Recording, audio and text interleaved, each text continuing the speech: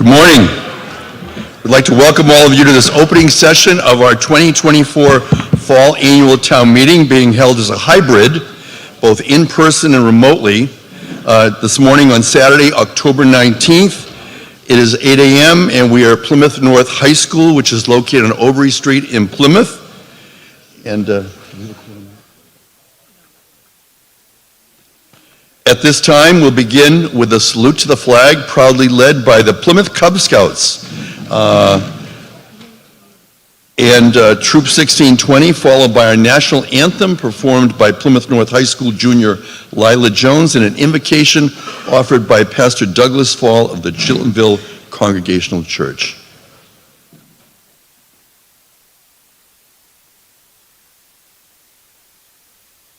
We have Plymouth Cub Scouts Gavin Hutchinson, Jameson Bustamante, Arlo Rubin, Landon Roth, and Lucas Roth.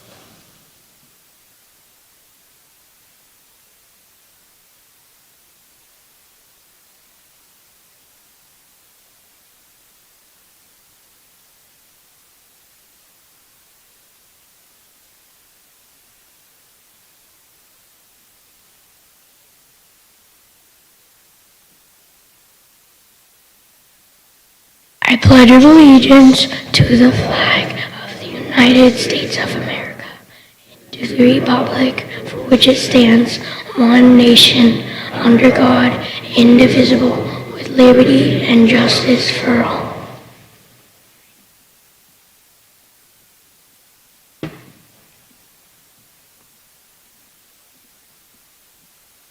Oh, say, can you see by the dawn's early light what so proudly we hailed at the twilight's last gleaming, whose broad stripes and bright stars through the perilous fights o'er the ramparts we watched were so gallantly streaming, and the rocket's red glare, the bombs bursting in air, gave proof through the night that our flag was still there. Oh, say, does that star-spangled banner yet wave for the land of the free and the home of the brave?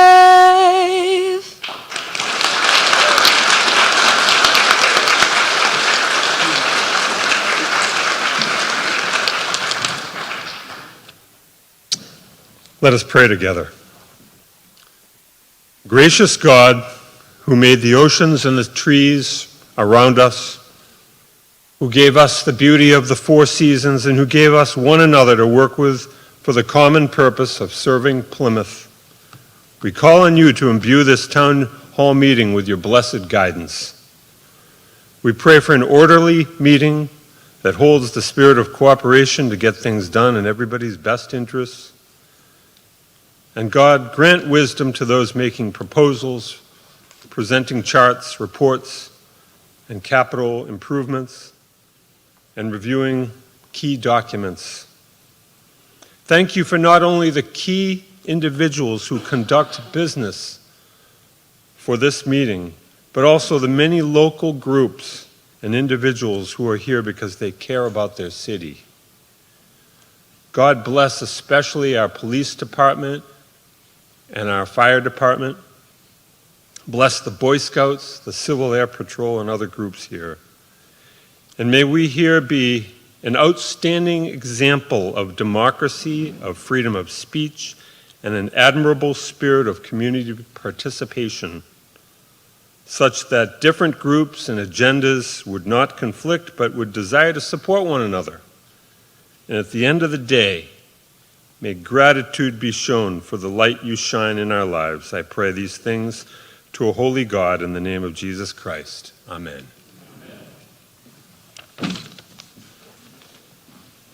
Please be seated.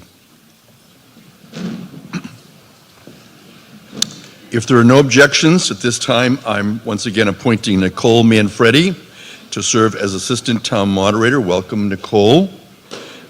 We also welcome Kathleen McKay, who will serve as Town Council throughout today's session of Town Meeting. Welcome, Kathleen McKay.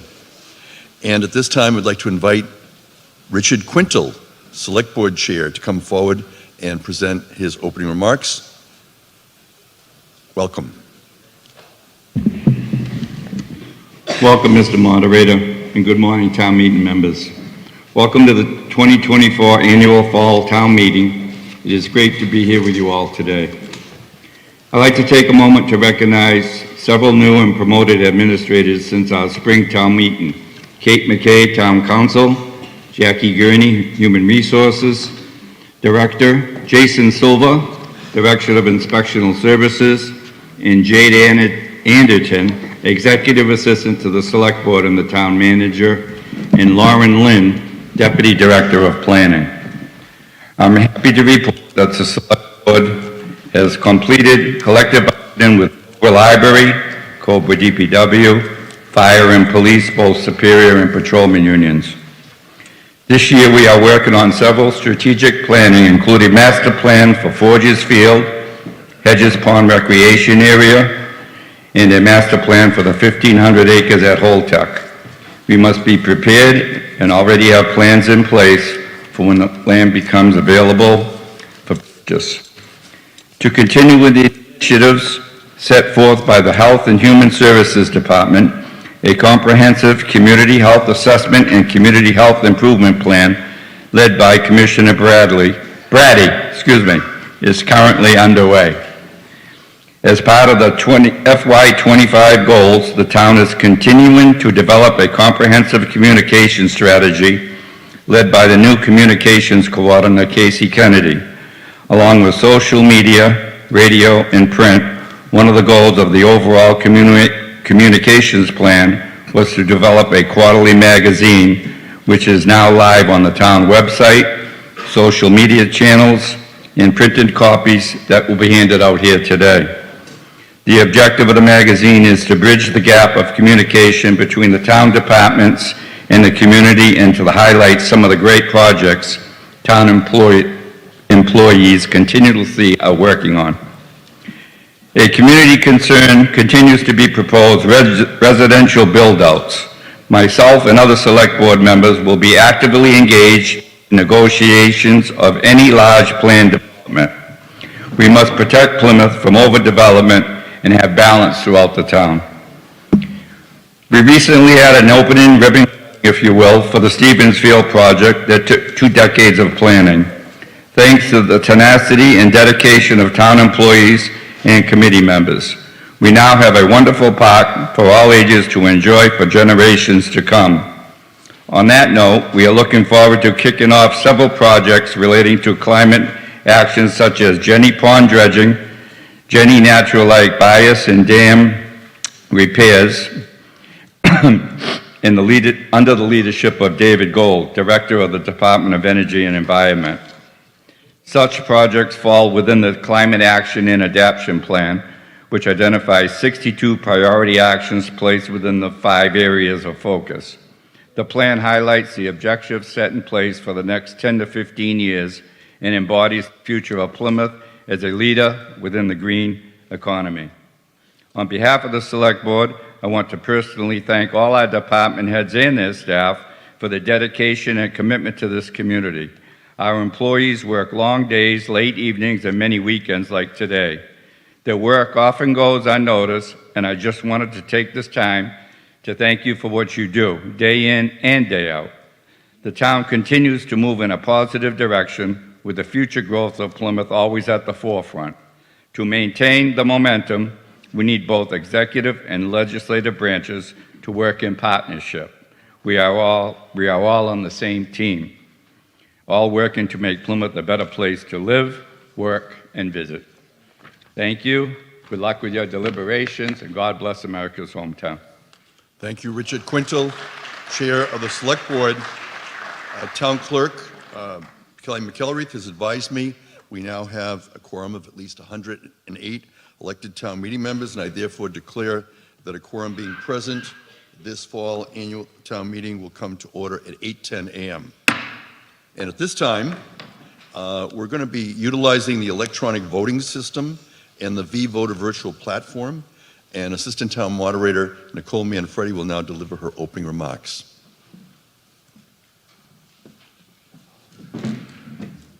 Good morning. Today we welcome both in-person and remote town meeting participation. The remote participation option was offered to voting members who are not able to participate today in person. We're at 22 remote town meeting members today. They requested to participate via the Zoom webinar feature. Those members will be voting using the V-Voter platform. In-person members will also be using the V-Voter platform and will vote using handheld electronic voting devices. For in-person members, if at any time you need assistance with your device, please raise your hand to be recognized. Please remember to refrain from casting your vote until the light turns green. Votes cast too early or late will not be recognized. If during the roll call you notice that your vote was miscast or omitted, please stand immediately to be noticed. Votes cannot be modified once we've moved on to the next article. Also, please take care to not inadvertently push device buttons, which will prevent the V-Voter platform from moving on to the next article. Additionally, if at any time you leave the auditorium, please check to be sure that your device is powered on when you return to your seat. Remote participants should message me using the Zoom chat feature with any voting concerns. Please do not use the hand raise feature. You will not be recognized. If you notice that your vote did not register, you must notify me immediately in the chat. Due to fidelity concerns, votes will not be adjusted after the moderators moved on to the next article. If you would like to speak on an article, indicate this in the V-Voter platform. You will be acknowledged by the moderator and shifted to a panelist, at which time you should turn on your microphone to speak. Thank you, Assistant Town Moderator Nicole Manfredi. At this time, we welcome Gail Butler. She is the first Chair of the Advisory and Finance Committee, and she'll now deliver her opening remarks. Welcome, Ms. Butler. Thank you. Good morning, town meeting. My name is Gail Butler, and I'm the first Vice Chair of the Advisory and Finance Committee.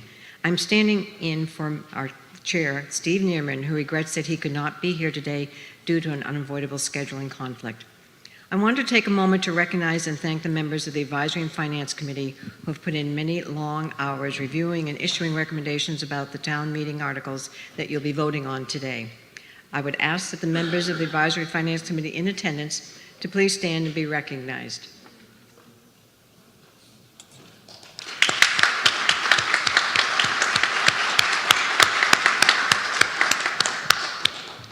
I also would like to thank the many town employees, elected and appointed town officials, and ordinary residents who appeared before us during this process. Many people think town meeting is just today, but in reality, town meeting is all the work that happens from the time a potential article is first considered, prepared, and drafted to include the hearings before the Advisory and Finance Committee, the Select Board, the Planning Board, and numerous other town boards and committees, and includes the caucuses and presentation forms and the preview. Today is the culmination of months of work by many, many people, and I want to thank all of you for doing what you did and do to make today a success. I'm sure today will be a great town meeting, maybe the best one. I'll be speaking a lot today, much more than I would prefer, so I won't take up any more of your time. Thanks for being here, and let's get started. Thank you, Gail Butler. She is the first Vice Chair of the Advisory and Finance Committee. This time, we'd also like to recognize the staff of the local scene. They're providing video and audio support for today's hybrid town meeting that's being held at Plymouth North High School. We also once again welcome representatives from OTI Technologies, and they're providing technical support for electronic voting and for the V-Voter platform. And to my left, we have Mark Feit, Andrew Chase, and Michael Sharon. And also today, Zachary Bennett is the police officer on duty in this session of town meeting. Now, according to our charter, which is in Chapter 2, Section 5, Subsection 2, the town clerk keeps a record of attendance. And pursuant to the next subsection, a representative town meeting member who cannot attend a session shall provide written notice to the clerk, and the clerk has received a number of notices. Anyone wishing to inquire as to reasons for town meeting absence should check with the town clerk. There have been written materials that have been provided to town meeting members. They include the report and recommendations of the Advisory and Finance Committee. There's also a supplement 1, and in addition, you've received both a motions packet, a document, as well as a one-page supplement today. Pursuant to Chapter 2, Section 10, Subsection 2 of the Charter, representative town meeting members shall notify the town clerk in writing prior to the town meeting session as to any articles giving rise to financial conflict of interest. Town meeting members also reminded that the handset keypad includes an option to abstain if needed. And always, any Plymouth resident and taxpayer may speak on any matter, and non-residents may participate with the consent of town meeting. You're always reminded that we have a live cable audience, and so we request that if you wish to speak, please raise your hand, and once you've been recognized, come to the open microphones that have been provided. Identify yourself by precinct or title, and if you're participating remotely, please use the V-Voter to notify me that you wish to speak. Town meeting members and officials are encouraged to identify yourselves by name and precinct each time you speak, since members from the cable audience may tune in from time to time. The members of the Select Board are seated in the front center. The Advisory and Finance Committee are seated in the front rows to my right. And town meeting members are seated in the front, and the public would be encouraged to sit behind town meeting members. Those who wish to present on an article are invited to come down upon the front upon the reading of the article and to sit in the front rows to my left. If you're remote, you may request to speak, and you may be moved from the queue to become a panelist. In addition, if you anticipate you may be answering questions on an article, it's requested that you move close to a microphone at the start of the article, and if you're remote, you can be designated as a panelist. If you're called as a speaker on deck, please move to the microphone once your name has been announced. Some town meeting members have contacted me in advance and asked to be on a speaker's list. If you're called as a speaker on deck, please move to the open microphone. Once again, we will be using electronic voting, and town meeting members, you'll have 20 seconds in which to vote. The assistant town moderator and I will be available throughout the meeting. If you have special needs or concern and you do not wish to interrupt the meeting with a point of order, then you can speak to the assistant moderator, and she in turn would communicate to me. Now, we do ask that cell phone sounds be turned off, and please consider keeping texting to a minimum to avoid distraction to others. And if you are participating remotely, please turn off your TV and other audible devices when you're speaking. The debate will be directed through the moderator, and all main motions and amendments to main motions are to be in writing. All procedural motions, whenever practical, are to be submitted in writing in advance. We do have a number of motions. If you wish to accomplish something procedurally during the course of the meeting, don't hesitate to get up, and inquire will help you to frame an appropriate motion. And if there's a question, we will make sure that it's consistent with either past practice or with our parliamentary handbook, Town Meeting Time. The book actually suggests that even if all the rest of the town meeting knows the answer, it does no harm to review and restate a principle from time to time, and I will be doing that today. If an amendment is presented from the floor and contains a legal question or has legal ramifications, I may confer with town council, and so such a motion may be delayed until it can be written and possibly researched. And residents who wish to make a motion may do so through a town meeting member. Prior to this town meeting, I have accepted multiple motions to amend. Debate will be encouraged, and if I'm notified in advance that you wish to speak on an article, your name will be added to that speaker list, and I'll attempt to give everyone a chance to speak once before calling on people a second time. There may be some formal petitioner presentations, and speakers are otherwise limited up to 3 minutes, and this includes question and answer. Town meeting members are reminded that while the moderator limits the scope of the debate, you limit the length of the debate. So if you wish to close debate, you can move to move the previous question, get up and move to close debate. That particular motion is not debatable, and it does require a 2/3 vote. Now, as Assistant Moderator, Ms. Manfredi and I will be presiding throughout this town meeting. We don't intend to become directly involved in the substantive discussion, but we will be procedural facilitators to this legislative body. We'll attempt to be consistent, follow common sense. You can do a motion to change the order of the articles that requires a 2/3 vote. Also, a town meeting member who votes on the prevailing side of a motion may later move to reconsider the motion. We will recess within 2 hours from the start of the meeting, as provided in our town charter. I'd like to remind you that the Plymouth Schools Music Association will be providing refreshments during our recess. And it's a 501c association, supports the band, orchestra, theater, and vocal programs in the Plymouth Public Schools. A quorum is presumed during this town meeting, and we'll reconvene 15 minutes following the morning recess and proceed with the warrant. Lunch will be served approximately noon in the cafeteria, and the recess will be 45 minutes. We'll return promptly after the lunch recess. The return of the warrant of the fall town meeting shows that it's properly been served. If there are no objections, we'll waive the reading of the constable's return of service of the warrant of the fall town meeting, and further, if there are no objections, we'll waive the reading of the warrant.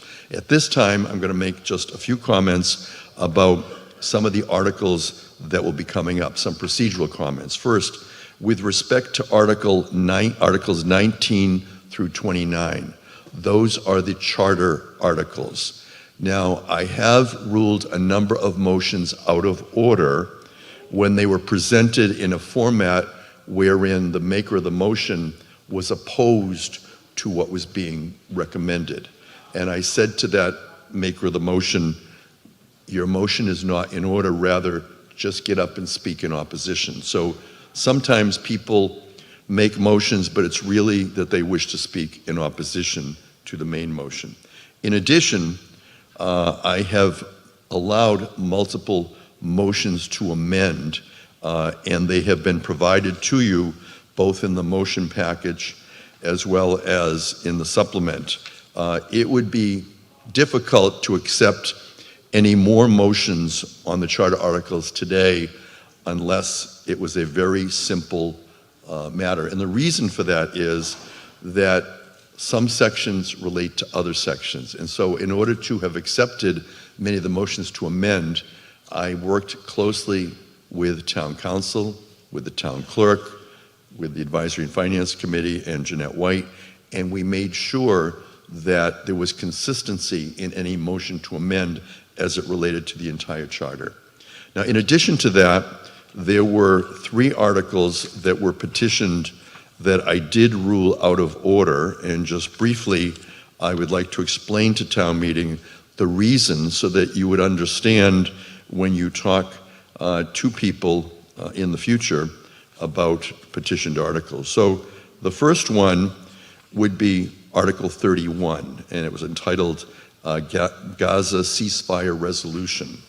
So the primary reason for ruling it out of order is that in the town of Plymouth, we have not historically been passing resolutions. You may recall most recently, a few years ago, there was a resolution regarding the power plant and ruled it out of order, and also made note of the fact that it was really outside of the scope of our authority.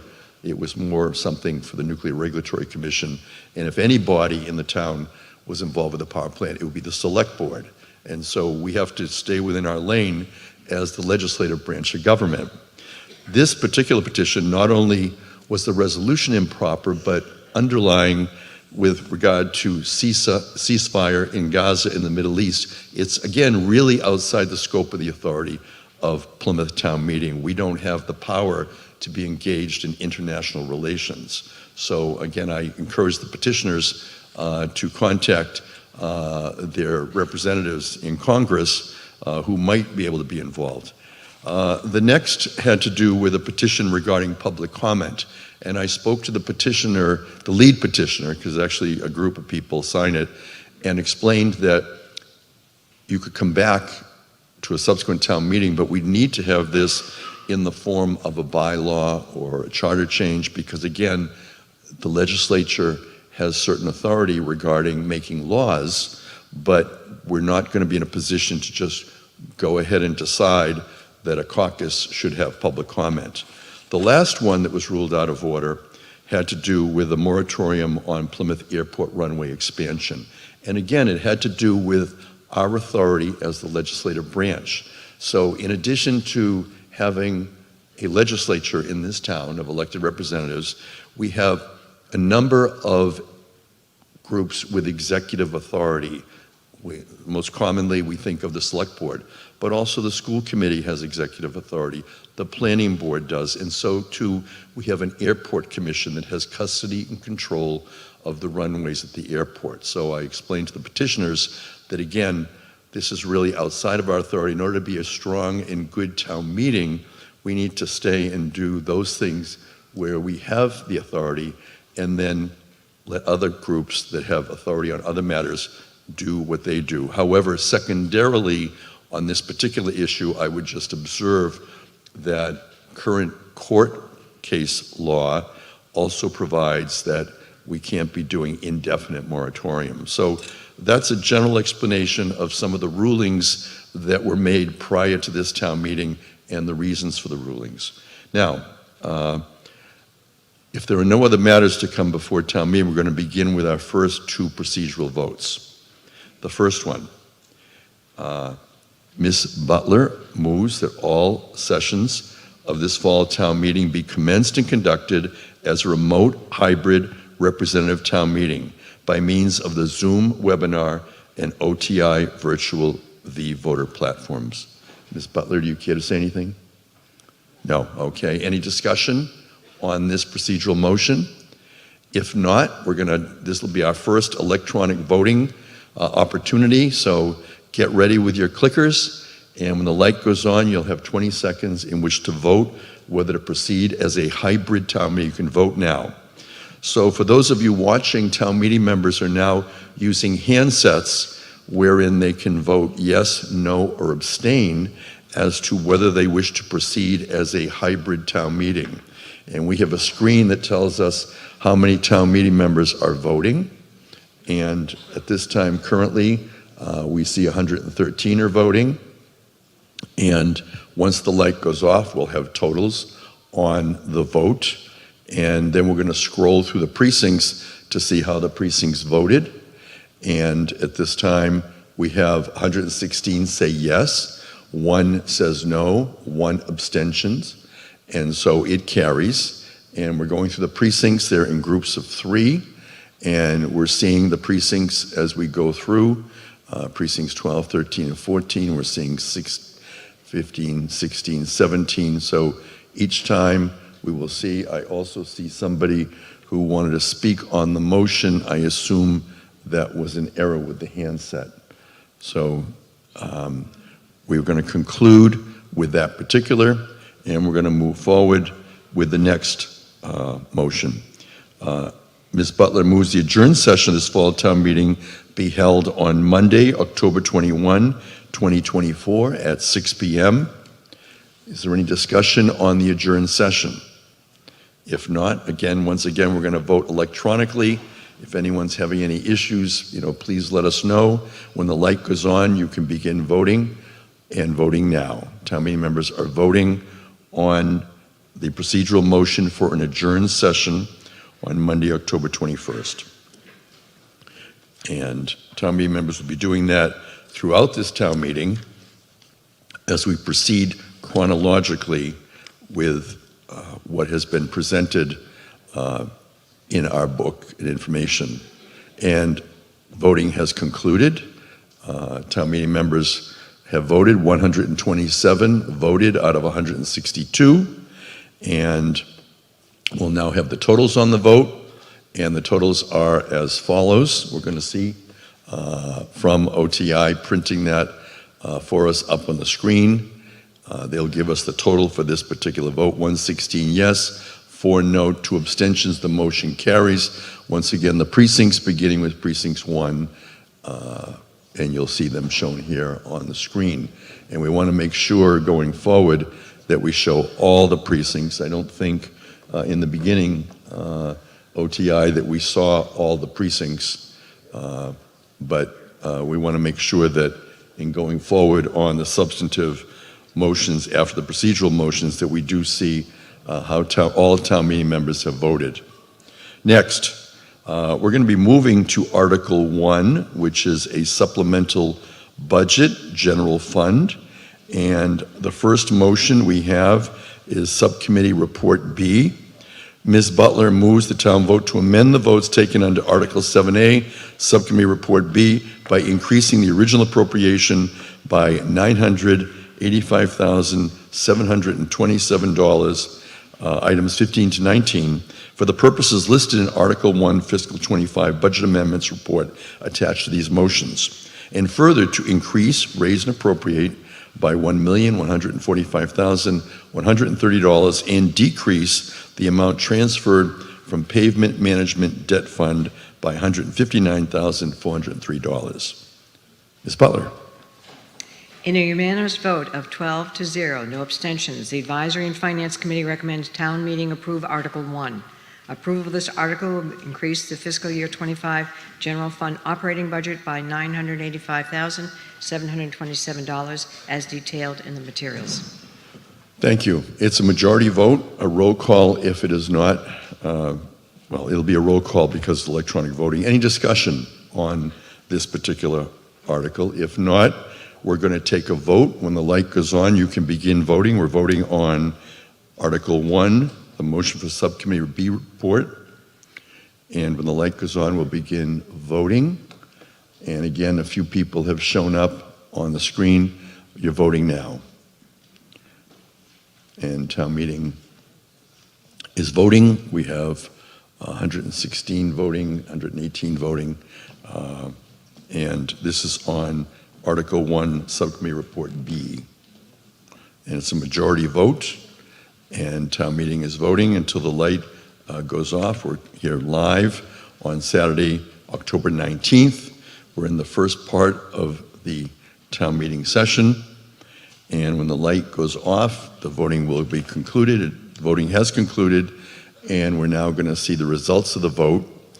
And the vote on this is 127 in favor, no, 0, abstentions, 1. And now we're going to see the various town meeting members. Again, OTI, I'm not seeing precincts 2 through 9. They're out of order. Okay. All right. Thank you. And I'm being told that you will see them, but they're out of order. So as long as we get to see all 18 precincts for town meeting members and for the public, we'll continue to scroll through those precincts. So at this time, we're going to continue with the motion on Subcommittee Report C. Ms. Butler moves the town vote to amend the votes taken under Article 7A, Subcommittee Report C, items 30 to 44, for the purposes listed in Article 1, Fiscal 25 Budget Amendments Report attached to these motions, and to transfer $104,544 from personal services to all other expenses. Ms. Butler. And this is on Subcommittee Report C. And do we have any comments from Advisory and Finance? No? Okay. Thank you. Further discussion? If not, we'll move to the vote. And when the light goes on, you can vote on Article 1, Subcommittee Report C. Light is on. Town meeting members are now voting. We have a warrant. We have approximately 33 articles in the warrant. We will continue throughout the day until we finish the warrant, or we can adjourn to Monday, as previously voted on the adjourned session. Town meeting members are voting on Article 1, Subcommittee Report C, and it's a majority vote. And at this time, once the voting is concluded, we'll again see what the decision is of the town meeting members who are voting today. We have 162 town meeting members. 127 say yes, 0 no, 0 abstentions. It passes. unanimously. And as we scroll through the precincts to see the votes, I would just note, OTI, that I'm seeing names on the speaker screen that probably need to be cleared for the next article. Article 2 is withdrawn. Article 3 is withdrawn. Article 4, we have a motion for A1 to A4 and A6 and A8. That's going to be the first motion. Ms. Butler moves the town appropriate the sum of $843,919 to pay costs of various capital projects that have been listed. Gail Butler, do you care to be heard on the motion, Article 4, A1 to A4, A6, and A8? Gail Butler. Town meeting will be taking multiple votes under Article 4, but the Advisory and Finance Committee voted on the entire article as one item. As such, my remarks will address the article in its entirety. With that in mind, in a unanimous vote of 11 to 0, no abstentions, the Advisory and Finance Committee recommends town meeting approve Article 4, capital appropriations as listed in the table included in the materials. Thank you. Discussion on the motion under Article 4? If not, we're going to call for a vote, and when the light goes on, you can begin voting. And you want to wait till the light goes on. A lot of names are coming up, but we haven't started voting yet. So they're all coming up as if you want to speak on the motion. So just so you're aware that it looks like about a dozen people have started to vote for it, and the light hasn't gone on yet. So it affects the handsets. And so when the light does go on, you can vote. But until then, we ask that you hold off because your vote otherwise would not be registered. So we're waiting for OTI to turn on the light so that we can go ahead and vote on Article 4, A1 to A4, A6 to A8. And this is going to be a majority vote. And hereafter, we'll continue with this article. And town meeting is meeting on Saturday, October 19th. We are in the Center for Performing Arts, which is in Plymouth North High School. You can now vote. Start voting now. The light is on. You'll have 20 seconds. They need a minute. They need a minute. They're behind, trying to make some changes. Okay. Okay. And when the light goes off, we'll complete the voting. And town meeting, again, will continue throughout all of the articles. The voting has concluded, and we'll see 128 voted yes, no, 1, abstention 0. The motion carries.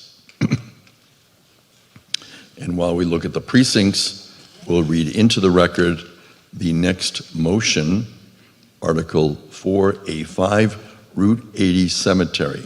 Ms. Butler moves the town appropriates the sum of $3,472,162 to pay costs of the Route 80 Cemetery project and for the payment of costs incidental or related thereto, that to meet this appropriation, the treasurer, with the approval of the select board, is authorized to borrow $972,162 under General Laws, Chapter 44, Section 7, Subsection 1, or pursuant to any other enabling authority, and to issue bonds or notes of the town therefore, and $2,500,000 shall be transferred from free cash. It's a 2/3 vote.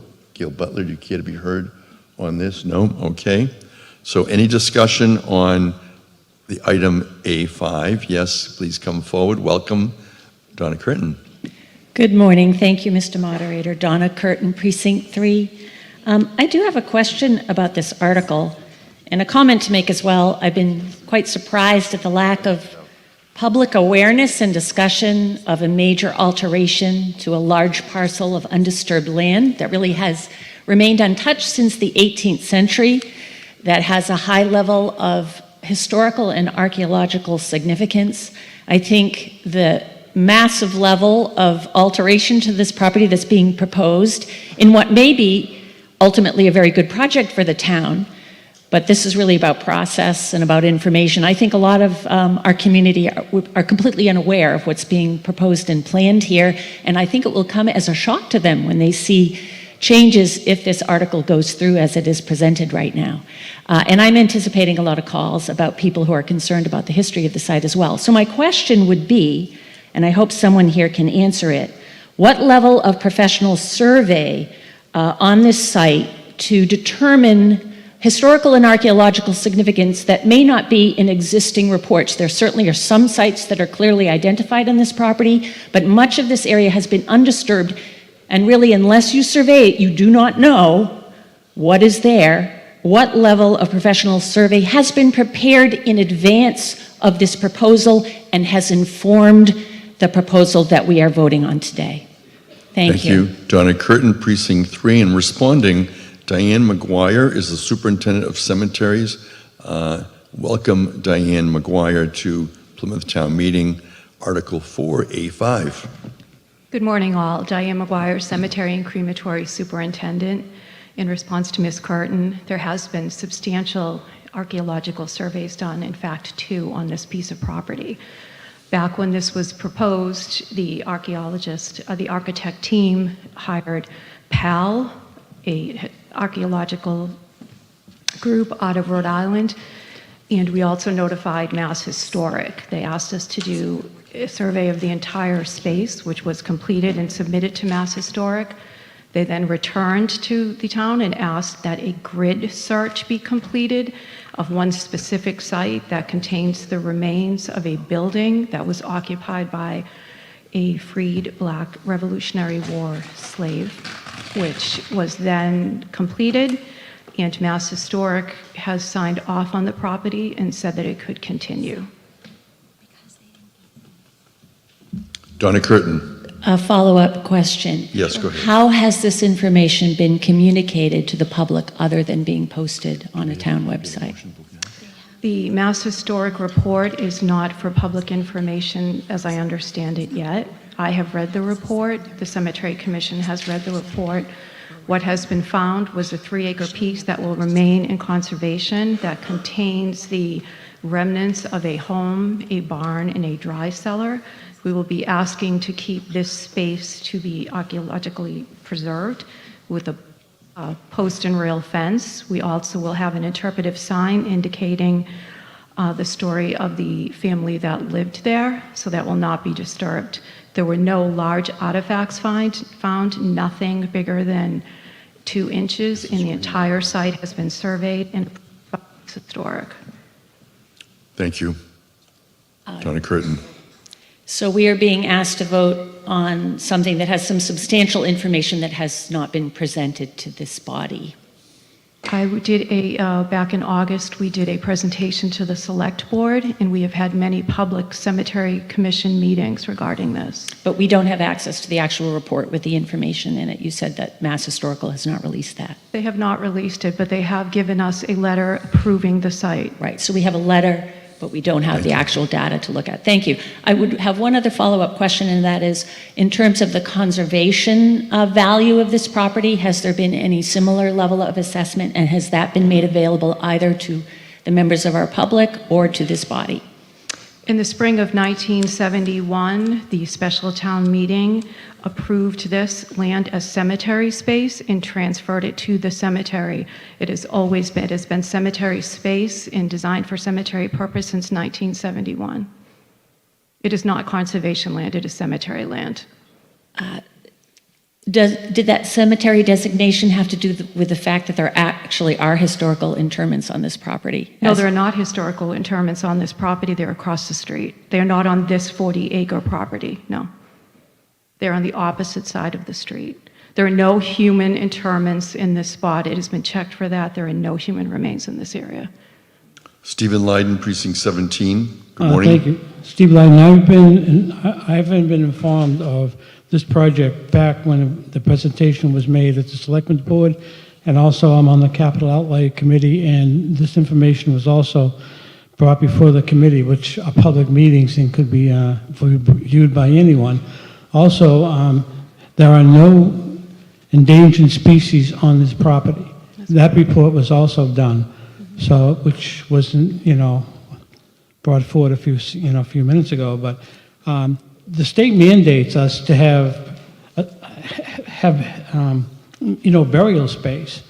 And, there's a lot of other land that we can use for conservation. We do need this, and we're mandated by law to have it, so I would approve this. Thank you. Further discussion? We're debating Article 4, A5, Route 80 Cemetery. If there's no further discussion, we're going to be moving to the vote. And so we'll vote when the light goes on. And I'm told that OTI needs a moment. So while, and OTI, if you can let me know when you're ready, we will continue with this. In the meantime, I would just like to once again thank those who participated in the opening ceremony. We want to thank the Plymouth Cub Scouts, Gavin Hutchinson, Jameson Bustamante, Arlo Rubin, Landon Roth, Lucas Roth, and the Scoutmaster, Mandy Hutchinson of Troop 1620. We also have appreciation for Lila Jones, who performed the national anthem, and Pastor Douglas Fall, who offered the invocation. This morning we also recognize those from the local scene, which is cable casting, live on Comcast Channel 9 and on Verizon Channel 47, and on the local scenes streaming channel on YouTube. Specifically, we'd like to thank David Antoine, Dustin Fleming, Keith Hughes, Aaron Matinzi, and Melissa Matinzi. And we also thank the representatives from OTI Technologies that are supporting us this morning. And am I being told we're all set? Okay, good. We're going to now vote. The light is on. Let's vote on Article 4A5, Route 80 Cemetery. Town meeting members have the opportunity to vote. If they're in person, they use the handset, and if they're remote, they're using the V-Voter platform. And town meeting members have already engaged in a number of votes this morning. We're currently voting on Article 4A5, the Route 80 Cemetery. And town meeting will continue to go through the warrant chronologically throughout the day. And when the light is over, the voting will end, and we will then see the results of the voting on Article 4A5, Route 80 Cemetery. The voting has concluded. And at this time, we have 101 say yes, noes 27, abstains 5. And as we scroll through the precincts, the noes are shown in red, the yes in green, the abstentions are shown in yellow. And we're going to continue to scroll through the precincts as I read into the record Article 4A7. That is water system improvements. Ms. Butler moves the town appropriates a sum of $2,664,450 to pay the costs of water system improvement projects and for the payment of costs incidental or related thereto, that to meet this appropriation, the treasurer, with the approval of the select board, is authorized to borrow $2,664,450 under General Laws, Chapter 44, Section 8, or pursuant to any other enabling authority, and to issue bonds or notes of the town therefore. This borrowing, it'll be a 2/3 quantum of vote. Is now an opportunity to debate this. Would you like to come forward? Betty Cavaco, town meeting member. Your vote didn't register, and what was your vote? It was a yes, thank you. That's Betty Cavaco. And any further discussion now on Article 4A7? Seeing none, we're going to proceed with the vote on Article 4A7. When the light goes on, we will have the vote for this particular, and the light is on. We're now voting on Article 4A7. We're being supported by OTI Technology, both here in person as well as those participating remotely, and the voting both in person and remotely merges together to give us one final vote. We see that 131 town meeting members, 132 are voting, and we're going to continue to wait for the results. Once the light goes off, we'll get the total results of those present and voting, present being in person and virtually. Town meeting is proceeding in a hybrid format today. The light is off. The voting has ended. We're now going to see the total, which is 133 yes, no, 0, 1 abstentions. It carries. And we'll now see the precincts and how the various precincts voted. And as we see that, we're going to see that Article 5 was withdrawn. Article 6 withdrawn. And so the next article would be Article 7. And Article 7 is the Pavement Stabilization Fund. Ms. Butler moves the town vote to authorize Select Board to appropriate $1,430,159 to the Pavement Management Plan Debt Stabilization Fund as authorized under the provisions of General Laws, Chapter 40, Section 5B, as amended, and that to meet this appropriation, transfer such sum of money from free cash. Gail Butler. In a unanimous vote of 13 to 0, no abstentions, the Advisory and Finance Committee recommends town meeting approve Article 7. Approval of this article will authorize the town to transfer $1,430,159 from free cash to the Pavement Management Plan Debt Stabilization Fund for future use as it relates to road repair, maintenance, and/or construction in the town. This amount is in the excess of actual motor vehicle excise receipts over the amount budgeted for fiscal year '24. The current balance in the fund is $4,604,878. Discussion, it's a majority vote. Hearing none, we're going to go to the vote when the light goes on. This is on Article 7, the Pavement Stabilization Fund. The light is on. You can now begin your voting for Article 7, Pavement Stabilization Fund. It is a majority vote, and we'll be continuing through the articles contained in the warrant. Town meeting is going to be meeting throughout the day at Plymouth North High School in the Center for Performing Arts. Town meeting members have concluded their voting. The light is off, and we'll now see the totals. 134 yes, 0 no, 0 abstentions. The motion carries. And we're going to look at the totals, and as we do, we're going to continue with Article 8.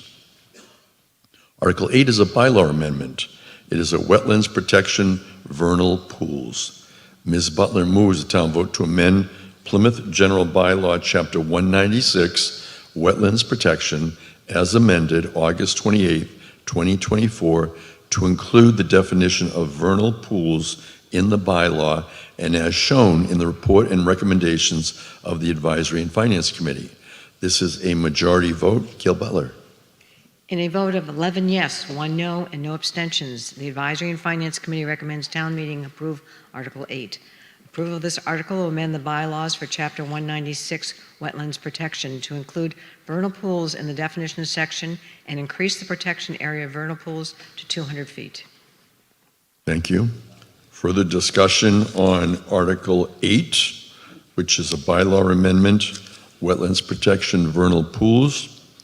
If there is no discussion, we're going to continue with the vote when the light goes on. And town meeting members can now vote. You're voting on Article 8. It's a majority vote, and this is on a bylaw amendment. Our legislature has the authority to be acting on bylaws and bylaw amendments, and they are doing so now with this vote. We have, again, 162 elected town meeting members, and we have a quorum of more than 108 town meeting members present and voting in person and virtually with the remote participation. We're proceeding hybrid. The voting has ended. On Article 8, 128 say yes, 7 say no, 0 abstentions. The motion carries. And we're now scrolling through the precincts to determine how town meeting members have voted on Article 8. Article 9, we have no motion and therefore no action. Article 10 is CPC open space, Black Cat Road. Ms. Butler moves the Select Board is authorized to acquire by purchase, gift, eminent domain, or otherwise for open space pursuant to General Laws 44B and to accept the deed to the town of Plymouth of a fee simple interest or of land located at Black Cat Road and Watercourse Road in the town of Plymouth, comprised of 93 acres, more or less. You do have the text. We're going to go to Gail Butler, the Advisory and Finance Committee. In a unanimous vote of 12 to 0, no abstentions, the Advisory and Finance Committee recommends town meeting approval Article 10. Approval of this article will authorize the Select Board to purchase 93 acres of land located at Black Cat Road and Watercourse Road for open space contingent upon the town receiving a grant from the state to reimburse the town 90% of the purchase price. Thank you. It's going to be a 2/3 vote. This is one of several Community Preservation Committee articles. We'd like to welcome Edward Bradley, who is the chair of the Community Preservation Committee. Mr. Bradley. Good morning. Thank you, Mr. Moderator. For everyone at home, my name is Ed Bradley. I'm the chair of the Plymouth the Community Preservation Committee.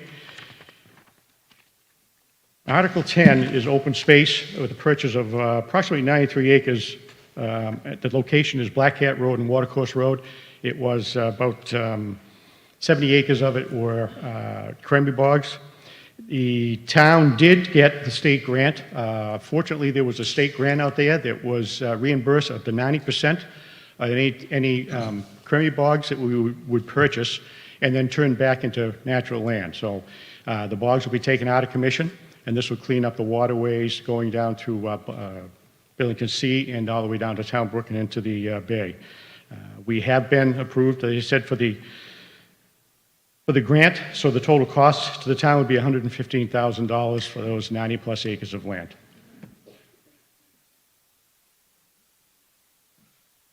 Thank you, Edward Bradley, Chair of the Plymouth Community Preservation Committee. Any discussion on Article 10? It's going to be a 2/3 vote. If not, we're going to proceed with the vote when the light goes on. We're being supported by OTI. The light is on. You now have an opportunity to vote. This is the first of several articles. As we continue through the warrant, town meeting is currently at the article number 10, which is Black Cat Road open space. It's a Community Preservation Committee article that's been presented to town meeting. We heard from Edward Bradley. He is the chair of the Community Preservation Committee, and town meeting will continue to move. As we've completed the voting on this article, the vote is 134 yes, no 1, abstentions 0. And as we scroll through the precincts and you get to see how your town meeting members voted, we're going to be looking at Article 11. Gail Butler moves that the Select Board is authorized to acquire by purchase, gift, eminent domain, or otherwise for open space and recreational purposes pursuant to General Laws 44B and to accept the deed to the town of Plymouth of a fee simple interest of land located at 277 Taylor Avenue and St. Charles Avenue in the town of Plymouth. And you have the text for the entire motion. It does include borrowing. Gail Butler. In a vote of 11 yes to 0 with 1 abstention, the Advisory and Finance Committee recommends town meeting approve Article 11. Approval of this article will authorize the Select Board to purchase 15,771 square feet of land located at 277 Taylor Avenue and St. Charles Avenue for recreational purposes. This oceanfront property will increase the length of Whitehorse Beach, affording the public more access to the beach. Additionally, the appropriation includes the demolition of an existing structure, improvements consistent with recreational purposes and ADA compliance, and the purchase of associated parcels with increased parking. Thank you. Mr. Bradley, did you care to present? Yes, Community Preservation Committee is requesting to approve this article. It's to purchase what is known as the full sale. There's 6 small parcels of land down there that all total are 15,771 square foot. It's a chance for the town to have some beachfront public access, which I think most cities and towns in Massachusetts would love to be able to have a chance to do this. The location is at 277 Taylor Ave. That building would be demolished. The grant request is for $875,000 to buy the property. And then $220,000 of that is for other costs to restore the site, to make access to the beach, and to make a parking space along St. Charles Ave with those small lots there for about 24 cars and improve that gravel lot. This building has been a blight for a number of years and has been closed for probably more than 25 years. We hope that you would approve this article. Thank you. William Arienti is from Precinct 6. Town meeting member, Mr. Arienti, are you here and do you care to be heard?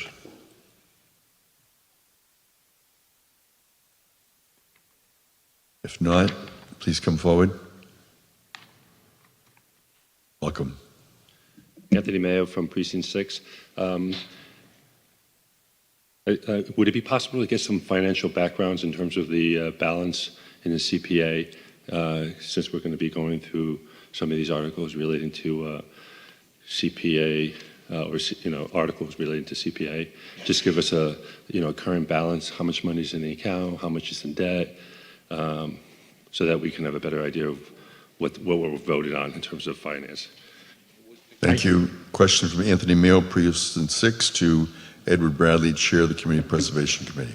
I do have a report that was prepared by Lynn Barrett just prior to the end of last week. Right now, we have approved a little over $13 million worth of projects. Not all of them are going to be due at once. We do have a small loan out right now on the Stevens Field project. That's for $1.8 million. Some of the other articles that we have approved in the past that are still waiting.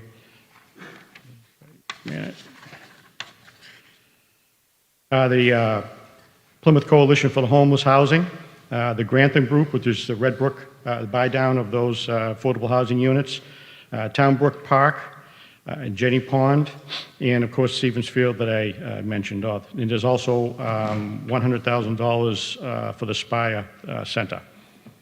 So a total with just over $13 million that we have. And as I said, those will be due in different fiscal years going forward. Thank you.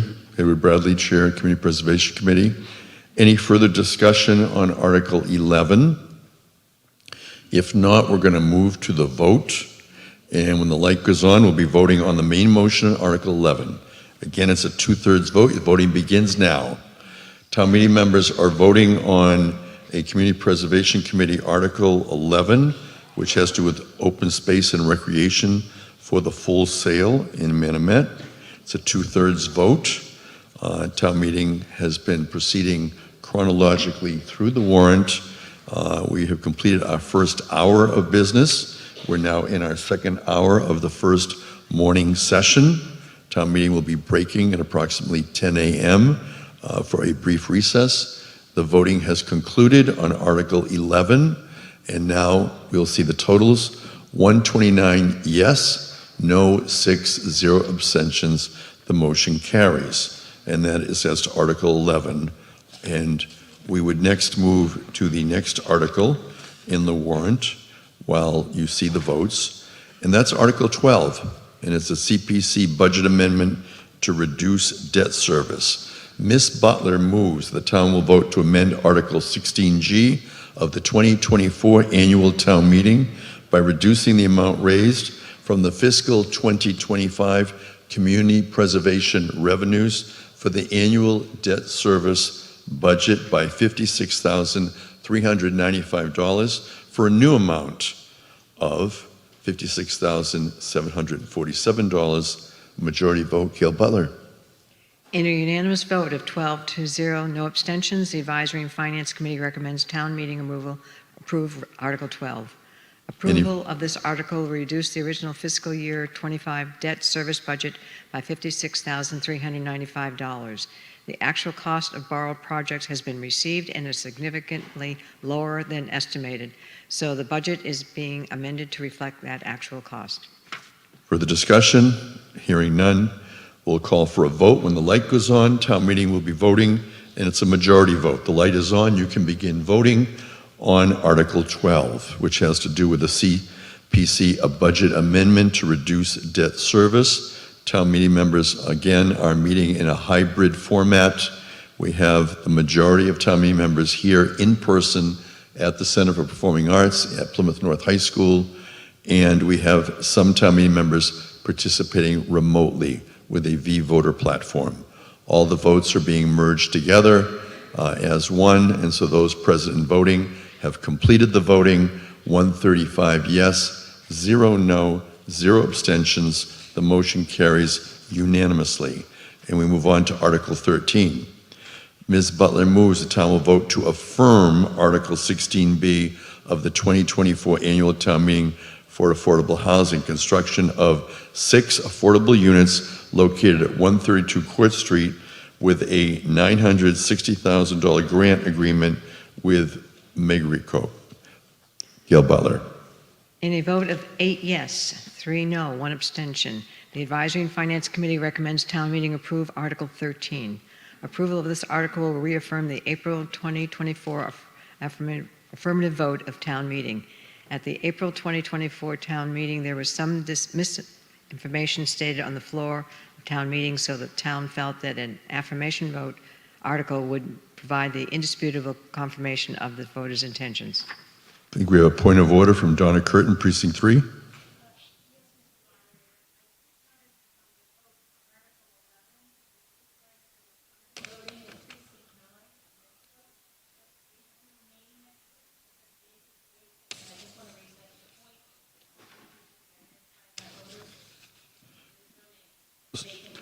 So we have a question on whether there is a vacancy in Precinct 9 or whether... There is a vacancy.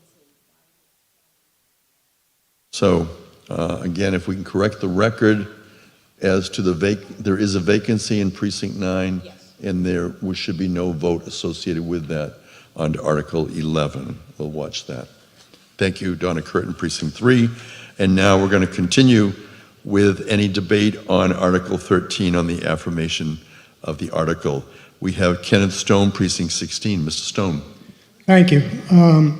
At the last town meeting, I was prepared to vote no on this because I'm tired of spending $1 million here, $1 million there, and only getting 6, 8, maybe 10 units for our money, and none of them at truly affordable prices. I only voted yes last time because of the misinformation that all units, all 24, would be at the 80%. So I'm going to vote no on this. I encourage my colleagues here to vote no. We need to do better for our money. Further discussion on Article 13? If not, we're going to call for the vote. When the light goes on, this is going to be a majority vote for this particular article. Article 13, the light is on. You can now begin your voting. It has to do with affordable housing at 132 Court Street. Town meeting members have 20 seconds in which to cast their vote, and they are doing that both in person and remotely. And we have 162 town meeting members available. I'm told we have at least one vacancy in one precinct. So we're going to continue on with the voting on this article, and then we'll continue on with the articles in the warrant. And this is a particular CPC article that is a majority vote. We're being supported by OTI Technologies, and the voting has concluded. We had 130, we have 74 yes, 58 no, 2 abstentions. The quantum of vote is majority, it passes. And that is on Article 13, CPC article for affordable housing. And we're going to continue in the warrant with Article 14 while we look at how people voted. Ms. Butler moves the town will vote to authorize the select board to grant and convey to NSTAR Electric Company, DBA Eversource Energy, access and utility easements for the installation of utility poles and equipment, underground wires, underground transmission lines, lines for control, relay and communication purposes over, across, upon, and under a portion of town-owned property at Stevens Field, Plymouth, Massachusetts, and known as Plymouth Assessors Parcel, and you have the number here and shown on a plan on file with the town clerk. It's a majority vote. Gail Butler. In a unanimous vote of 12-0, no abstentions, the Advisory and Finance Committee recommends town meeting approval Article 14. Approval of this article shall grant an easement to Eversource Energy for the purpose of installing, maintaining, upgrading, relocating, and inspecting the collective facilities and all necessary operations to effectuate transmission and/or distribution of electricity at Stevens Field. Thank you. Any discussion on Article 14? It is a majority vote. Seeing none, we're going to continue to proceed with the vote. When the light goes on, you'll be voting now. Article 14, a majority vote. Plymouth Town Meeting is coming to you live from Plymouth North High School on Saturday, October 19th. We began at 8 a.m. We are in the second hour of our first session, and we're moving through the warrant as it is presented chronologically. Coming up, we have a number of articles with a number of motions. Again, I'm showing on my screen that we had someone that wanted to make a procedural motion that may be an error from Precinct 3. That may have been a handset error. We're going to take the total, and we have 133 voting yes, no, 0, 1 abstentions. The motion carries. And that is on Article 14, easement Stevens Field. And I'm showing on the screen that there was a request for procedural motion, OTI. Was that a handset error? Thank you. And we're now going to proceed with Article 15, Title V Repair Fund. Ms. Butler moves that $400,000 is appropriated for the purpose of financing the following water pollution abatement facility projects. And we have the list here. It's a 2/3 vote. Gail Butler. In a unanimous vote of 11-0, no abstentions, the Advisory and Finance Committee recommends town meeting approval Article 15. Approval of this article will allow the town to borrow $400,000 through the Massachusetts Clean Water Trust to fund the Title V Betterment Loan Program. These low-interest loans are available to town residents meeting certain income criteria on a first-come, first-served basis to fund septic system replacement or repair. Historically, the fund for this program has been refreshed as funds are depleted. Thank you. There's borrowing involved, so it's going to be a 2/3 vote. Any discussion on the Title V Repair Fund? If not, we will proceed to the vote. When the light goes on, we're voting on Article 15. You're voting now. Town meeting is voting on whether or not to authorize the borrowing for a Title V Repair Fund. And we'll continue with the warrant. We'll continue with the voting and the motions that have been presented. Town meeting members can vote yes, no, or they can abstain. And once the voting is completed, we see the totals. The green are the yes votes, the red no, and the yellow abstentions. This is the 15th article contained in the warrant, and the voting has concluded, and we will now see the totals. 136 say yes, no, 0, 1 abstentions. It carries. We're scrolling through the precincts, and as we do, we will look at putting into the record Article 16. It is a zoning bylaw. It is as to village open space development amendments, and Ms. Butler moves. The town will vote to amend the Town of Plymouth zoning bylaw, Article 2, Section 203-3 definitions, Article 7, special resignations, 207-5, village open space development in accordance with the final report of the Planning Board on the proposed amendment to the zoning bylaw. And you have the text as to what's being added. It's a 2/3 vote. Gail Butler. In a unanimous vote of 11-0, no abstentions, the Advisory and Finance Committee recommends town meeting approval Article 16. Approval of this article will allow for a lower density alternative to the multifamily housing that is currently permitted in the waterfront district. The Village Open Space Development Special Permit process is intended to allow flexible alternatives with a density of 2 units per acre, and a minimum of 40% of the property shall be permanently protected open space. Thank you. Any discussion on Article 16? Welcome. Hi, thank you, Mr. Moderator. Precinct 1, Mark Polsinelli. I'm just trying to get clarification on this. I asked at my caucus, and I thought I was clear, and then I did more reading and was confused again. Could someone just explain what can be built right now under the current bylaw? And then if this is approved, what would be allowed to be built under the amended bylaw? Lee Hartman is the Director of Planning and Development, and he'll be responding to town meeting member, Mr. Hartman. Good morning. So right now, the waterfront district allows for multifamily development through a special permit through the Zoning Board of Appeals at a density of 7 units per acre.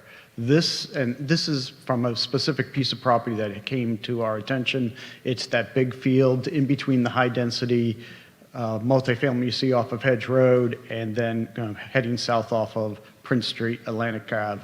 And so, again, you could do 7 units per acre by special permit through the zoning board. This is 2 units per acre under this with, as Ms. Butler pointed out, 40% open space.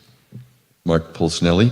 Okay, so Precinct just to 1. clarify, if this is approved, could you still do 7 units per Oh, acre? sure, that's still Okay, always so it's a just use- adding some flexibility to it. Yes. Okay, yes. thank you so much. And I would just point out too, this, just because this gets approved, nothing happens. It would be a petition to the planning board, and 4 out of 5 members of the board would need to support the project too. So this is just the beginning. Thank you very much, I appreciate it. Thank you. Further discussion on Article 16, a zoning bylaw? If not, we're going to move to the voting. Again, a 2/3 vote for approving a zoning bylaw. When the light goes on, you'll have an opportunity to vote. Town meeting members are moving through the warrant and voting electronically, supported by OTI Technologies. We'd like to vote now. You're voting on Article 16, a zoning bylaw. It's a 2/3 vote. And I'm going to, while we're doing that, give you an update. Precinct 9 indicates a vacancy, as it should.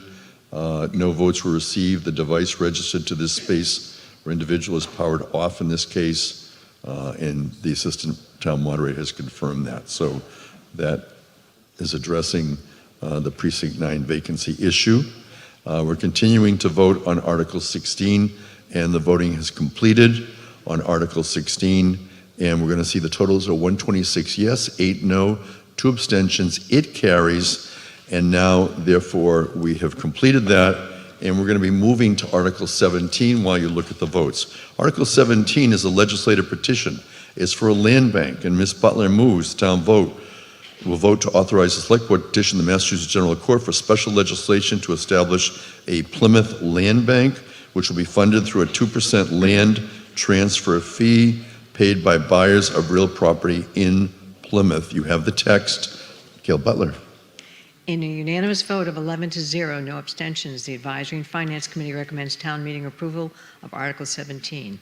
Approval of this article will authorize the Select Board to petition the Massachusetts General Court for special legislation to establish a Plymouth land bank. The land bank will be funded through a land transfer fee of between 1% and 2% paid by the buyers of real estate in Plymouth.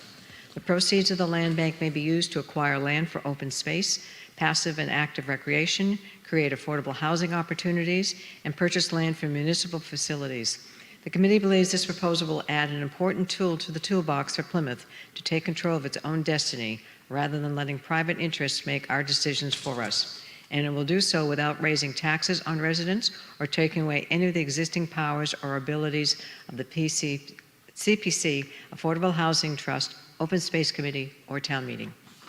Thank you, Gail Butler, first vice chair of the Advisory and Finance Committee. We now welcome to the podium Kevin Canty. He is the vice chair of the Select Board, and he has a presentation.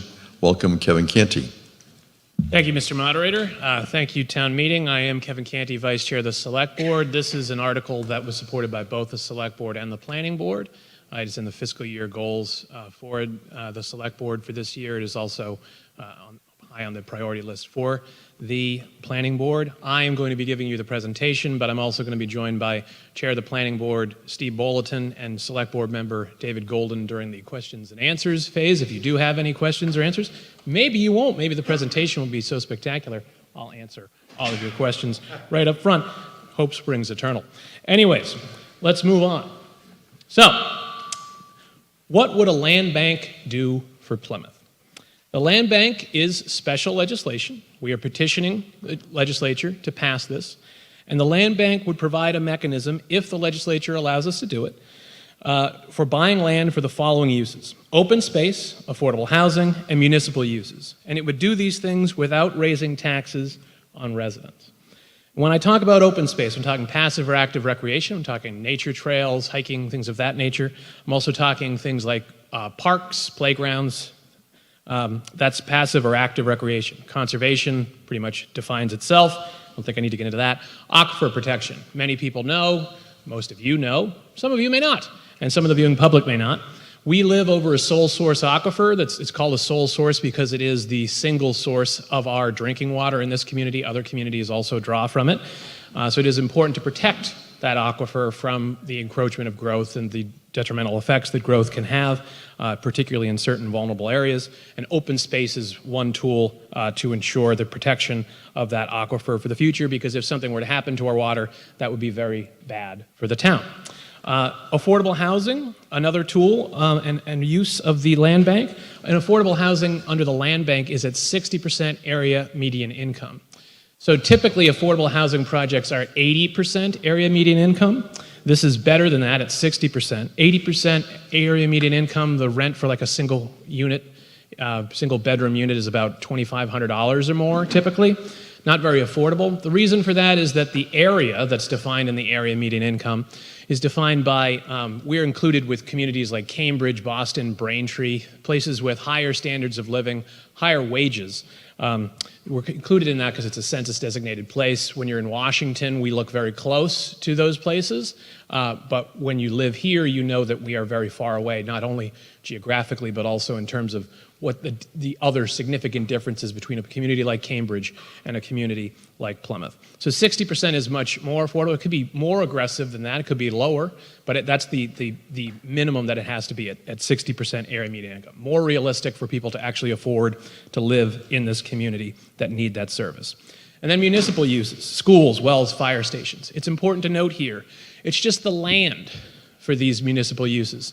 So if the land bank buys land because the fire department would like to build a fire station in this given area, and they buy that land, town meeting still has to approve the funds to build that fire station. The land bank is not going to walk up one day to Chief Foley and be like, congratulations, built you a new fire station. That's not going to happen. What is going to happen is the town would have the opportunity to say they wanted it, then town meeting would have to vote to approve the expenditure of those funds in order to construct that particular fire station. Applies to any municipal use, just using fire stations as an example. The town would work with the land bank in terms of identifying where these types of future municipal uses are desired, are needed. We already have plans for future fire stations. We know that in the next 10 years, we're looking at potentially either building a new police headquarters or expanding the existing one. You already have a police substation down in the Cedarville fire station. We need new wells as the town continues to grow. We know about new schools that we're going to need to replace existing, supplement that. So municipal uses are always going to be a component in this community, and we want to get ahead of that. And a lot of that is driven by the growth in this community. So that brings us to how will this land bank be funded? So I said it wouldn't raise taxes on residents, and it won't. What it will do is that the buyer of real estate would pay a transfer fee of between 1% and 2% of the value of the property that they are buying.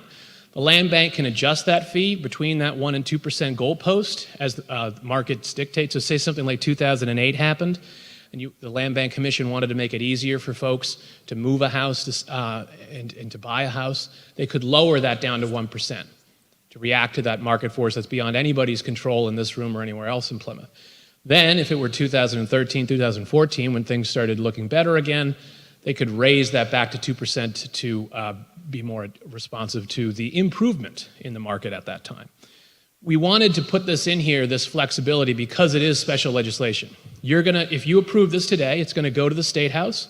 They're going to hopefully support it up there. Then it's going to come back procedurally to a townwide vote to be voted on by the voters of Plymouth. So you're the first step of a three-step process to approve this. This isn't something that's just one and done today. Because it's going to have to go up to Beacon Hill, that's going to take an 18-month to 2-year process. We could amend it in the future in the same way, but then if something like 2008 happened, it would take a while to have that. We wanted to have that flexibility of that 1% to 2% right from the beginning so that the Land Bank Commission could adjust to real-time data more responsively. And the key thing here with this transfer fee is the more land that is transferred in Plymouth, the more money will be generated in this fund. So right now, the town of Plymouth is the fastest growing community in the Commonwealth of Massachusetts. We are adding between 750 and 1,000 people per year to this community. That's very significant. Many of them are moving into new developments. Some of them are obviously moving into old houses, old residents that are changing hands. But the more people that we're getting in the aggregate, the more demand on our services that we're seeing. And that's why this funding mechanism is unique in the way that it gets that funding, and the way that that funding is targeted to address the challenges that are created by the growth in our community. Now, you may be asking yourself, are there exemptions?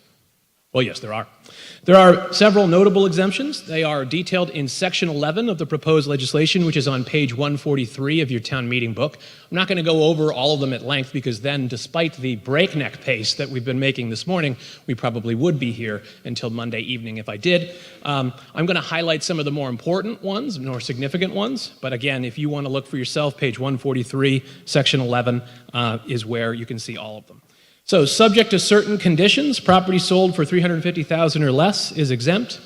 They can raise that, the Land Bank Commission can raise that 350 floor, but that's the lowest it can go, okay? So if something like 2008 happened again and they wanted to raise that for those certain preconditions to say $1 million house or a $10 million house, they'd have the flexibility to do that with the current legislation that's being proposed. So they could react to it. And then when 2013, 2014 happened again, they could lower it back down again. About 5 years ago, the median price for a house was about $350,000. Now it's about $550,000.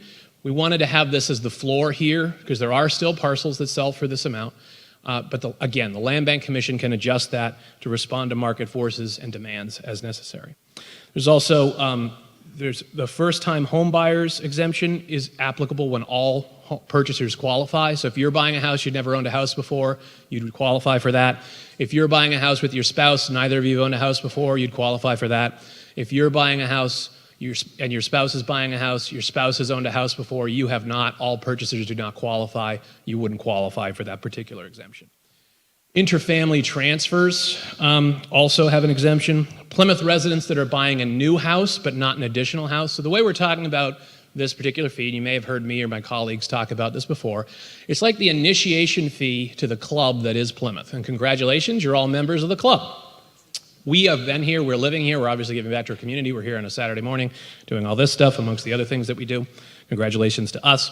But we're not looking to charge existing residents for this because you're not driving the growth. Your demands on the services we've already adjusted for better or worse. It's these new people, the 750 to 1,000 people a year that we're adding that we need to have this adjustment for.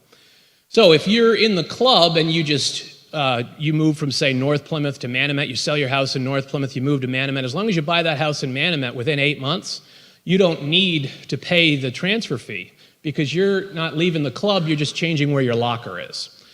But if, say, for some reason, you sold your house in North Plymouth, you moved to Weymouth for 9 months for reasons known only to you, and then you went back and decided, well, I really don't like it up here, I'd rather go back to Plymouth, I'll buy a house in Manomet, but it's been 9 months, well, you left the club for too long, then you'd have to pay that fee. Now, we think, realistically, there's very few life circumstances where someone is going to have that happen to them, where they're going to leave for that period of time. We think most people, if they're going to stay in Plymouth for the long term, are going to buy their second house within that 8-month window.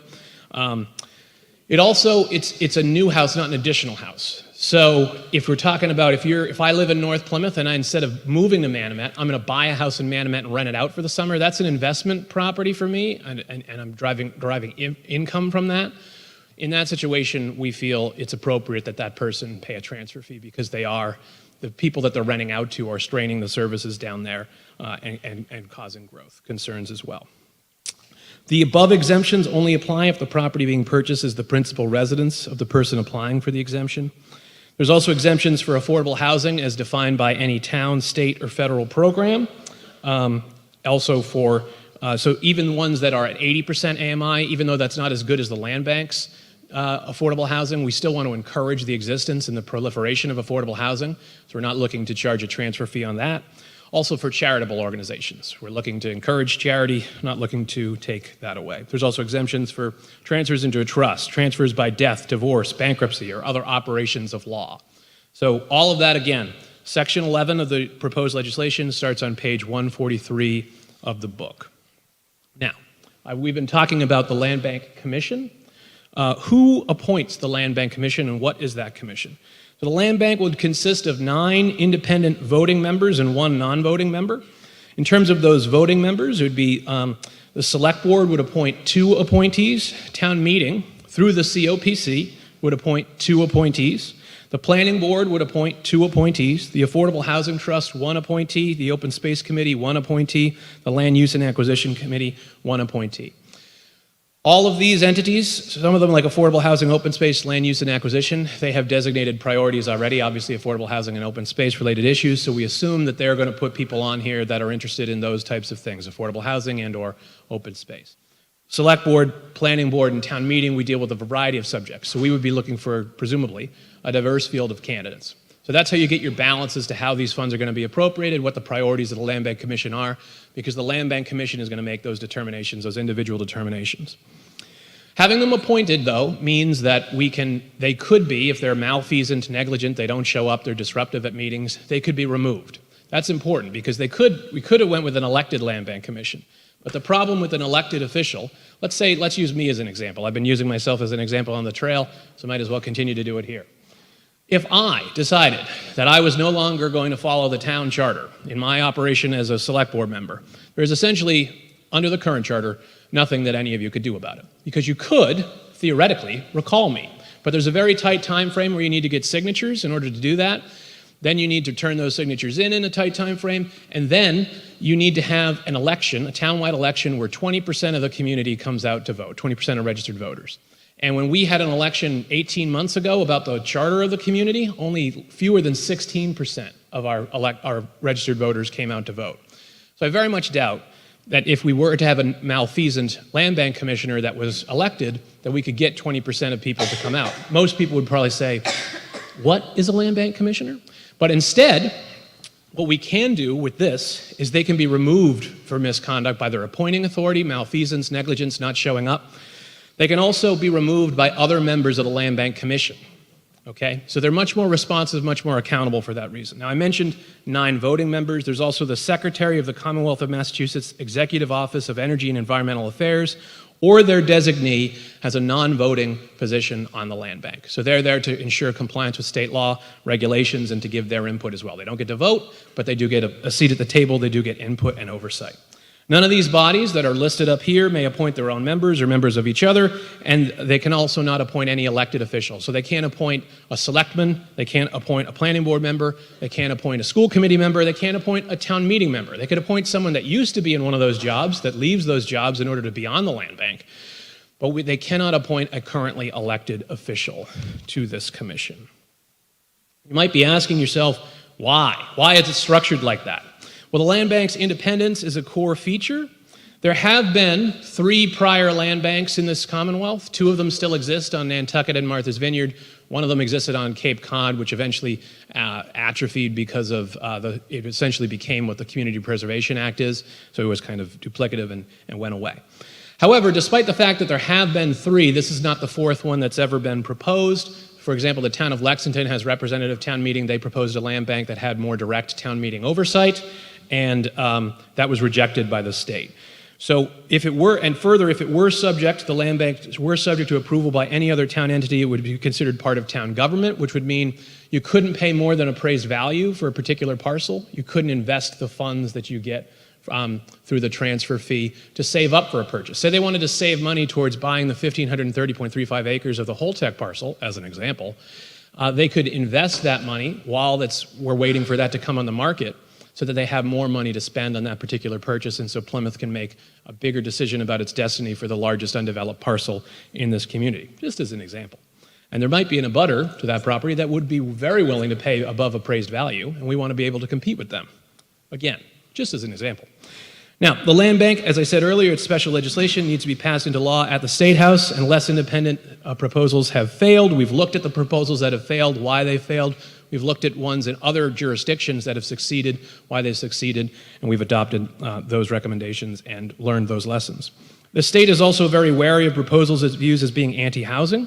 You have a large number of concerns at the state level about affordable housing. You have it at the national level. You're seeing it at the presidential election.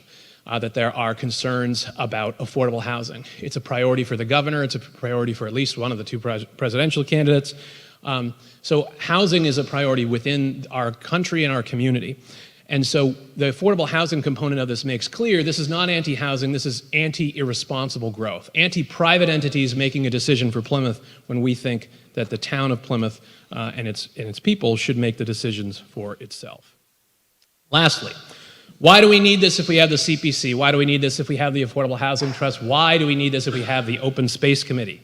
Well, let's use the CPC as an example. The land bank can operate outside the town meeting cycle while leaving town meeting and everything town meeting does untouched and intact. So town meeting and everything that town meeting does would still function the exact way. This is just another tool in the toolbox to accomplish a specific goal and a specific task.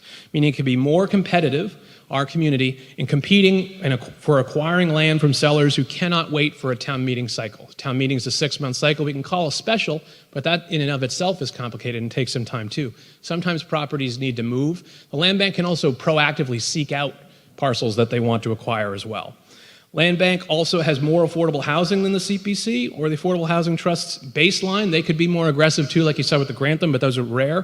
60% is more AMI, and that's the affordable as an AMI ratio, and that is going to be the base standard for the land bank.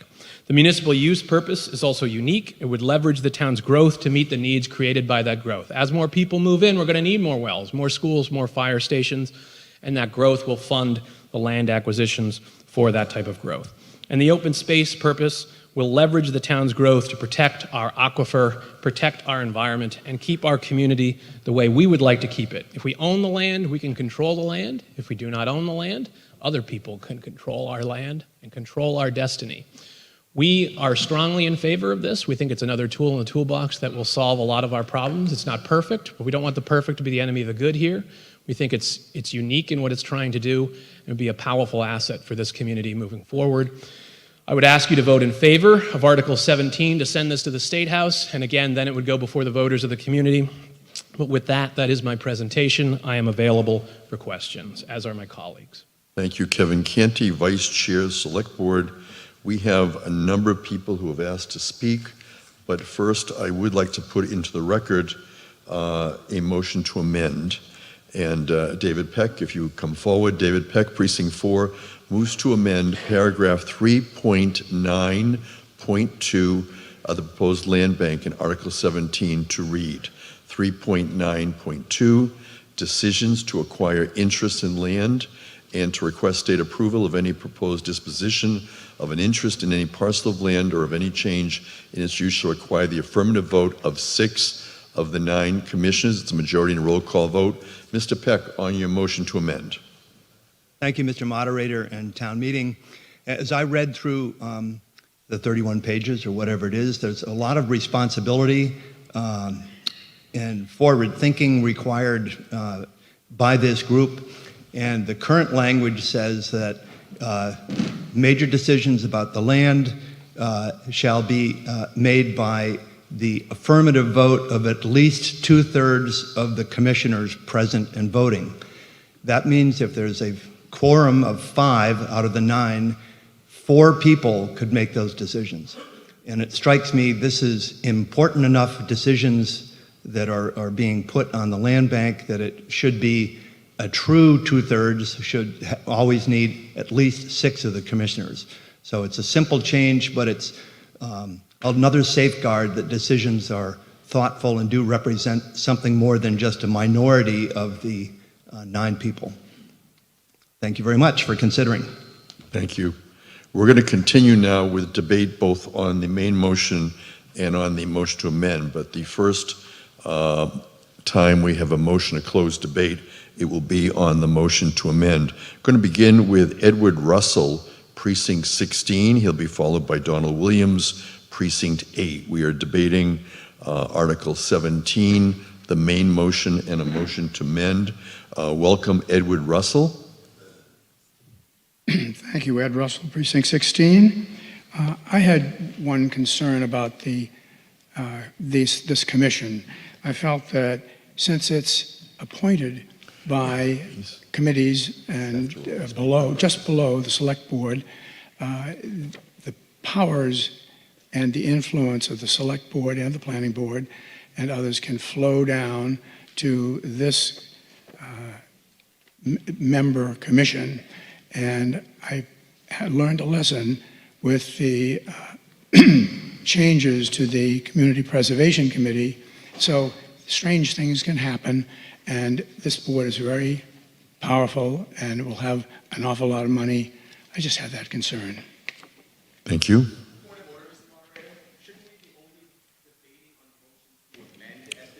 Actually, I'm going to allow debate on the motion to amend and the main motion. Thank you.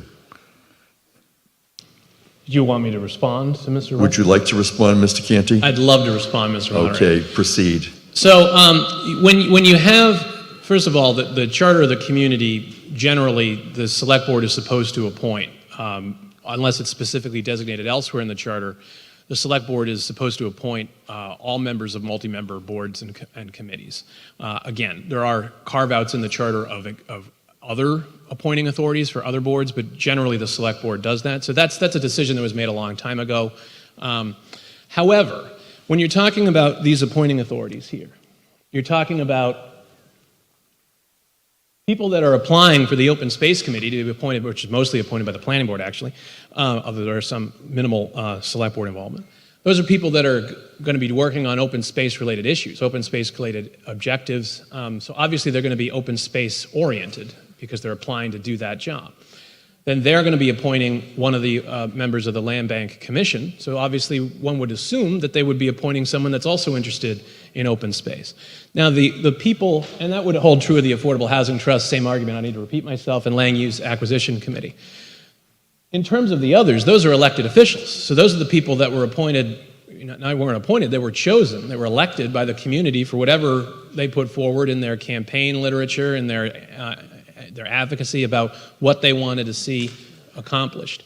So that's how the individual voter gets an input on some of those appointments by, oh, well, I like what this person has to say about preserving the aquifer. I like what this person has to say about increasing affordable housing. I like what this person has to say about some other thing. So it's representative of the will of the voters, the will of the community over time. But these are perennial needs. Open space, affordable housing, municipal use, they're perennial needs in our community that every select board, every planning board, every town meeting has to grapple with, balancing them. Right now, we need all three. Over time, we need all three in spades right now. Over time, we'll need some of them more, some of them less, but it's designed to be responsive to the needs of the community. Yes, they have a power and ability to acquire land within these designated purposes, but it's a limited number of purposes. They can't just buy land just to buy land and then see what they want to do with it later. All right? So I think that there is a lot of value to the way that it's structured for the independence and for the accountability as well. Thank you, Mr. Canty. Donald Williams, Precinct 8, followed by Betsy Hall, Precinct 16. Don Williams, Vice Chair, Precinct 8. I first want to thank Steve for handling all of the amendments that he's handled. It's been an amazing thing, and I hope that he will take this in the right stride.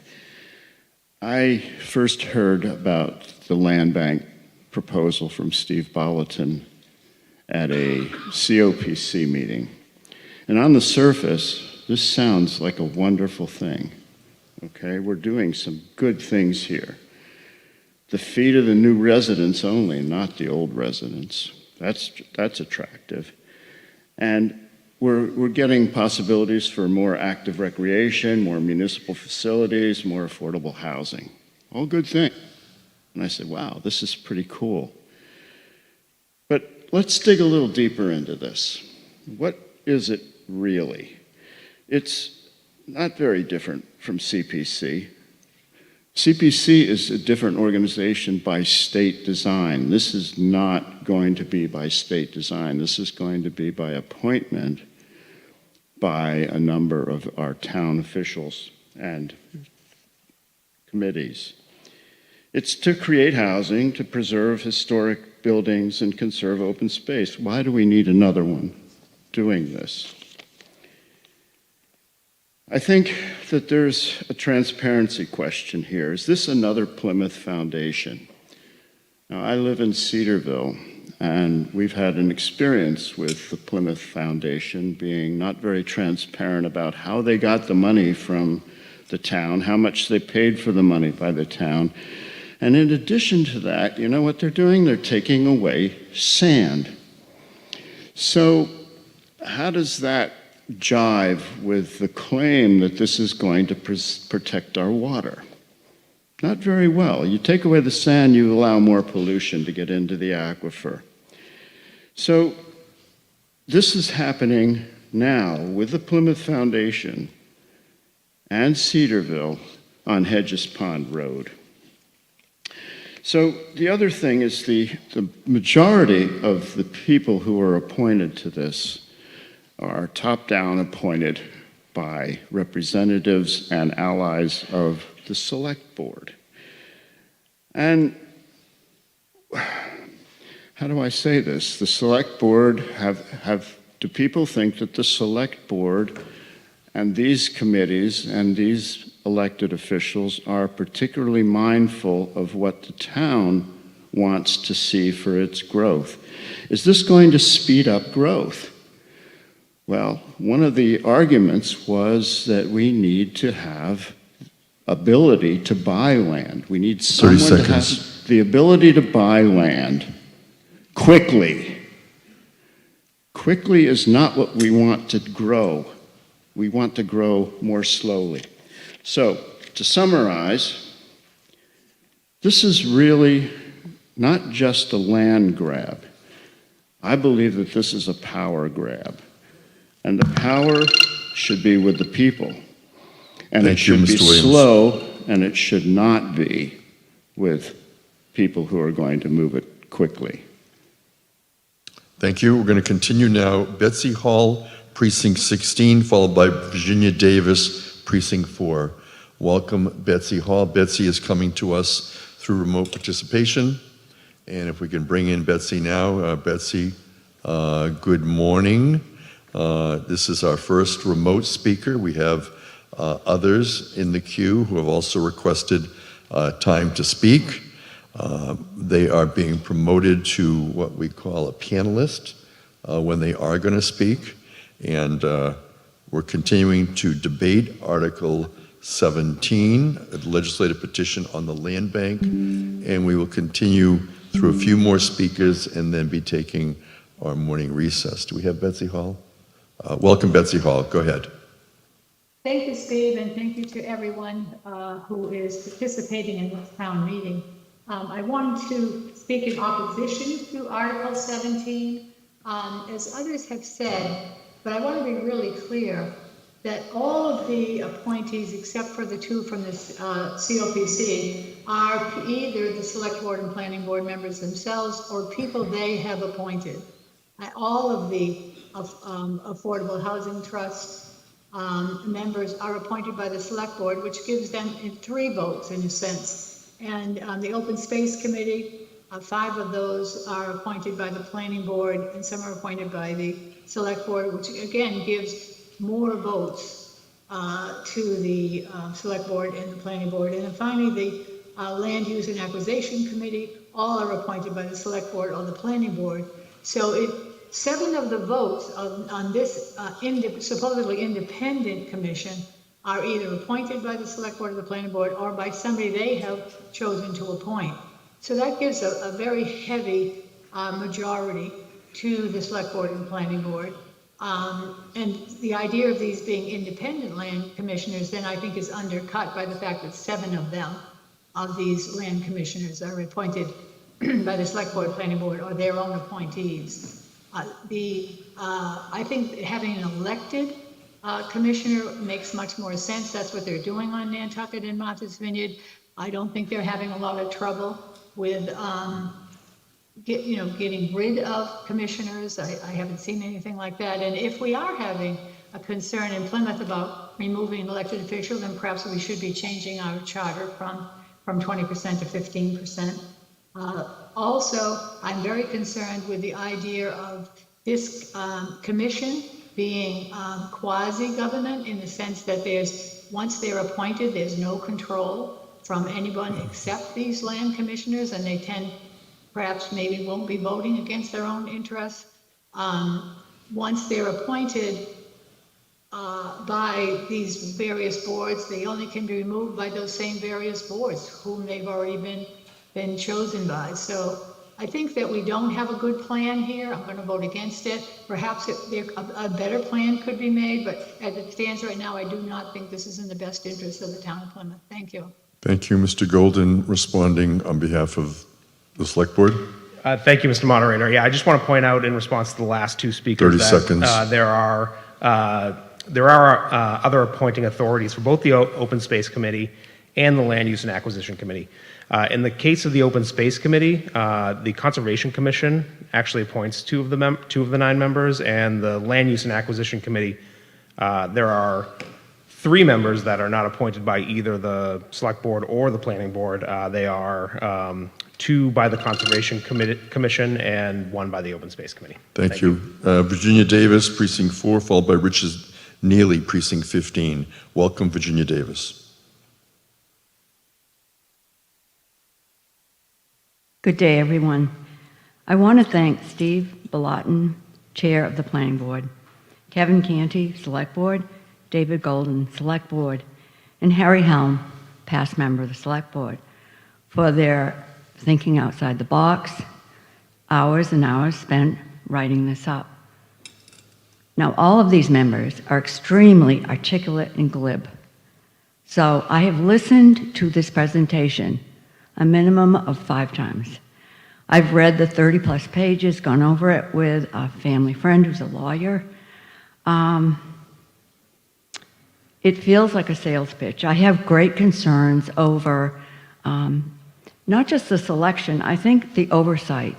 Now, town meeting, of course, does have oversight if this land is bought by them and they come to us. We can decide, is it a fire station, is it open space? We have those decisions. But we have no decision over the purchasing of this land. All of you received several emails from Meg Sheehan, who is an environmental lawyer. So I'm not going into great details of my concerns. If you open your emails, you get to read it yourself. I just heard from one town meeting member. I hadn't even thought about this. It's unfair to parents who may want to move back to Plymouth because they have children here and they haven't lived here in years, so they're going to have to pay that 1% to 2%. And the land bank isn't like Nantucket. Nantucket is open space. This is all kinds of things. So I am going to vote no. I urge you to vote no. I think it was a lot of creative work. It still is. But it is not ready for prime time. Thank you. Richard Neely, Precinct 15, followed by Brendan Braley, Precinct 10. Mr. Neely. Mr. Neely is being brought in. He's participating remotely. We are currently in a hybrid session. Welcome, Richard Neely. Yes, can you hear me? We can hear you. Go ahead. Good morning. Very good. I want to address this point that it doesn't cost the residents of the town of Plymouth anything. If you are at a particular age in your life where you're looking in the very immediate future of selling your house, and there are a number of cases here in Plymouth where that's the case, and there is a 2% transfer tax on that, are you not costing me a problem in selling my house? A fee is like a rose. By any other name, it's a fee. That fee will cost me in its selling my house.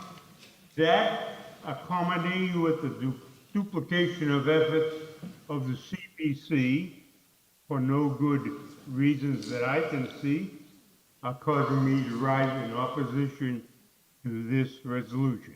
Thank you. Thank you. And Brendan Brady, followed by Catherine Holmes. We'll come back.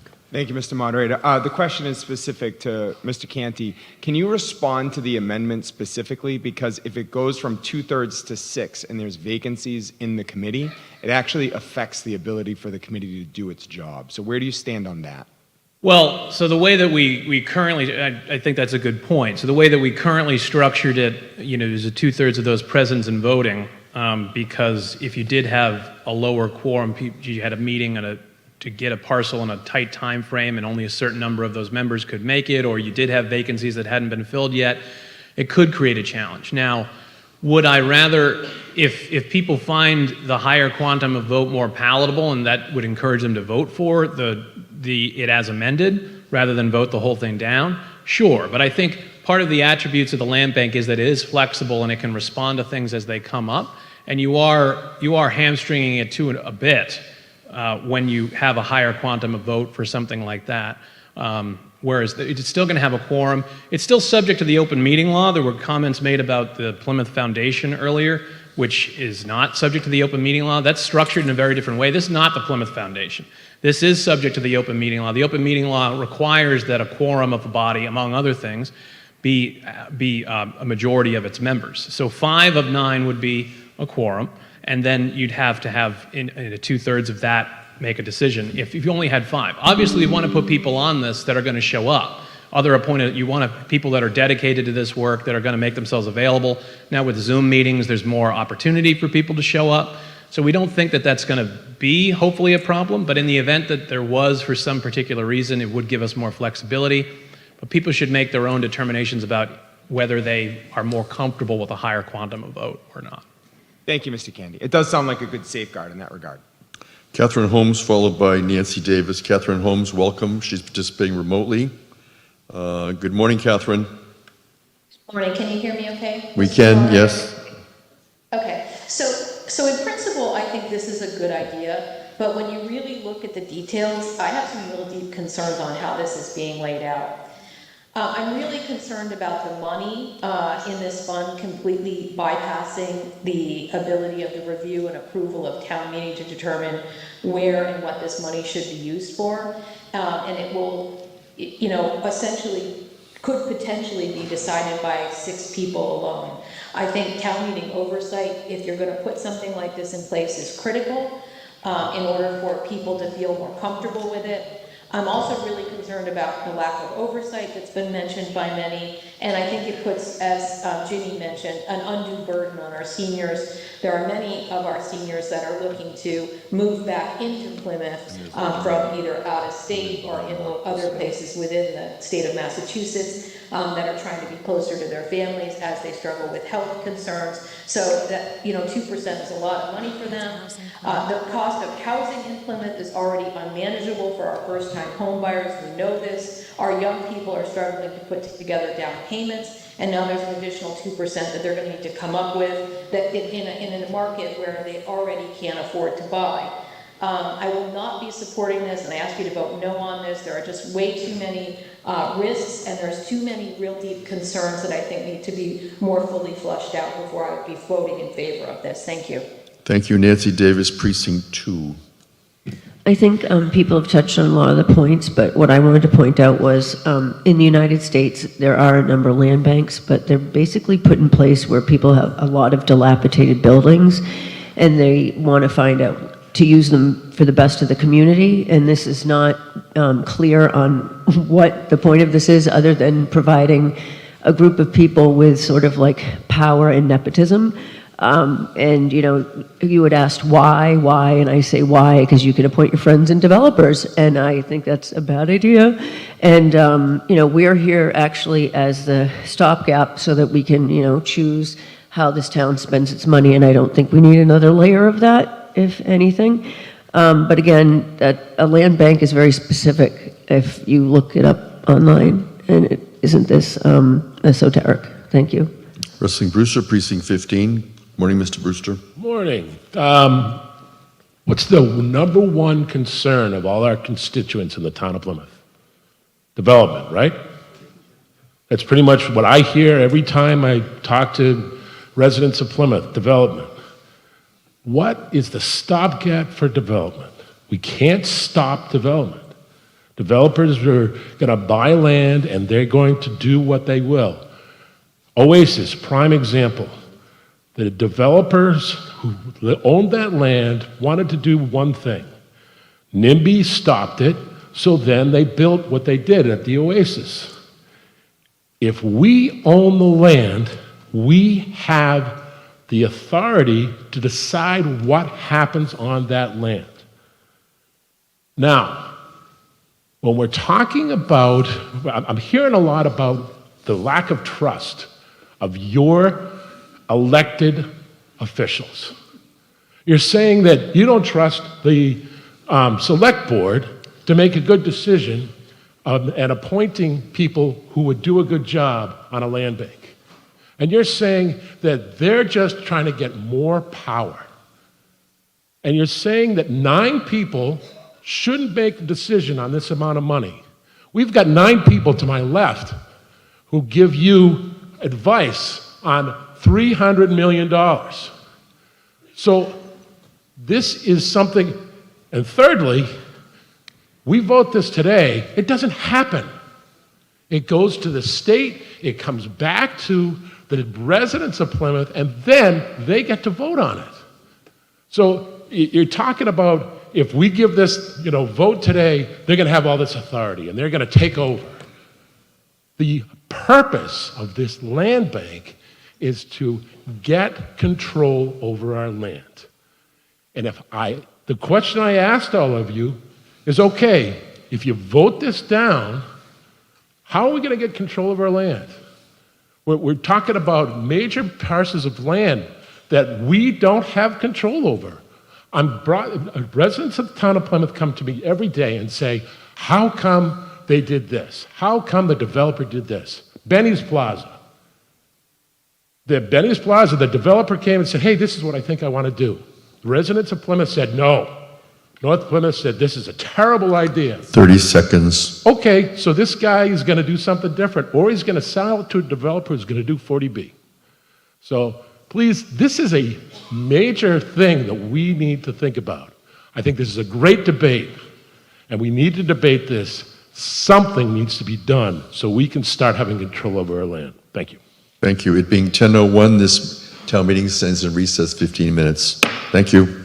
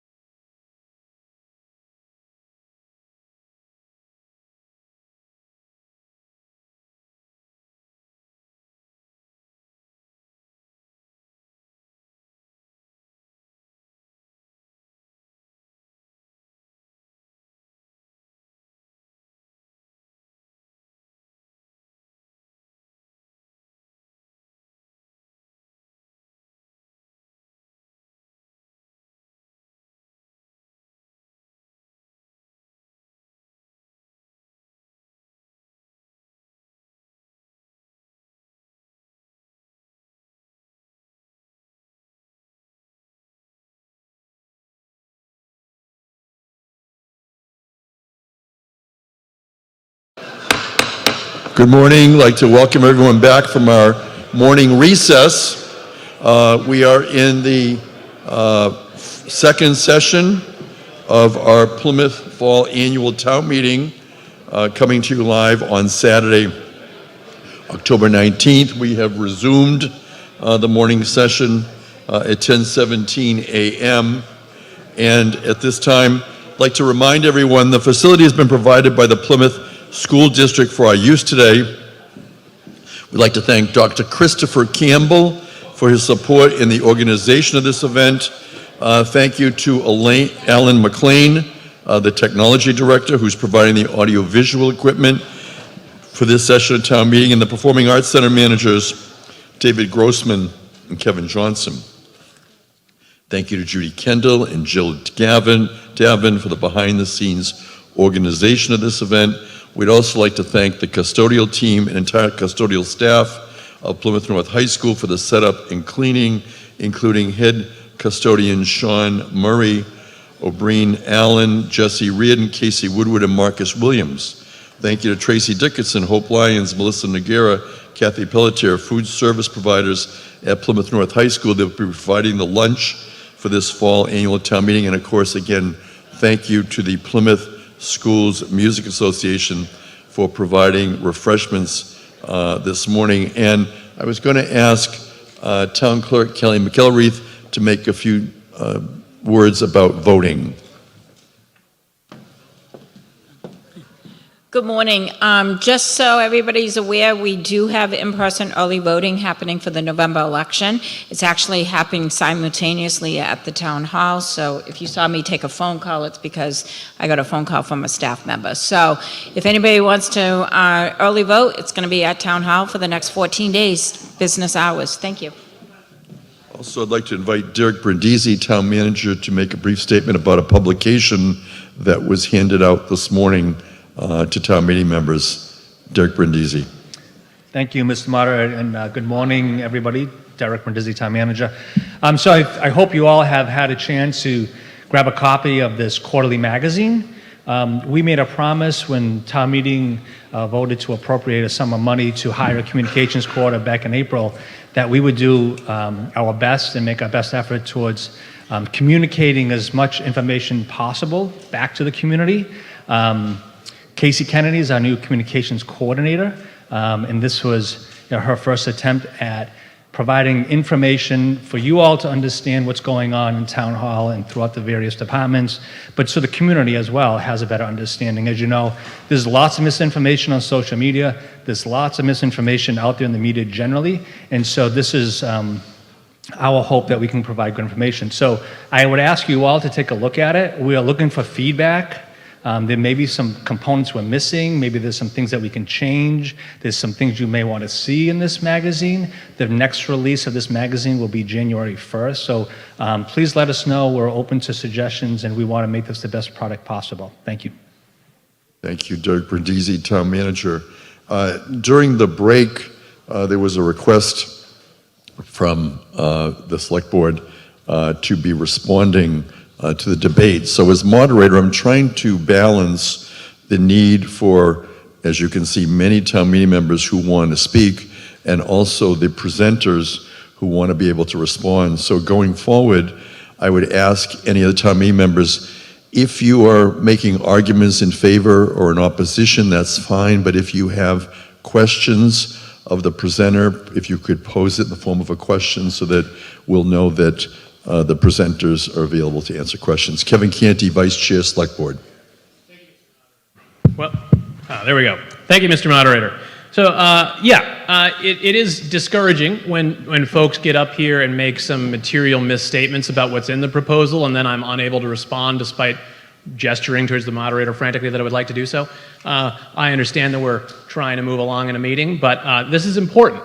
This is legislation that is going to help keep the town of Plymouth control its own destiny going forward.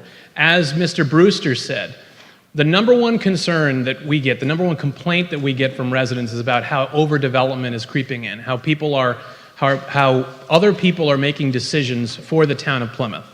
And this is really the only way that we can add another tool to the toolbox to effectively counter that, because these are folks, private developers, private entities, they get to operate outside the town meeting cycle.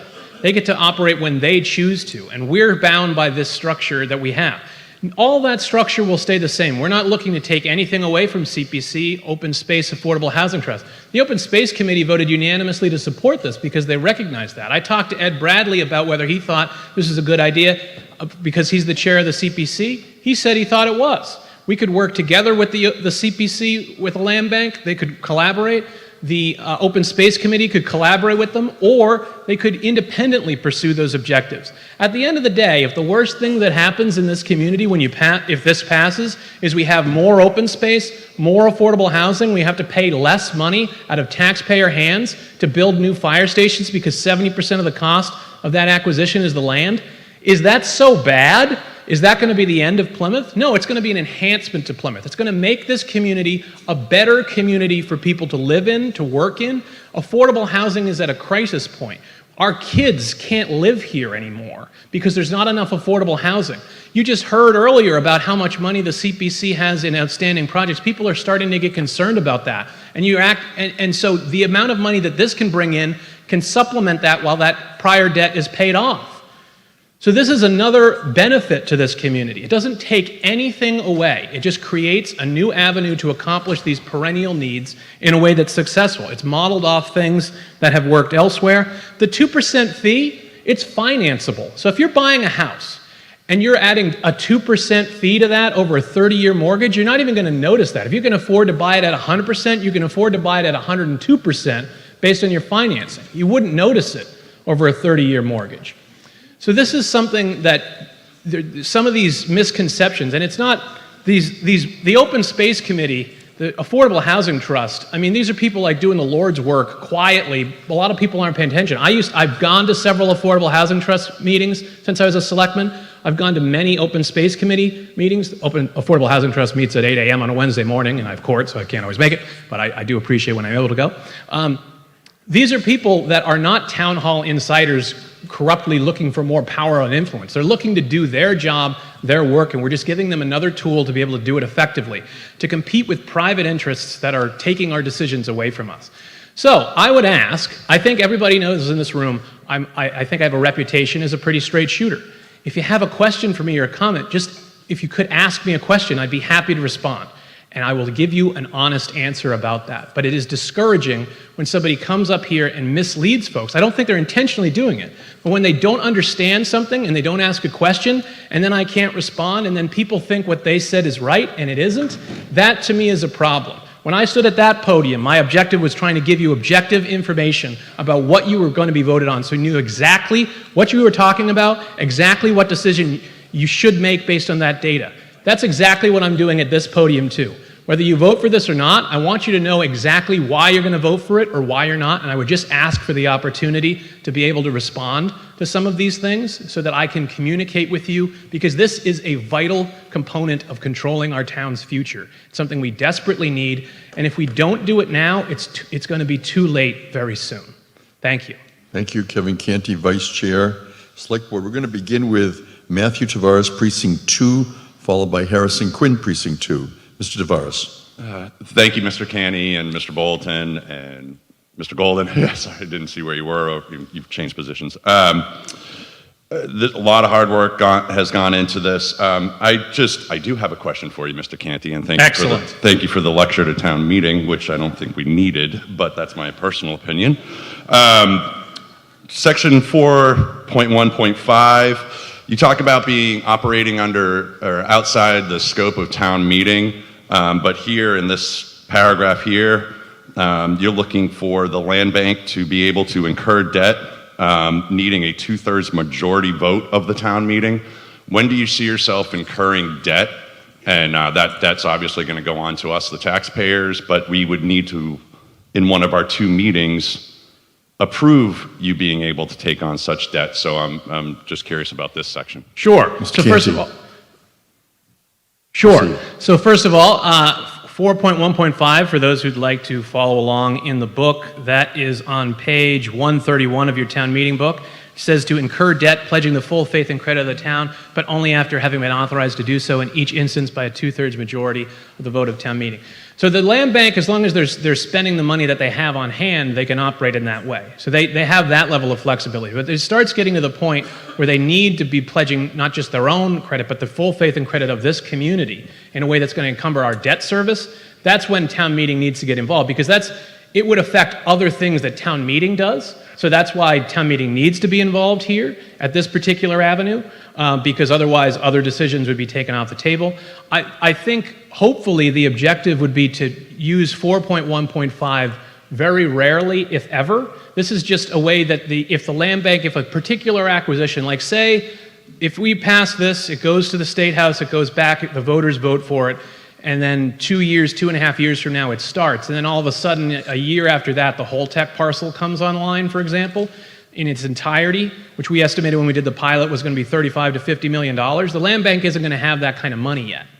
So if they wanted to put money towards that, they might need to use the full faith and credit of the town as part of that, right? But if they get going and they're responsible and we certainly, the select board and the planning board, we're going to be looking to put responsible people with forward thinking and financial planning on this to get it going, particularly at the outset, because it's going to be 30 seconds. The first few years we're going to be seeing how much money is coming in. We would hope that they would not use it, but if they did, they would have to plan around the town meeting cycle or have a special town meeting in order to do that. Mr. Morris. Yeah, I have a follow-up, Mr. Moderator. That being said, so thank you for that answer and that clarification, which I assume that this then dovetails into 4.2.3, which is on the next page, that allows you to go into making these loan agreements if approved by town meeting, correct? That is not negating the prior 4.15? Mr. Tavares, how much additional time do you need? That's my question. Thank you. Yeah, if it wouldn't negate. Right. So if it required town meeting approval, it would not have negated it. All right. And then I have one last question, and then I'm done. On 4.17, it talks about the land bank hiring staff. Where is the funding for that coming out of? I understand that they have yet to prepare an annual budget. Sure. And would that be a union position with benefits, or is that just a town position? I'm just trying to figure that the cost of having additional staff in our town government. Thank That you. would come out of there, just like the CPC has a part-time admin position. I think it's vacant right now, but that's being paid out of their admin fund. That part of that position, which is only part of the total position. So if they had a part-time employee, it would be paid out of the land bank funds. If they had a full-time or more than one full-time, they could also hire consultants.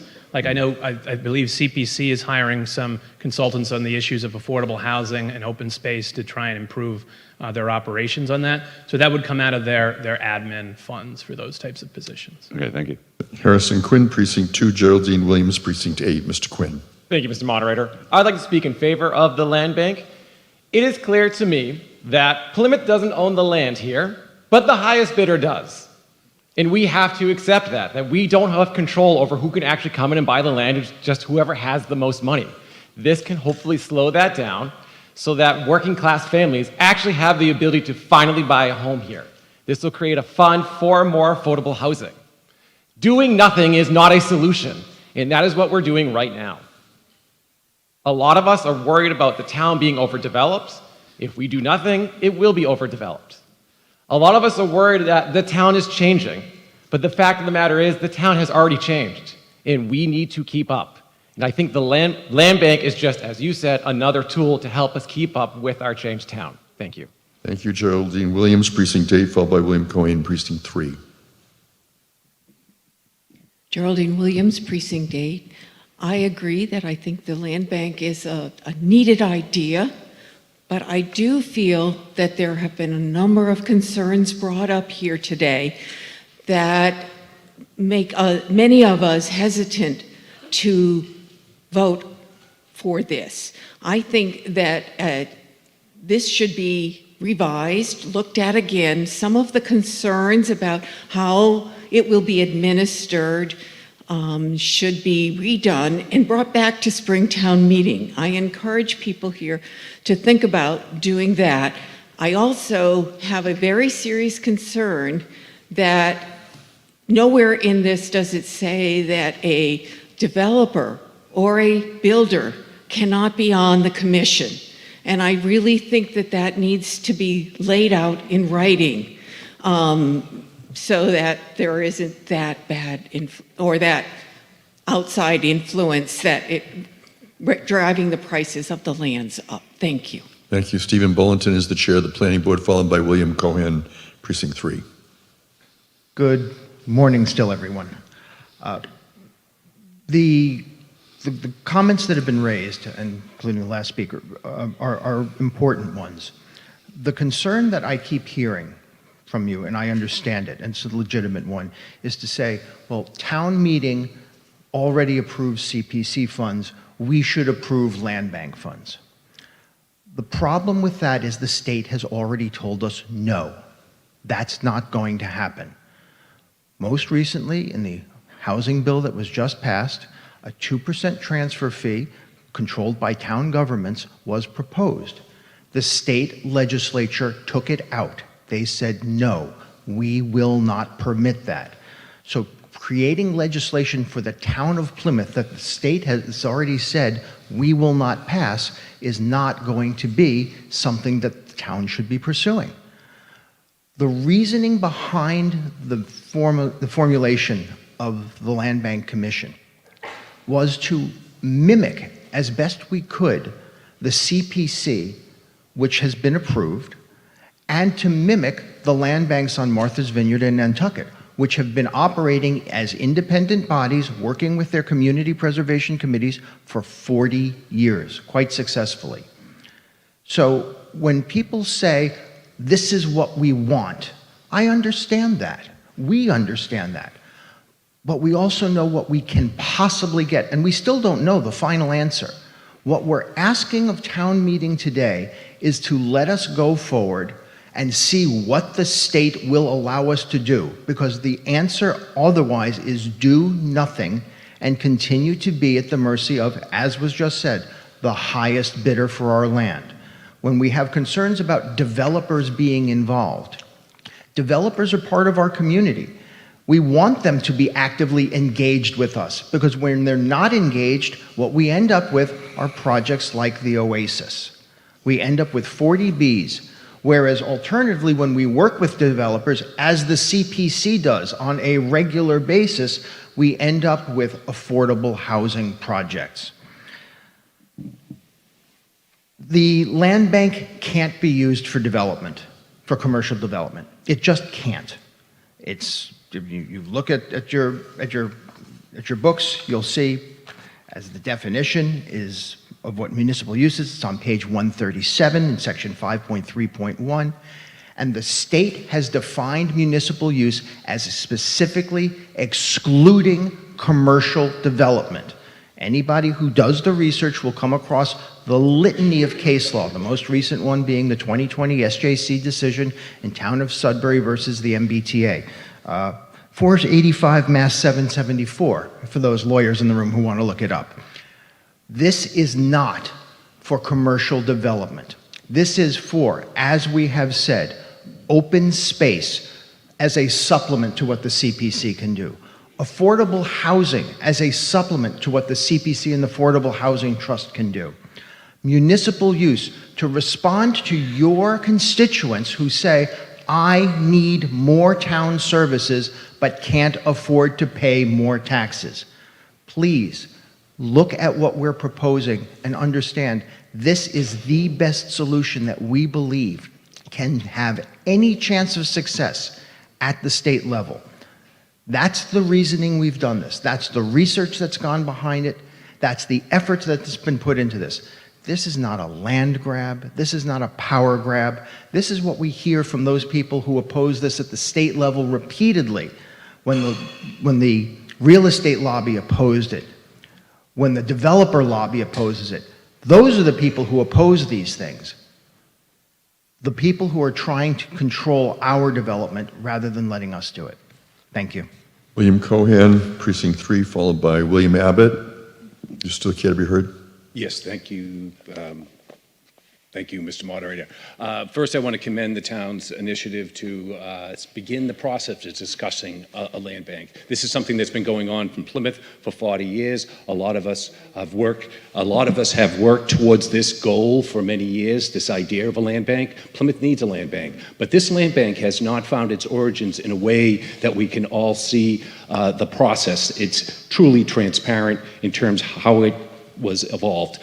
This did not come out of a working group appointed by the selectmen with agendas and minutes. They did not engage the stakeholders across the town. There are inconsistencies about how people are being appointed, what oversight there will be, and what control we're giving up. We want to control the future of Plymouth and its land development, but we don't want to give up control of the transparency and the accountability of the discussions when it comes to buying open space in the town of Plymouth and what that land might be used for. So I feel as we're moving in the right direction, but this article is not ready and the land bank is not ready for a final vote by this body. We need to re-examine some of the inconsistencies in those elements that we have brought up in terms of who will be making the decisions to buy this land. And I believe that needs time to be worked on. Thank you. Point of order. Jeff Delap, Precinct 13. I move the question. This is move the question on David Peck's motion to amend. So again, a reminder that he moved to amend the paragraph and specifically to require the affirmative vote of 6 of the 9 commissioners. So you're now voting on that motion to amend. It is a majority vote on the motion to amend. I'm sorry. It's a motion to close debate, which the 2/3 vote, and it's to close debate on David Peck's motion to amend. So again, you're moving to close debate, and you can vote now on whether to close debate on the motion to amend.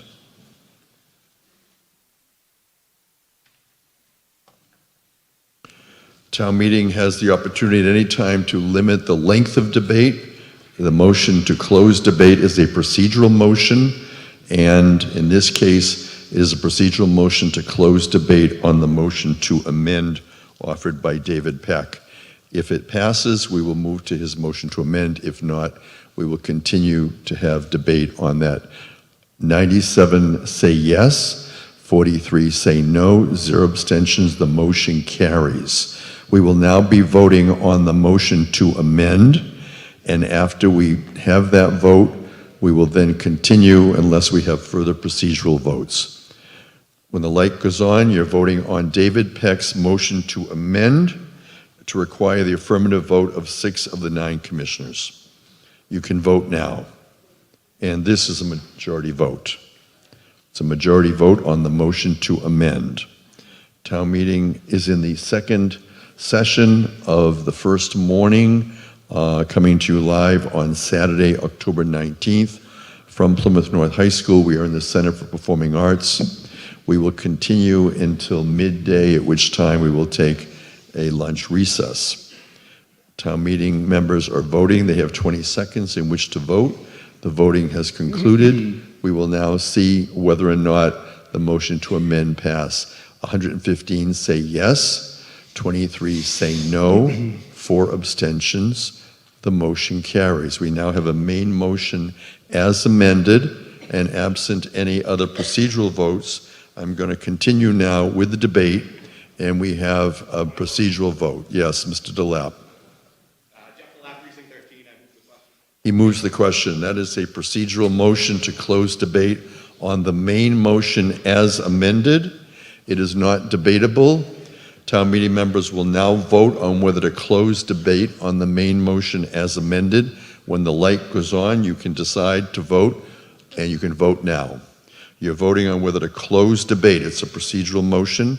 It requires a 2/3 vote, and if it fails, we'll continue with debate. If not, we'll go on to the main motion under Article 17 as amended. Town meeting members have at their disposal multiple procedural votes available to them throughout town meeting.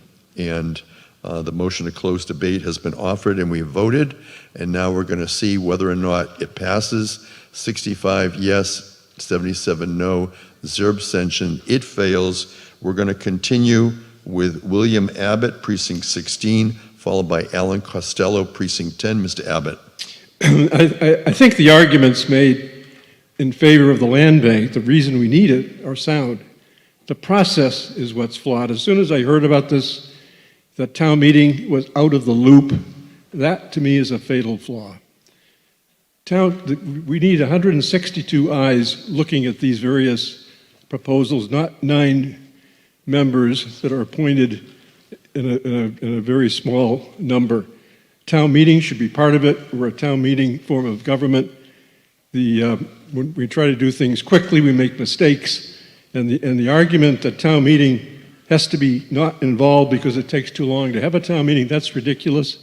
When we did our charter commission, 2 years ago, we had hearing after hearing as to whether we were losing any opportunities because town meeting couldn't be called quickly enough or wasn't scheduled soon enough. That is simply not factually accurate. No one that came before the commission could tell us a single opportunity that the town had lost because it couldn't act through town meeting. Get town meeting back in the process, and then I think the land bank has legs and should be pursued. Thank you. Alan Costello, Precinct 10, followed by Christopher Merrill, Precinct 11. Mr. Costello. Alan Costello, Precinct 10. How can you not have confidence in town meeting when you have Abbott and Costello back-to-back telling you some information?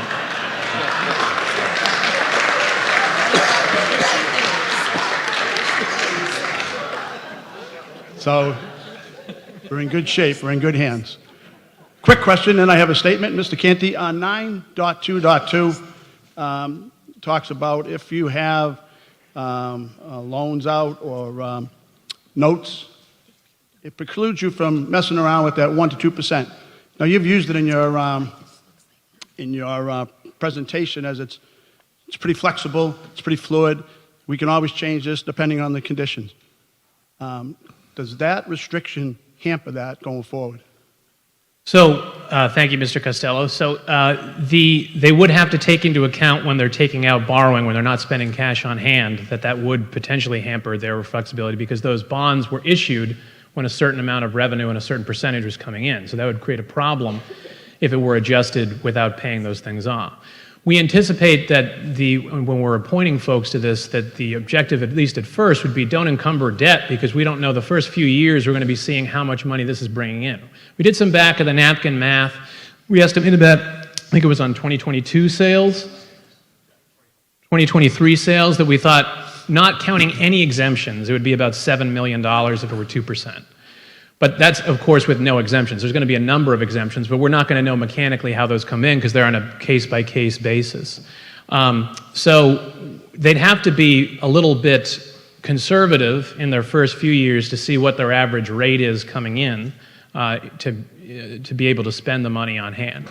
But also mention, while I have the opportunity to respond, I would remind folks that the state has said if town meeting is directly involved, it is not a permissible land bank, and they have voted against that, so we cannot have direct town meeting involvement. The town of Lexington has representative town meeting and tried to do that, and it was voted down by the state, so we cannot do that.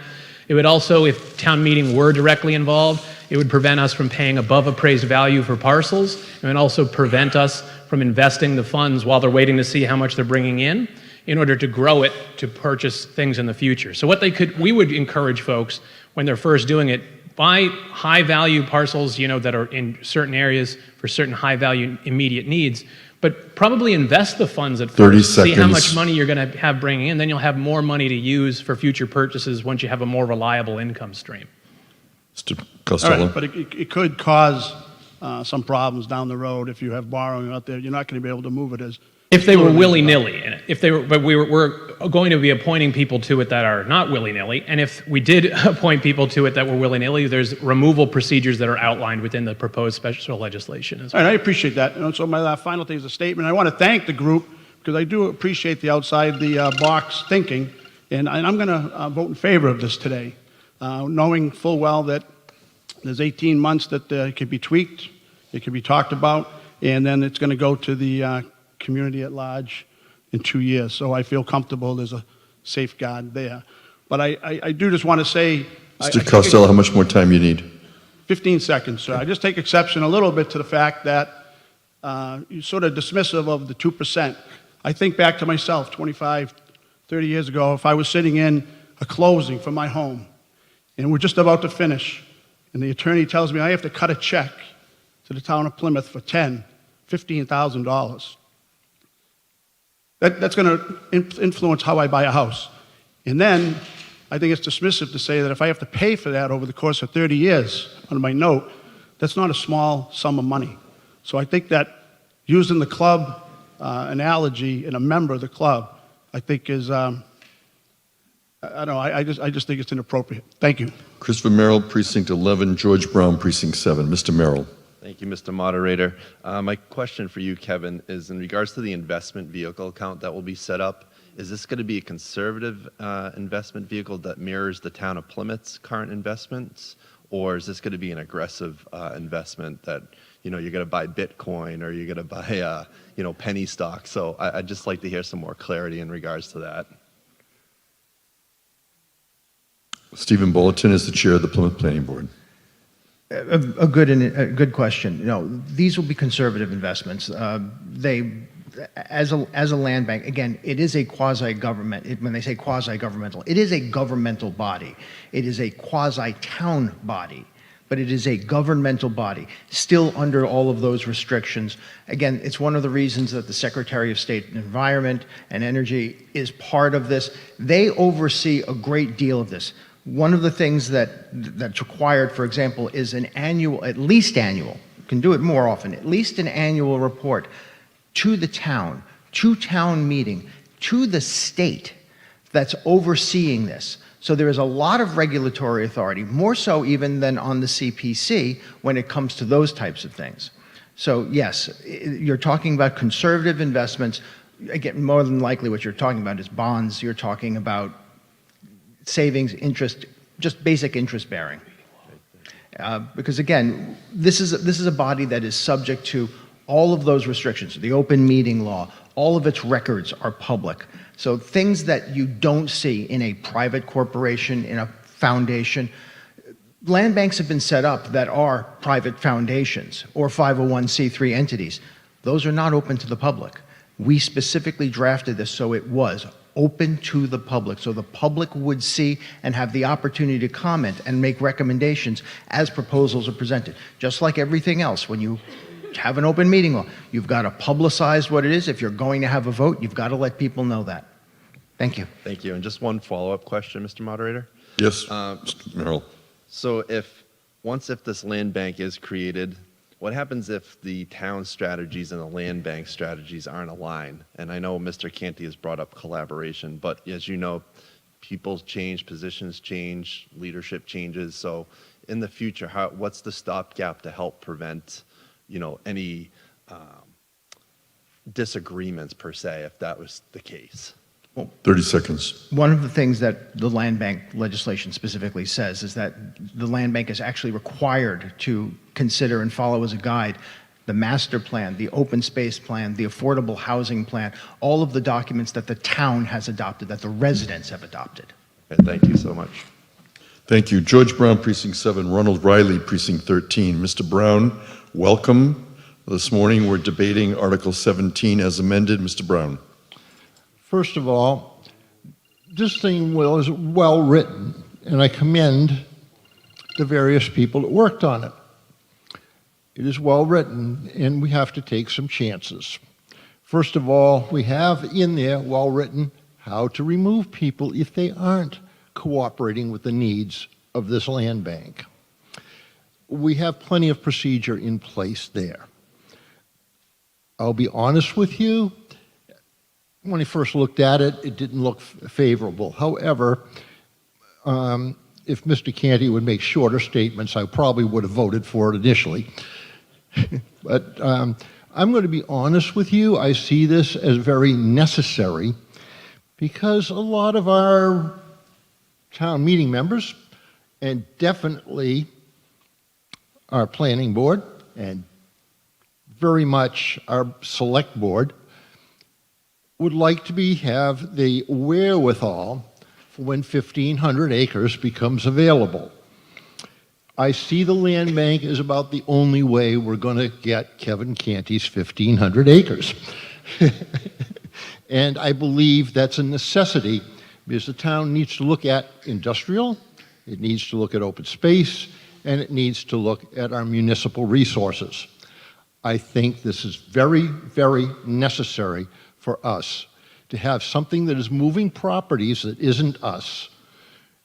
I would call it, the land bank, basically a real estate agent's job that is to benefit the community. I didn't like it at first, but I'm going to vote for it today. Ronald Riley, Precinct 13, followed by Dale Weber, Precinct 3. We're debating Article 17. We're going to bring in Mr. Riley, who is participating remotely. Welcome, Ronald Riley. Thank you, Mr. Moderator. Ron Riley, Precinct 13. So my point would be that a lot of good points here today. I do have to say I'm not in favor of this. One point was Cape Cod transitioned their land bank into a CPC. We've got a very healthy CPC. We've received over $3 million this year, which 80% of that could potentially be used for land purchases. I don't know why we need more than that. And then looking at the long-term cost of this, yeah, we want to curb large-scale development, but we don't want to curb the existing home resale value. A 30-year note, no one's cutting a check for $12,000. So I'm in West Plymouth. We're 5-6 into $700,000 for your average houses. So a $600,000 house, $12,000 is the tax. Over 30 years, you're close to $30,000 is what that 12 is going to cost. And it's not fair. It's not, we have the CPC in place. If you want to cut the CPC in half, which I'd be more than happy to do, I would consider this. But I think this is a stretch, and I know a lot of time has been put into this. In theory, it sounds great, but I can't say that I'm in favor of it with the numbers that I'm looking at. And then just as a side note, I would like to ask, is an LLC taxed if they purchase a home? Question from Ronald Riley. Someone care to respond? Stephen Bulletin, Chair, Plymouth Planning Board.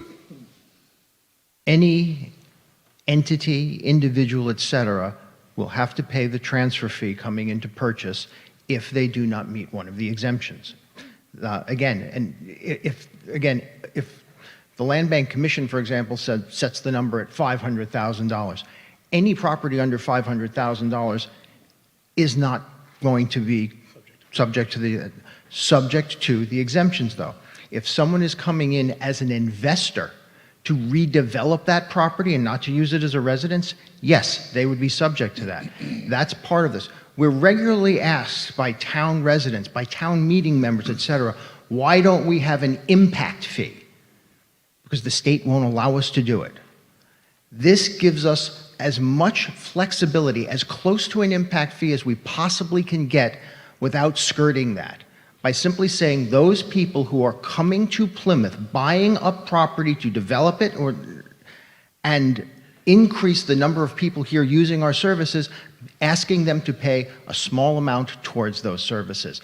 Those services specifically being open space, affordable housing, and municipal needs for the future of the residents that they are bringing to town. Thank you, Mr. Bulletin. Thank you, Mr. Riley. We're going to continue with Dale Weber, Precinct 3, Edward Conroy, Precinct 18. Mr. Weber. Thank you, Mr. Moderator. Dale Weber, Precinct 3, where it all began. I just wanted to start with the fact that I, too, have seen this presentation 5 times, and I had remained silent on it until today because I had hoped that the presentation may change a little bit. It did not. And I want to state to Mr. Canty, I do not have a question, so I don't need a response. What I'm stating here is that I've been left with a bad taste in my mouth about this issue since I first heard it, when people like me have been included into a club that other people are having to pay an initiation fee going forward in order to get into the club. So I do want to withdraw my membership from this club, and I want to be a part of everyone else and be treated equally. So what I'm saying is, and I want to relay to you a personal example that I had with new home buyers trying to get their foot in the ground here in Plymouth. And that was with my daughter and my son-in-law, her husband. I went out with them seeking places to purchase when they were going to buy their first home. And we could not find anything other than what realtors referred to as a tear down that was something that they could afford. So I ended up subdividing my own property and building a house in the backyard for them to establish their process.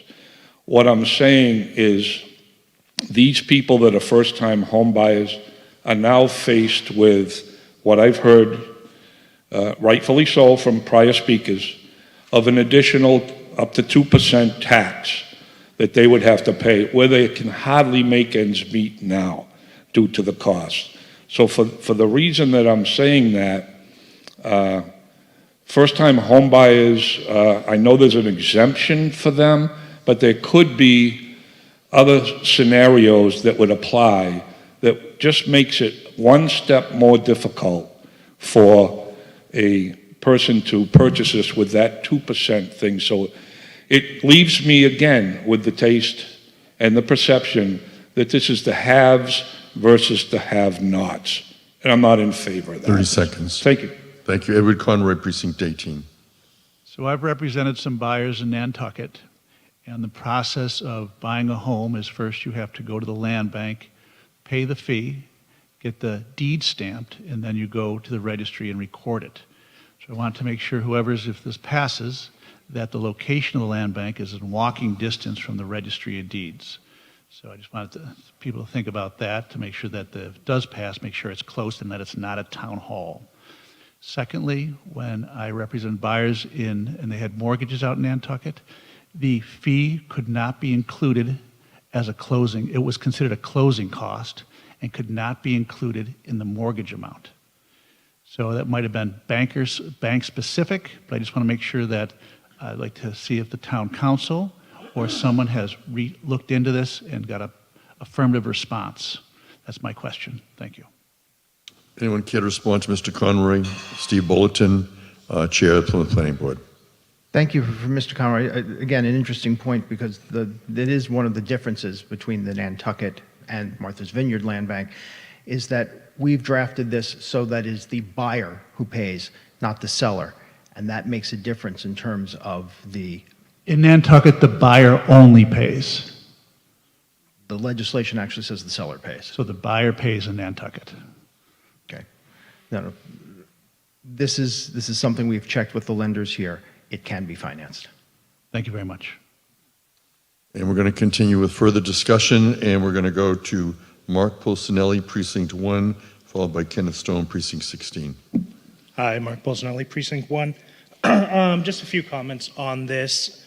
I came into town meeting today with a somewhat open mind on this. I hadn't made up my mind how I was going to vote, but I did have some concerns since I first heard of this and discussed it at caucus. And my biggest concern or biggest thought in my head with everything we do at town meeting is affordable housing. I think it's the biggest issue that Plymouth faces. Young people like myself rent here in town because we can't afford to buy. I make decent money. I could buy in another town, but I don't want to. I like it here. But I would at some point like to be able to afford a house here. My biggest issue with this article is how the land bank commissioners are structured. I think it absolutely should be elected members, not appointed. Elected members are, the presenters kind of said the opposite. It makes no sense to me. Elected members are always more accountable to the people because they are elected by the people. They can be recalled by the people. If you're concerned about the voter turnout, change the bylaw. I think we'd probably all go along with that. I'm very concerned that this land bank could be used to take property off of the town and put into Now, we need to have open space, but I'm very concerned a land bank could put all land into open space and make it so developers can't come in and build affordable housing. I mean, just this past week, we had an example of a developer coming in with a truly affordable housing plan for South Street, or right off of South Street, well below the 80% AMI. I believe he was offering units at 60 and maybe even less than that AMI. And we had one member of the planning board say no to it, and now the proposal doesn't go forward. So I have major concerns with the select board and planning board being the majority appointers of the commission. And I know technically it's not the majority, but as others have pointed out, those two bodies appoint the other committees that are then appointing the commissioners. For those reasons, I'm going to vote no, but I do think this is a worthwhile idea if we can restructure how the commissioners are appointed or elected. Thank you. Thank you. Kenneth Stone, Precinct 60. Point of order, yes. Come on. Jeff DeLapp, Precinct 13. I move the question. Motion to close debate, and that'll be to close debate on the main motion as amended. So motion to close debate is 2/3. It's not debatable. When the light goes on, you'll have an opportunity to vote as to whether or not to close debate. You can now vote now. You're voting on whether to close debate on Article 17, the main motion as amended.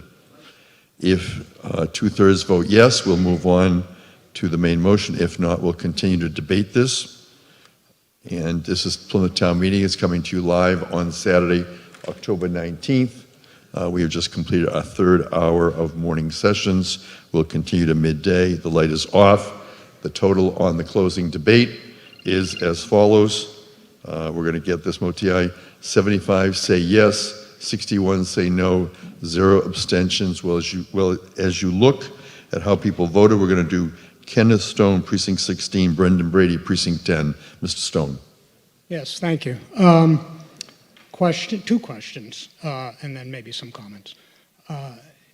If town meeting votes to pass this article, and they later have buyer's regret, what is the process for disbanding the land bank?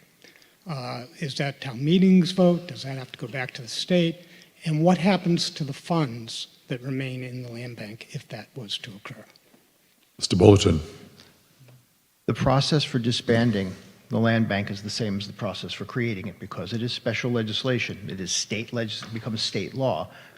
This process is the same. If town meeting passes an article seeking to disband the land bank, it goes up to the state. The state makes a determination as to whether it wants the land bank disbanded, which I can't imagine it would say no, because if the town doesn't want it, the state has no interest in forcing anyone to continue to do it. It then comes back to the town, and the town, it would then actually be, it wouldn't require a town-wide vote for that. That would end up being disbanded. As far as where the funds go, state law at the time, whatever that is, would dictate as to where the funds would go. So again, it's state law, so the state legislature would determine where the funds would go. They would probably come to some measure of the town directed towards those purposes. But it's state law that would determine that. So just to clarify that, the state determines where the money goes, so it doesn't necessarily come back to the town? It would come back to the town, but where in the town it would go. I don't think that they would simply say it goes into the town's general fund. Because they were designated for specific purposes, the state would probably determine how that gets distributed within the town for those designated purposes. Follow up, another question. Mr. Stone. In terms of selling the land, can the land bank sell the land to a developer, or are they restricted from doing so? The land bank can sell land to a developer, but only for affordable housing meeting the definition. So it can't go to somebody, to a private developer to create market rate housing. No. Okay. Or commercial development or any other use other than open space, recreation, etc. Thank you. So some comments, if I may. I have concerns about the land bank. I worry about... 30 seconds. 30 seconds. Okay, I have some concerns. I won't go into them. Bottom line is I'm probably going to vote for this with some trepidation. My feeling is, living on the South Shore for 50 years and here for over a decade, I haven't seen a plan yet, though everybody laments the lack of affordable housing. I haven't seen a plan yet that would do something positive about this. This has that potential. We will not reach our 800 to 900 units that we need if we don't have a way of controlling land and controlling where affordable housing gets built. Brendan Brady, Precinct 10, Laurie Downs, Precinct 17. Mr. Brady. Thank you, Mr. Moderator. I actually, excuse me, liken this a bit to the meals tax. And I remember when we first voted on the meals tax, there was some debate that people won't come to Plymouth anymore and eat at our restaurants because of this new tax. The last time we talked about the meals tax, we were dreaming about the sunset clause and the possibility that comes from outside investment in our community. The two most valuable resources we have in this town are land and water. This creates a measure for us to control those two things in a way that we don't have to pay for. The CPA has a little over $1 million in it, and we're chasing debt to handle the projects that the CPA wants to do. A statement was made about this being an issue of the haves and the have-nots. It's actually not haves versus have-nots. This is an opportunity for the haves to pay for those of us who live in this community to have more. So let those people who can afford it give us control over our most valuable resources in the future in land and water. Thank you. Laurie Downs, Precinct 17, Albert Donato, Precinct 17. Laurie Downs. I have a question. How is this going to affect ADUs? And I guess that jumps to another question is, so if I had a property and I built an ADU on my property, then let's say I didn't need it anymore and I wanted to sell that ADU. Someone care to respond to Laurie Downs? You can't sell an ADU separately. ADUs are that's part of the legislation. It's not just our town legislation that we got permission, but the state legislation that's separate. You can't divide your ADU separately from your property. It can't become a separate entity. Albert Donato, Precinct 17. Mr. Moderator, thank you. I want to remind the body that this is going before the voters. And I look at this, to me, right now as administrative, as we would on a debt exclusion or an override. Let the citizens decide on this. And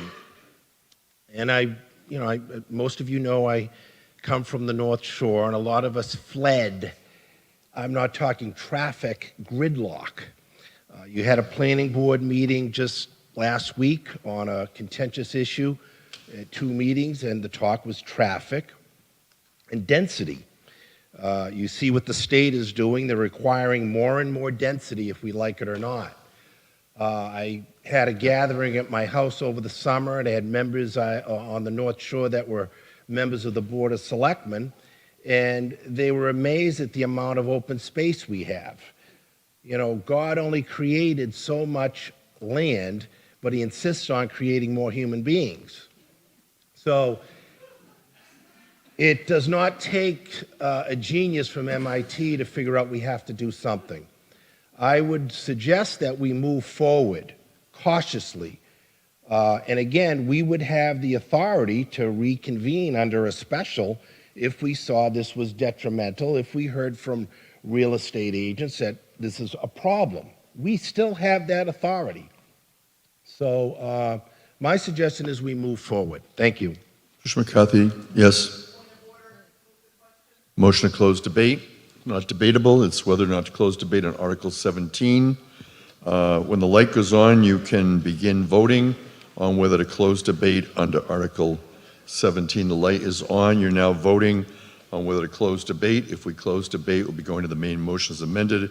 If we don't, we'll continue with people who have requested an opportunity to be heard. This is not debatable. It's a procedural motion. Town meeting members have been debating both procedural and substantive motions throughout town meeting today.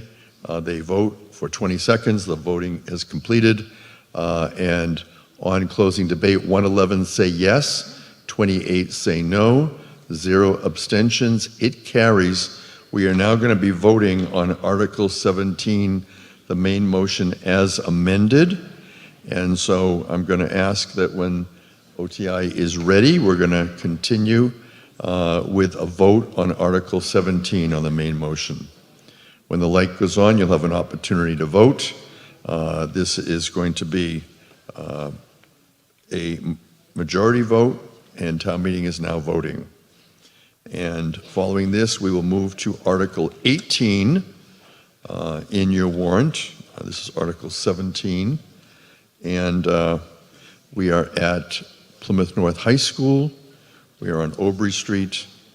And this is the fourth hour that we are here this morning. And town meeting continues to meet and debate on the articles. Hereafter, we'll be going to Article 18 in the warrant. Town meeting. It says majority, yeah. Ask town council.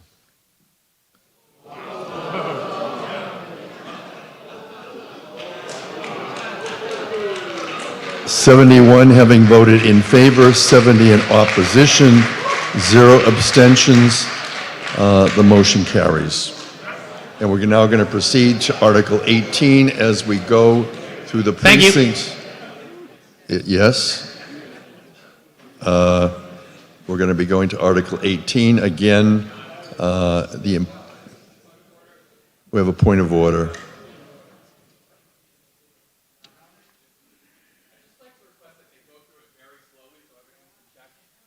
Okay. So we're going to ask OTI to slowly go through and show the manner in which people have voted.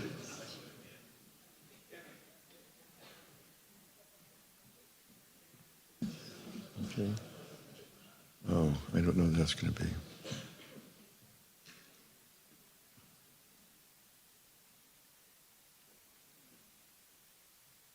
So currently, town meeting members are having an opportunity to review their votes and make sure that their votes were correct. And hopefully everybody had an opportunity to vote.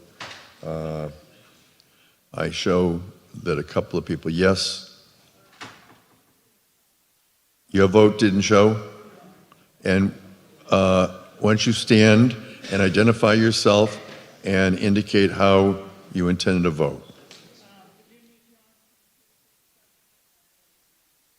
Okay. Virginia Johnson, Precinct 7, votes no.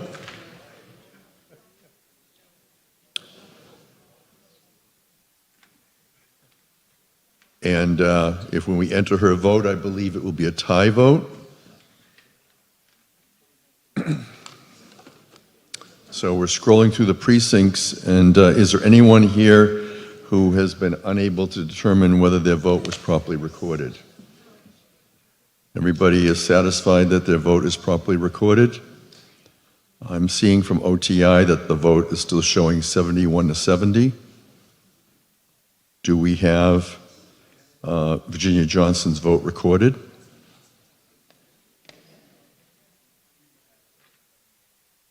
Is 7170 with her vote? 7171, I'm being told, it is a tie vote.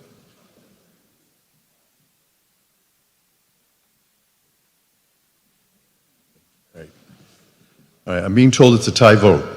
And this is the fourth tie vote that I have had in my 33 years. And I don't normally speak to town meeting, but because I have to vote, I am going to speak to town meeting. I have an opportunity to either not exercise my vote, in which case it would fail, or I could exercise my vote by voting in favor or voting in opposition. I will tell you that I think that the town has spent quite a bit of time in working on this. I'm satisfied with the procedural safeguards, that it's going to go to the state, and that the voters are going to have an opportunity later to decide whether or not they want to do this, so I'm going to cast my vote in favor. The motion passes. Article 18. Ms. Butler moves the town will vote to accept the provisions of Massachusetts General Laws, Chapter 203C, and to authorize the treasurer custodian of the town's trust funds, Chapter 44, Section 54, Section 55, 55A, and 55B of the general laws as amended to invest and reinvest the monies in such fund in accordance with the prudent investor rule established under Chapter 203C of the Massachusetts General Laws. It's a majority vote. Gail Butler.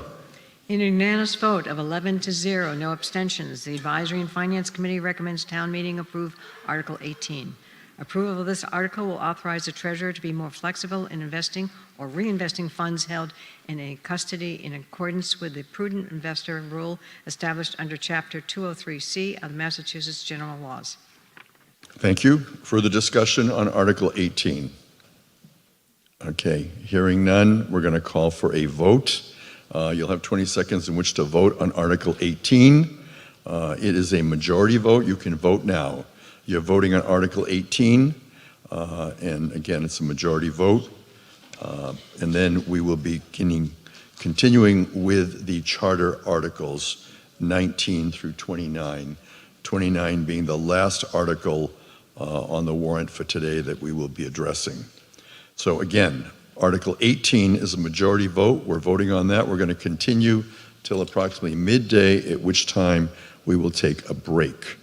And while we do that and wait for the vote, 133 say yes, 1 no, 0 abstentions, motion carries. Look at the vote in order to determine whether or not your vote was properly recorded.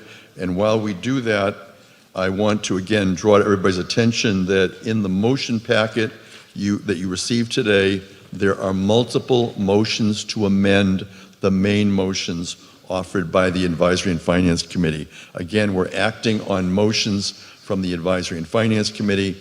There was also a meeting this morning, and you'll hear that there was a motion that was going to come from the Select Board is coming from Advisory and Finance. There was also a supplement with 2 additional motions.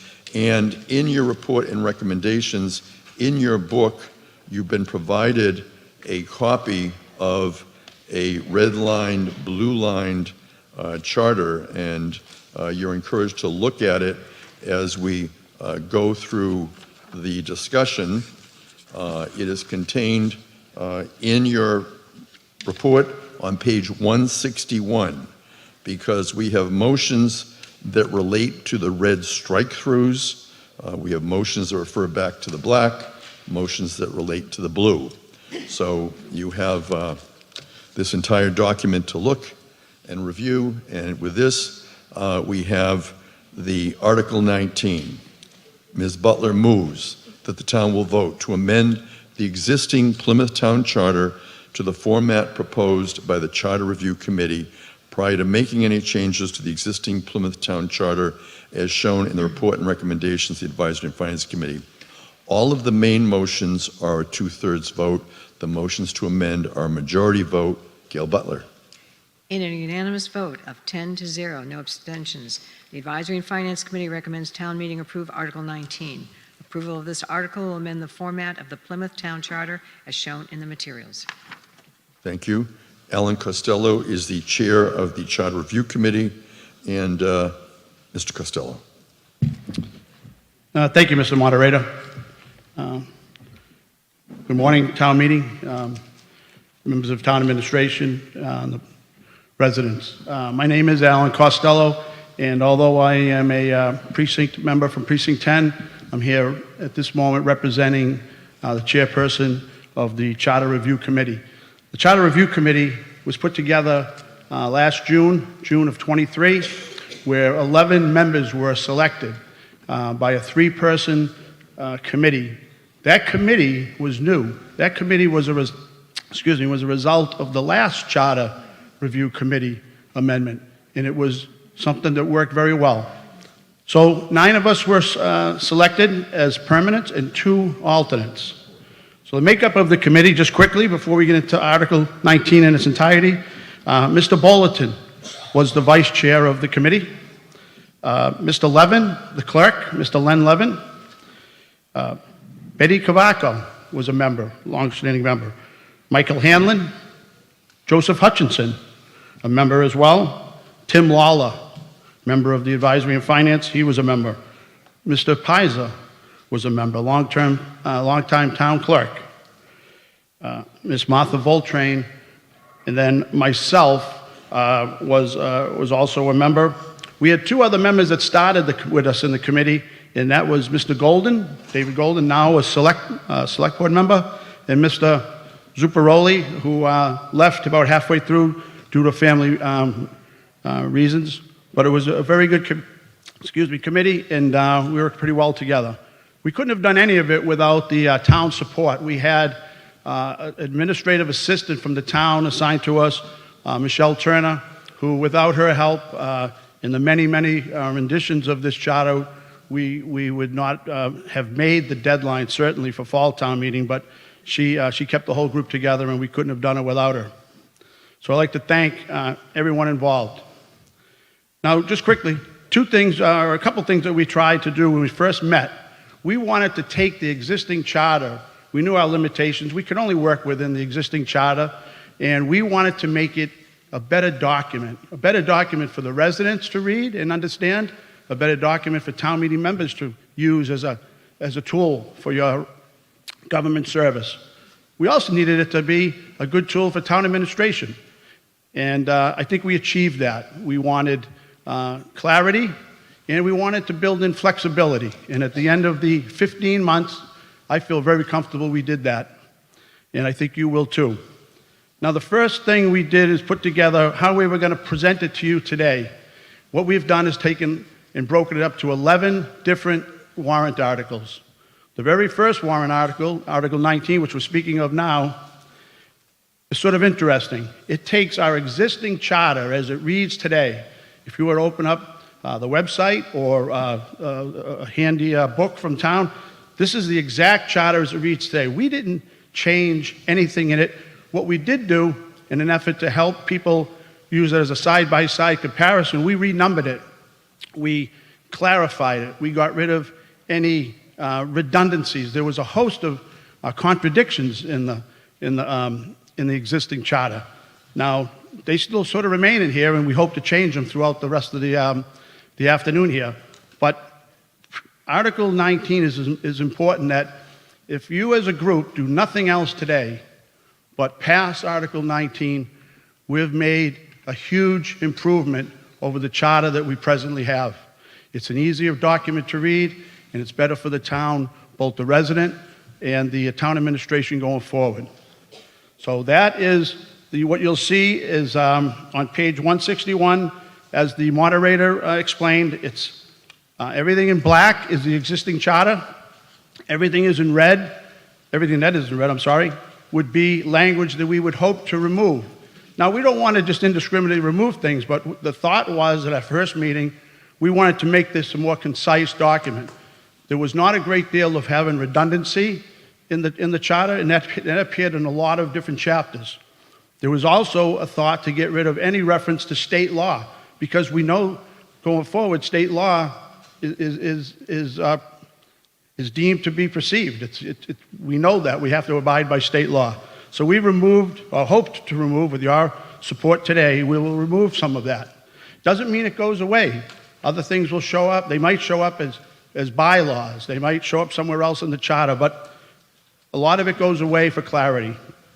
And then anything in the blue, as you thumb through pages 161 and beyond, pertain to different articles as we proceed this morning for proposed changes or recommendations that we would hope that you like, or that we may debate or amend. So I think it's a good starting off point. But if nothing else happens today, I would encourage the body to vote for Article 19 in the affirmative. It's a great place to start. The rest of the articles are not 100% contingent on that, but it makes it easier as we go forward. And I would at this time urge you to accept Article 19. Thank you, Mr. Moderator. Thank you, and that is Alan Costello, and he is the chair of the Charter Review Committee. We're going to begin now. Joseph Hutchison, Precinct 17, Edward Russell, Precinct 16. We're debating Article 19 on the warrant, It is charter amendment. It is related to format. And again, we're going to continue. And the main motion on this is a 2/3 vote. Welcome, Joseph Hutchinson.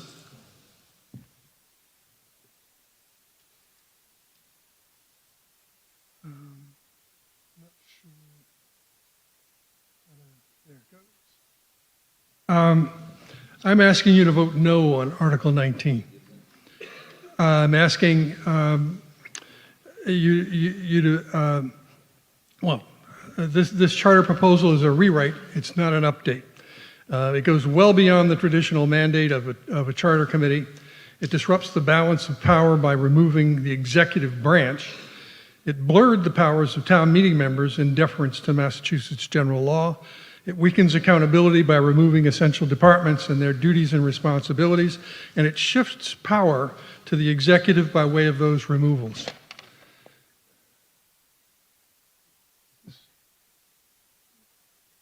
For me, the key principle is that in guidance in working on a charter is balance of power. Charters balance power.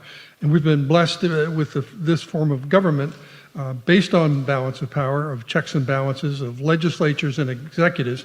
It's democracy. Plymouth's current charter mirrors the U.S. Constitution and performs the same functions, balancing the legislature and the executive.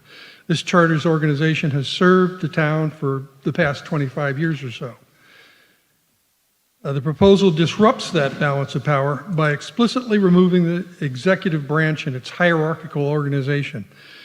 It's not just the deletion of a chapter heading.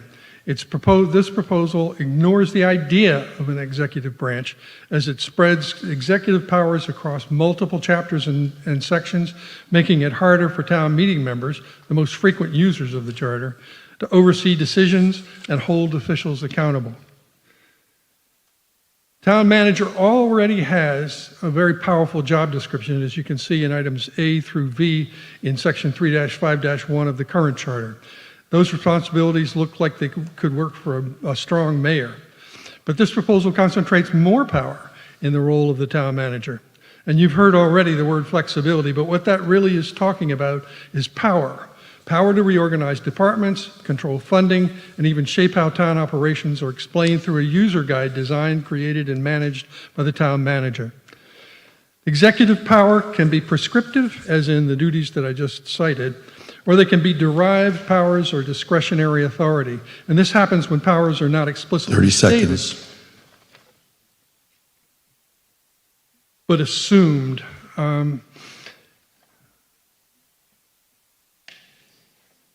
They've also stripped the character of important context about what major departments, finance, planning, and public works actually do. These are not just administrative details. This proposal removes the enumeration of duties and responsibilities of these departments, the guardrails that town meeting uses to hold the executive accountable for doing the town's work. To summarize, Mr. Hutchinson, do you need more time? I need another minute. 1 minute, any objection? Thank you, 1 minute. To summarize, in this proposal, checks and balances are reduced, clarity and transparency are blurred, power moved upward, departmental accountability reduced, and I'd also add that we're participating in a voting process that's confusing and difficult to manage. We're going to have to make amendments. We're going to have complex decisions and difficulties in mapping back to the original charter. And in closing, I'd like to just ask you to vote no on Article 19. Thanks. Edward Russell, Precinct 16. We're debating Article 19. It's a 2/3 vote on the main motion. Welcome, Edward Russell. Thank you. I don't know about all of you, but I found this a very confusing series of articles, and it took a while to work through them. I didn't find the new charter easier to read, and I didn't like the fact that they made scrambled eggs out of the whole process. But, and my feelings, I worked through the articles with a small group of fellow town meeting members, as I do before every town meeting, and by the way, that's okay with the Attorney General, and we spent 2 hours on the charter, and I left that meeting not really satisfied that I thoroughly understood it. We watched all of the PAC TV hearings, and still I was left with something that the moderator mentioned just a few minutes ago, that taking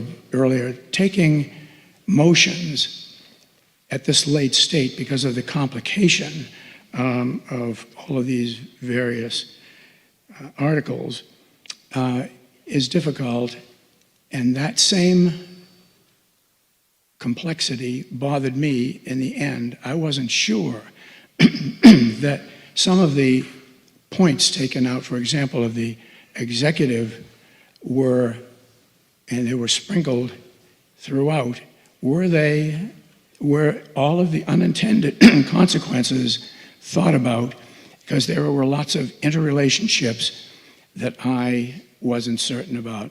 So I'm approaching this decision without the clarity that I like. Thank you. Thank you. Wrestling Brewster? Precinct 15? Brewster, Precinct 15. I echo what the past speaker said. My concern, and everybody who makes amendments has a right to do so, Mr. Hutchinson, I'm a little confused. I was on the Charter Commission that we had. I was on the minority on most of the things. At the end of our discussions, I could have, and Mr. Peck could have come up with a minority report. We didn't, because we thought that what we came up with was the best we could come up with the group that we came up with, and it was a movement forward. So we all supported that charter. My concern is that Mr. Hutchinson was on this charter review, and Mr. Hutchinson coming at the last hour. And how many amendments do we have to this, Mr. Moderator, to the entire charter? I can tell you off the top of my head that on 22 we have 5 motions. I'll get into that. Yeah, but 22 amendments to this. I can, you have every right to do this. But if a charter review is confusing enough, and all of these amendments coming at the last moment, Mr. Weber at the Committee of Precinct Chairs the other night said that he felt like he was coming to town meeting and seeing the book for the first time. And I would caution people making amendments that at the last hour, if your intent is to confuse the issue so it gets voted down, you did it. But these are all important things that this committee has worked for 15 months on, and they're not just doing it just to do it, just to confuse you. They're doing it because they thought that this document needed fixing.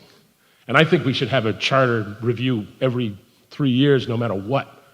But you talk about democracy. If a committee comes to a conclusion through democracy, they take a vote on every single thing that they put forth, that's democracy. Coming with saying, I hate to use the word, but sour grapes, I didn't get what I wanted, so I'm going to make an amendment. 30 seconds. So it confuses things. I would just caution town meeting, look at the document, and don't be confused by all the amendments. And we should discuss this. We should discuss it in this forum and not make so many amendments just to confuse the issue. Thank you. So before we go further, I just want to comment on the parliamentary procedure. So you've seen this morning that we take motions from the floor. All the motions from the floor this morning have been procedural, though you know in the past we've taken substantive motions. However, last week we did send out a notice that we were going to have a cutoff on last Friday for charter-related motions. And the reason is that town clerk, town council, Secretary of the Advisory and Finance Committee, and I met in meetings before the meeting in order to make sure that the proposals were correct. One of the reasons you have Mr. Hutchinson's supplement today on his motions is because he did contact us last week. He had a different motion, and we worked with him to change the motion to the motions you see today. So they're proper motions to be considered. On the other hand, during the morning recess, a town meeting member came up to me and she wanted to propose a motion to amend on Article 17, which was also legislation. And I denied the motion, only because it involves drafting now on town meeting floor, and we just can't do it. So I'm not going to be accepting any more substantive motions unless it's something, a word that might be okay, but simply the motions that we did receive in advance needed time and research. So I just want to explain that there were some that were accepted, but I'm not going to be doing that now. Yes, Mr. Costello, Chair of the Charter Review Committee. Well, I just wanted to talk to that for a brief minute. The Charter Review Committee invites motions, invites debate or discussion.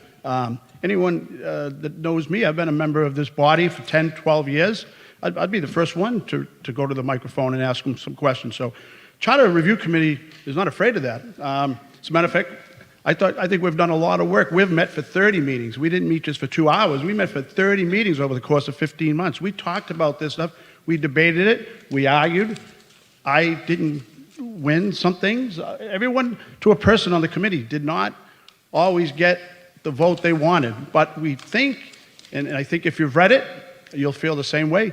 We've put together a better document for the town 15 months later. Now, can it use some tweaking? Listen, if we hear something this morning, I'm all for it. The one caveat to that is in the 5 or 7 presentations, full presentations that we've done, caucuses, select board, advisory and finance, there's been 3 or 4 issues that continuously come to the top. They want to be talked about. And prior to this morning, 2 of them have been dealt with outside, and there's a compromise, good compromises that have come from our work in our discussion. So I invite discussion this morning. And as a matter of fact, I wouldn't feel comfortable if there wasn't some sort of question or different idea. So we're not shying away from it. The motion thing, I don't know about time frames. No one told me there was a cutoff. I invite it. If it's within the scope for the moderator, if you have some suggestions, we're here. And we have a good representation of the committee, if I'm not mistaken. I think every member is here. And we have somebody here that can talk to just about every facet of this document that I think will dispel any fears or confusion, because I know that's the word of this week, confusion. I think if we work through this in the next couple hours, you're going to be very happy with the product. Thank you. Lawrence Pizer, Precinct 3, Donna Curtin, Precinct 3. Mr. Pizer. I am Lawrence Pizer, Precinct 3, formerly Town Clerk of Plymouth. I wanted to speak specifically to the question of the reformatting of the charter. I worked with the charter during my term as town clerk quite intimately over almost 3 decades. And what I believe happened is from the first time the charter was drawn, now about 50 years ago, there were add-ons and more add-ons. And I don't believe that anyone considered during the last 50 years the idea whether the add-ons took like tails and necks and little pieces that confused the direction of the charter. So one of the things that the Charter Commission did was to consider how we could make it clearer. And what we found was there is no one answer to that. Someone said everything the town clerk did should be in one area. And we found that if you did that, you were going to lose other pieces. So when you look at the idea of reformatting, just consider the idea that take what you see. If you like it, vote for it. If you don't like it, vote against it. But I don't believe that there was any intent on the committee to confuse people or to change the direction of the charter. It was more a clarification. Thank you. Thank you. Donna Curtin, Precinct 3, Anthony Mayo, Precinct 6. Donna Curtin. Donna Curtin, Precinct 3. Obviously, the Charter Committee has spent hours and hours and devoted a great deal of time and effort to this. But the fact that the intent was not to create confusion, I don't think has changed the fact that I believe a lot of us here in this room are quite deeply confused. And I think it's because things have been broken down into these 11 different main motions and God knows how many other sub-motions that we have to contend with and look at. I don't think there's a person in this room that's going to predict what our charter is going to look like when we get through these articles. So it's very difficult to say what exactly are we voting on. And I think it starts with this article, Article 19. We've taken this piecemeal approach to really thinking in a fundamental way about what our process and form of government is. And I think that is a profound mistake. I think maybe it wouldn't have happened had we had an elected commission instead of a committee where you had individuals who were going to be presenting a platform and being voted in because they would have had to make some statements about where they stood on things. But that's not what we have here today. We have a rather confusing amount of, buckle up your seatbelt, it's going to be a rough and rocky afternoon, I think. But I would recommend, I'm going to vote against Article 19, and I want to commend Mr. Hutchinson for the work that he has done and for the mailing he sent out to us earlier to clarify some of the larger implications if we vote to amend our charter as Article 19 is proposing. I think that would be unsettling. I don't know that we are. It's not a matter of simple housekeeping, cleaning things up. It's more fundamental than that. I'm going to vote no against it. I suggest you do. And I think as we go through these motions today, I would ask you to think, what does our community need? Does it need more efficiency? That's always a good thing in our government. I think what we need is stability. And I don't think this process that we're looking at here today offers us that. I think there's a great deal of confusion, and we've got our work cut out for you. But I hope many of you will join me in voting against Article 19. Thank you. Thank you. And Mr. Mayo, one moment. Steve Bulletin is the Vice Chair of the Charter Review Committee. Good morning, town meeting members. First, addressing what the committee did. This committee did what charter review committees have done each 5 years. We're tasked with reviewing the document and making recommendations to town meeting to look at. And that's what's before you, our recommendations as a committee. Those who were here for the last Charter Review Committee report will remember the giant fold-out and the fact that people were trying to balance 3 different books on their laps as they sat here. To say that this methodology creates confusion would pale in comparison to what we did last time. We worked this very specifically in order to try and limit that level of confusion, because this is going to be a confusing process no matter what. It's a charter. It's a legal document. It's not easy. You folks do have a lot of work cut out for you in going through this. You've had a lot of work going through it to prepare for today. But when statements are made regarding how confusing this is regarding the way our government operates, let's just be crystal clear. With respect to the Select Board, no changes were recommended with respect to either the authority or responsibility of that body. With respect to town meeting, no changes are recommended with respect to your responsibility or your authority. With respect to the town manager, no changes are recommended with respect to the town manager's authority. One change is recommended with respect to his responsibility. And I say his because it's Mr. Brindisi right now. The Charter Review Committee is recommending that rather than have everybody try and figure out what our town government does by reading our charter, our bylaws, and other legislative documents, that the town manager be responsible for creating we've variously referred to it as a user guide, a handbook, an operations manual for the public, so that the public understands what each branch of government, each committee, each department does, how to get a hold of them, and how to address that. Ironically, a change suggested by none other than Mr. Hutchinson. So there is no change being proposed with respect to the authority or responsibility of government. This is a reordering so that we can discuss things in a more ordered fashion. That's all. The ultimate order of the charter is decided at the very end.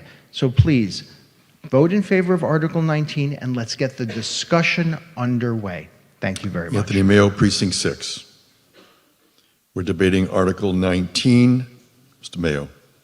Let me just say, start off by saying, democracy is not easy.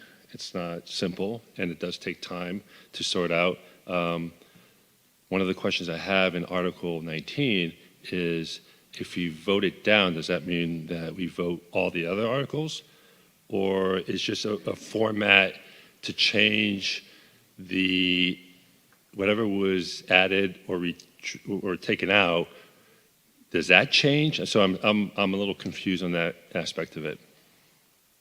Alan Costello responding. Yes, our hope is that, we can still go on from here, and changes that we make in Articles 20 through 29 would supplement the existing charter. Our hope was, on 19, we needed to put a side-by-side, as best we could, document together. So if you were to take everything on your book on page 161 and beyond and took the blue colored amendments or proposals and change the color black, then that would be the charter at the end of the day if we voted everything in. So it's not built on 19, but 19 makes it easy for everyone to pick and choose as we go into the later chapters or later amendments what will end up at the end of 29. It's not going to preclude us from going forward, but 19 is a better document to start out with. If we have to make the changes from Articles 20 to 29 and insert them into our existing charter, that's a host of work for the town clerk. Just for an example, the responsibilities and powers of the town manager show up in 4 chapters of our existing charter. 4 chapters. So if I'm a new resident and I open up the website and I wanted to learn about the town manager's responsibility, and I read the first chapter and I close the book, I feel content. I know everything that the responsible powers. I've missed 3/4 of his responsibilities. The present charter that we have today on the website is the definition of confusion.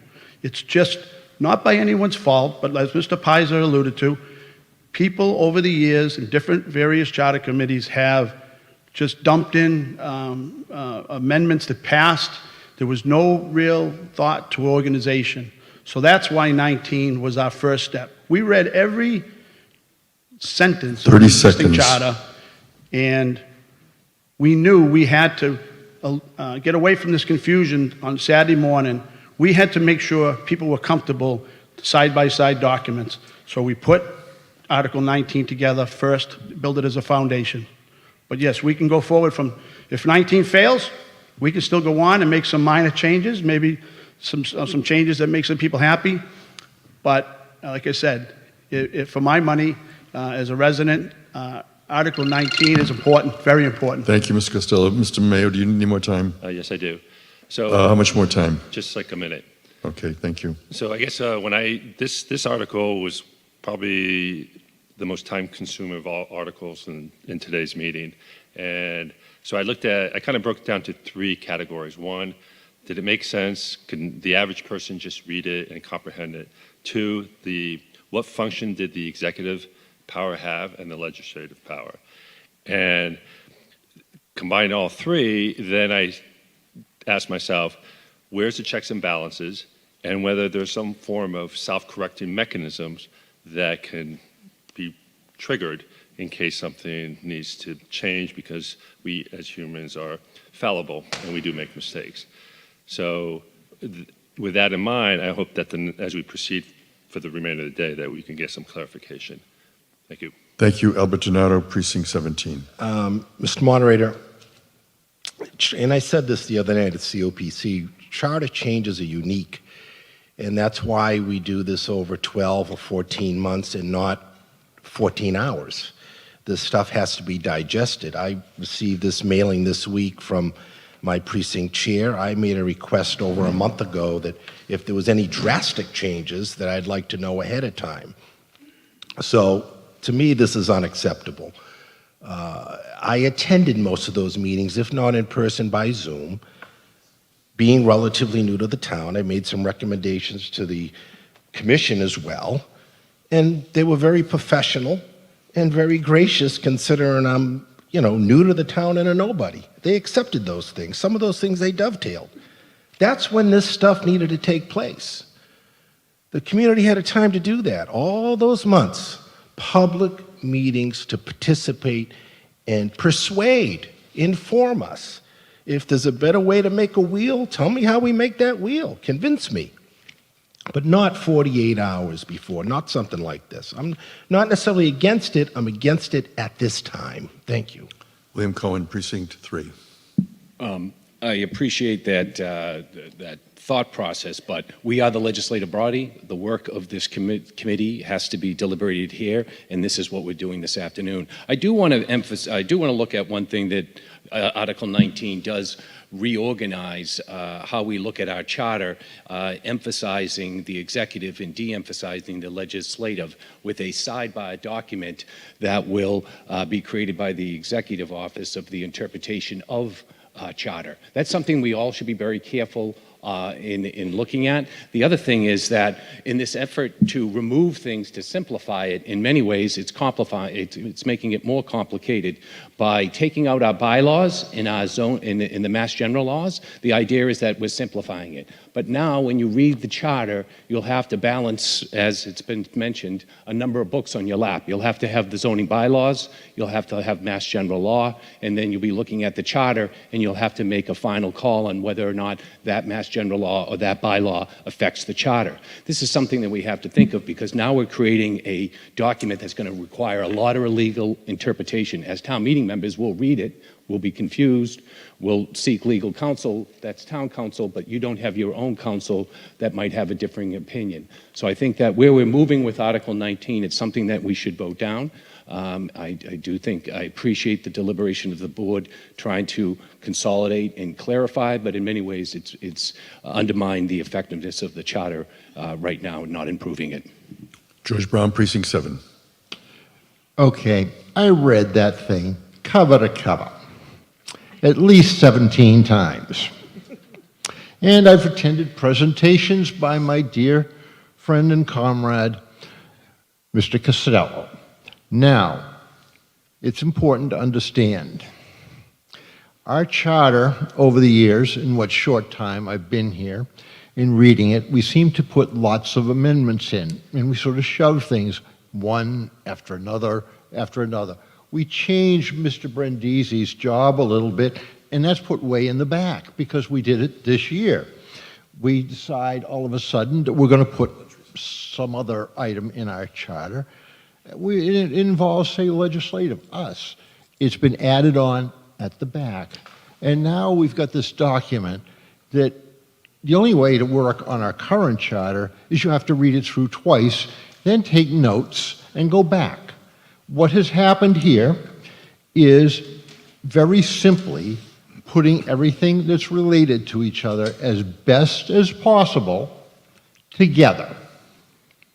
So I can see in the charter when I want to go to our executive branch, where I want to see what we're responsible for, and various other things through the end of it. Now they've been consolidated, stuff we've had spread all over the place. I think that we need to vote this in and continue our debate. Further discussion on Article 19. We're debating a motion for a charter amendment format. Stephen Lyden, Precinct Steve 17. Lyden, Precinct 17. I want to thank the committee. I think they did a great job. I attended a few of their meetings, but I was watching it on Zoom. You know, the old charter is old. I'm old. I don't do things the same way that I did 40 years ago. And that's what this charter was.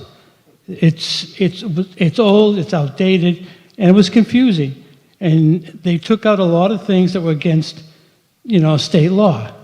If it's in there and state law says you can't do it, why have it there? Why should I have to waste my time reading something and saying, oh yeah, oh you can't do that in state law. Oh, you can't do that in state law. And as far as the town manager goes, I'm not going to micromanage him or any town employee. They have a job to do. They're hired. They know their jobs. This body should not try to micromanage our department heads or our employees. That's not our job. Thank you. Further discussion on Article 19 is going to be a 2/3 vote. We're going to invite Precinct 9, Catherine Holmes. She's participating virtually. If we can bring her in remotely and welcome her back once again to speak to town meeting. And I'm not seeing her. Is she with us? Okay, there she is. Catherine? Can't hear you. I think you're speaking.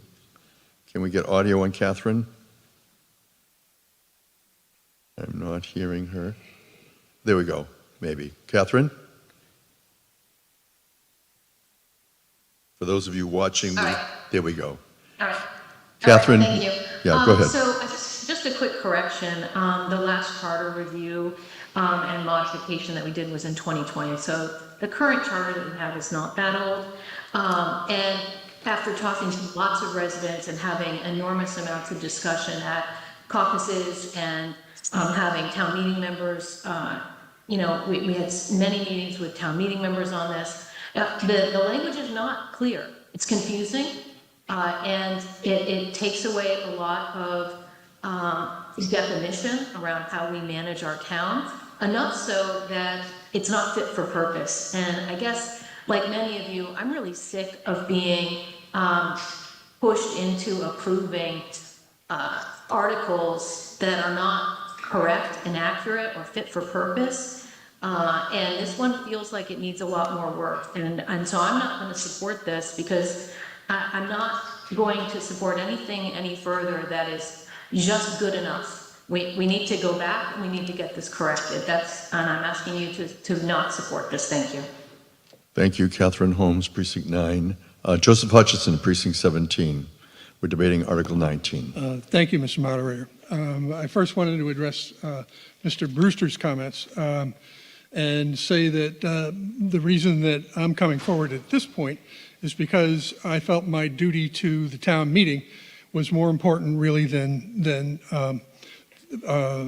agreeing with the committee's decision to put the book together this way. I spent a lot of time studying this, and basically what's going on is a systemic change.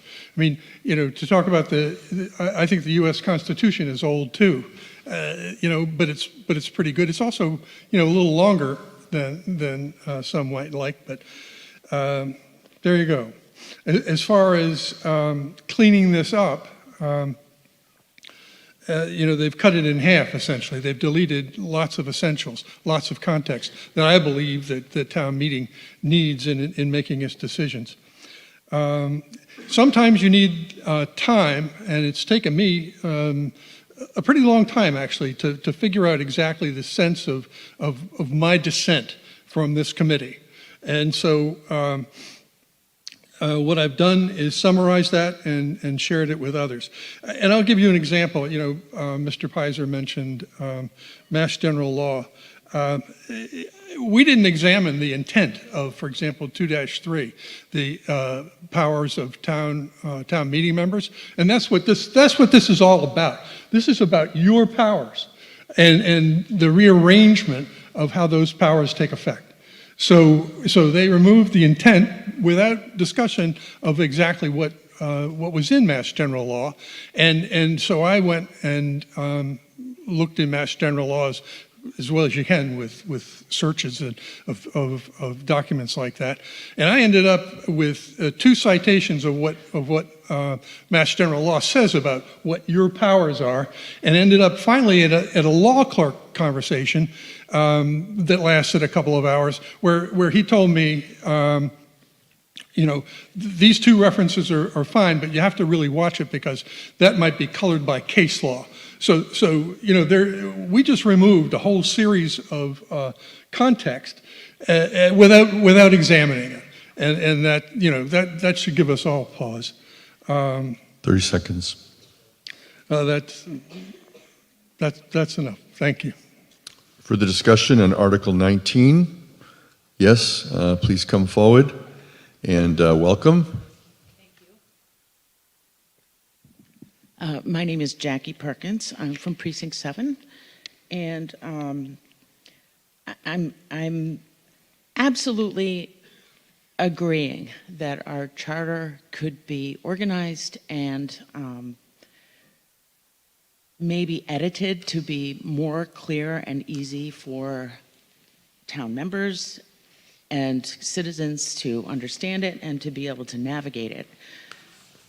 But my impression has been that this revision is really just about that, but I'm seeing some substantive things in this revision. So I would like to know what I consider substantive, how they were determined. So I just have a couple to point out.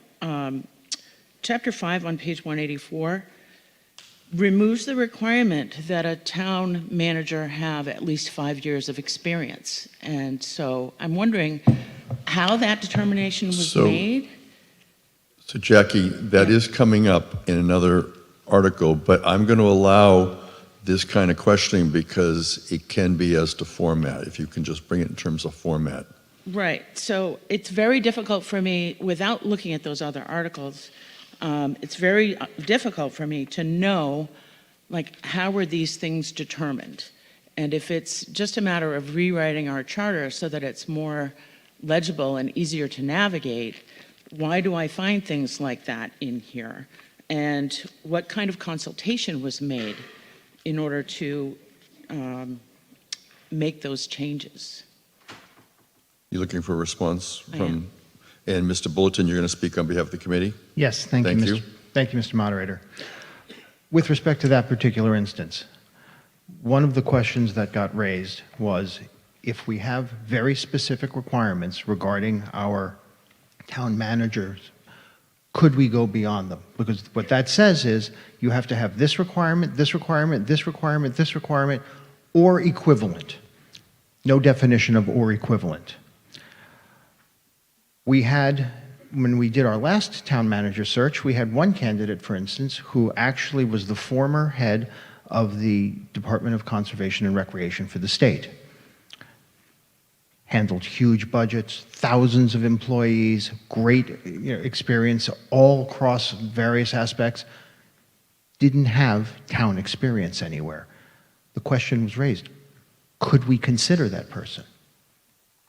So the determination, 30 seconds. the recommendation that is being made is to take that out and allow the select board, which ultimately hires the person, to make the determination as to what is best for the town. But that's something that I know, for example, Mr. Canty is moving to put back in.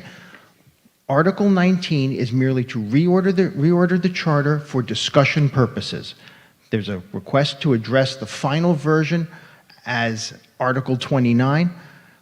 Just reorder it for discussion purposes as Article 19, and then we can get to the substance that you want to address. Do you need further time? I don't. Thank you. Thank you. Any further discussion on Article 19?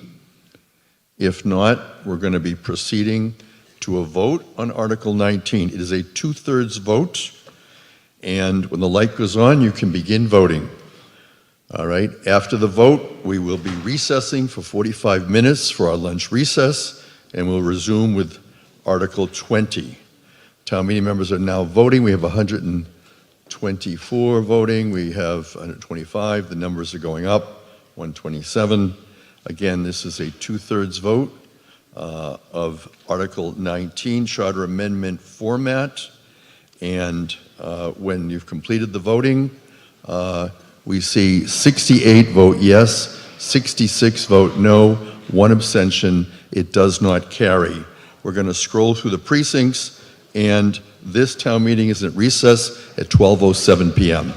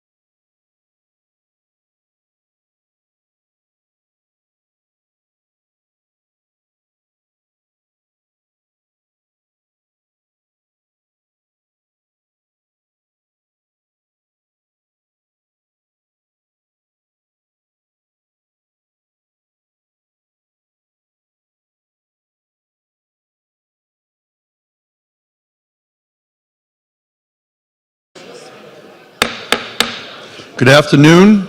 I'd like to welcome everyone back to this afternoon session of Plymouth's Fall Annual Town Meeting. And we're going to begin at this time. And I have a point of order from Mr. Cusman. Welcome, Ethan Cusman. Go ahead. And, I'm not Ethan Cusman, Precinct 2.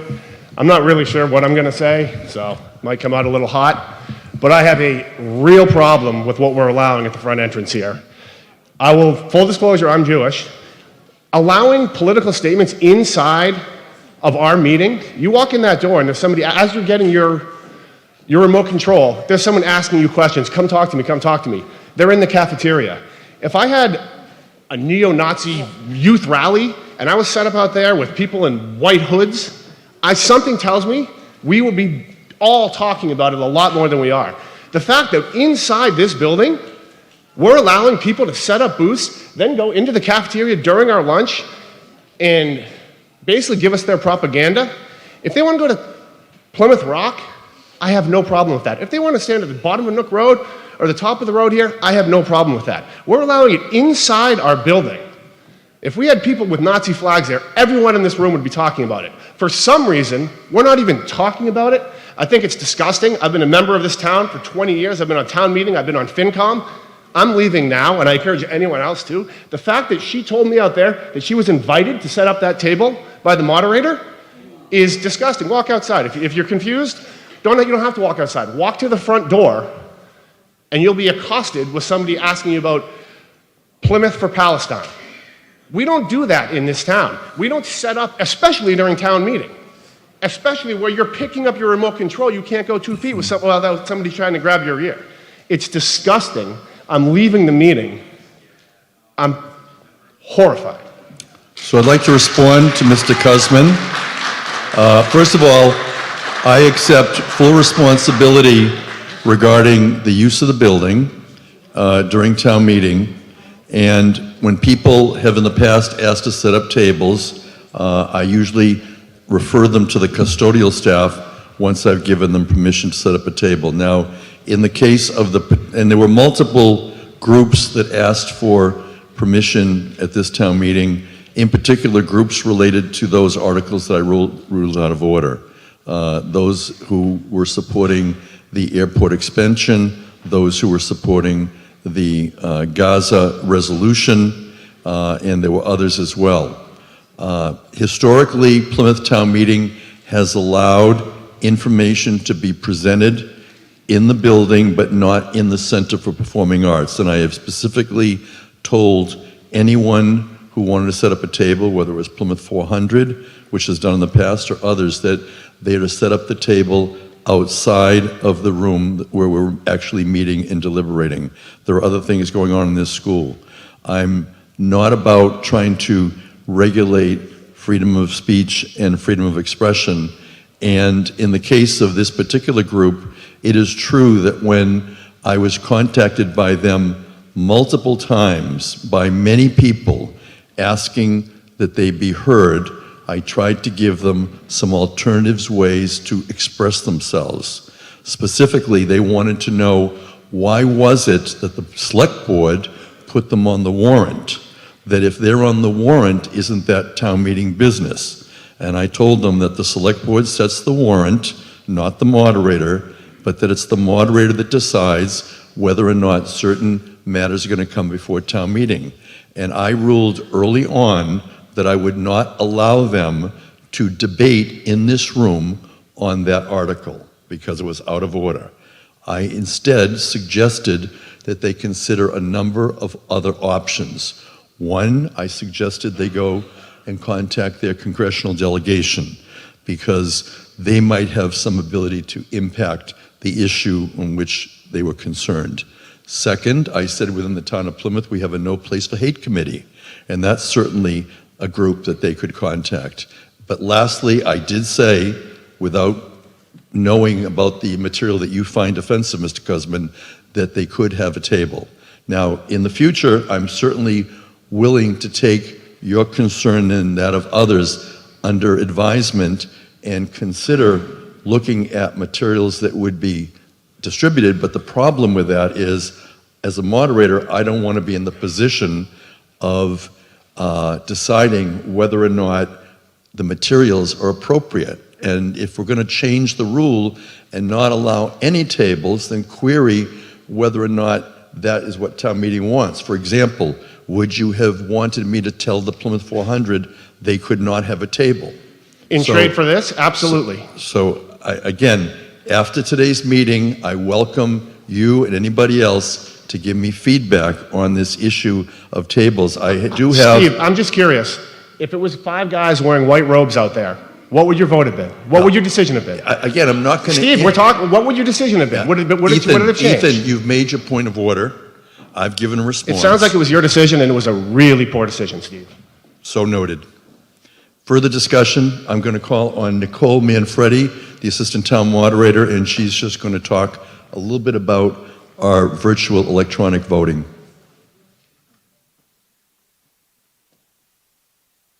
Hi there. So what I was going to say could not be applicable at this point. I believe that OTI was able to fix the order of the slides, but I just want to speak on why that happened. I hate to beat a dead horse, but yes, we did receive those late motions on the day of the deadline, but because they were not prepared properly, it took us quite a long time to get them in order. And so it technically wasn't a late motion, but it did interfere with the flow of preparing for town meeting. A result of that is the slides were not ordered properly because OTI spent several days trying to catch up, several days worth of work in a 24-hour period. So I know that I've said before, there are hard deadlines, and this is why. That the reason those slides were out of order is because we had to prioritize what we were fixing on the floor, on the go.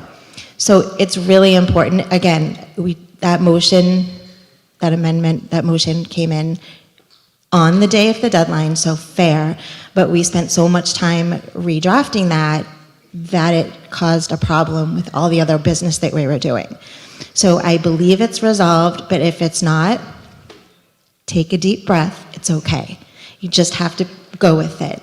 I just want to reiterate, when I say there are deadlines, sometimes the reasons for those deadlines aren't super crystal clear.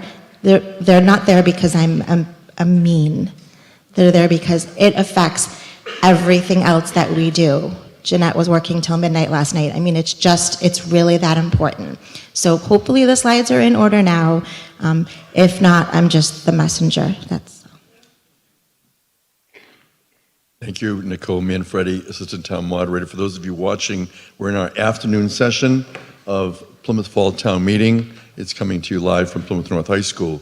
We are continuing in the warrant with Article 20. Article 20 is a charter amendment, Chapter 1, Powers of the Town. Ms. Butler moves the town will vote to amend Chapter 1 of the Town of Plymouth Charter Review Committee proposed amendments, August 2024, recommended by the Charter Review Committee as shown in the report and recommendations of the Advisory and Finance Committee. It's a 2/3 vote. Gail Butler. Somebody move that. In a unanimous vote of 10-0, no abstentions, the Advisory and Finance Committee recommends town meeting approval, Article 20. Approval of this article will amend Chapter 1 of the Plymouth Town Charter as shown in the materials. Alan Costello, Chair, Charter Review Committee. Thank you, Mr. Moderator. Article 20, a very simple article overall, housekeeping, deals with Chapter 1, and that's how we set it up. The remaining warrant articles coincide with a chapter of the work we did. Chapter 1 strictly is all grammatical corrections in the charter, and there were 2 very minor additions to existing definitions. We were advised by the code enforcement, a group that the town hires to review town documents, that there were a couple of small changes that they would like to see. One was in precinct. You'll see it in your book. We elaborated on the definition of precinct to include for the purposes of voting, I believe is for word. And then the other definition, another simple thing, was just the confusion sometimes, and I'm guilty of this myself all the time, separating the word town meeting. Is town meeting the actual event today here on Saturday, or is town meeting the group of us? I use it interchangeably, and as a definition in the charter, we were hoping to add that as a definition. So that is the extent of Article 20. So at this time, I would encourage the group to vote yes on Article 20. Thank you for your time. Discussion on Article 20. Joseph Hutchison, did you care to be heard? You're on my speakers list. No. No, thank you. Anyone else care to be heard? If not, we're going to move towards the vote on Article 20. When the light goes on, you'll be voting on Article 20, and the light is on. We're now voting on Article 20. This is on the main motion from the Advisory and Finance Committee. It is a 2/3 vote to approve Chapter 1, Powers of the Town. We're going to continue to go through the warrant, and I'll take the point of order at the end before we call the vote.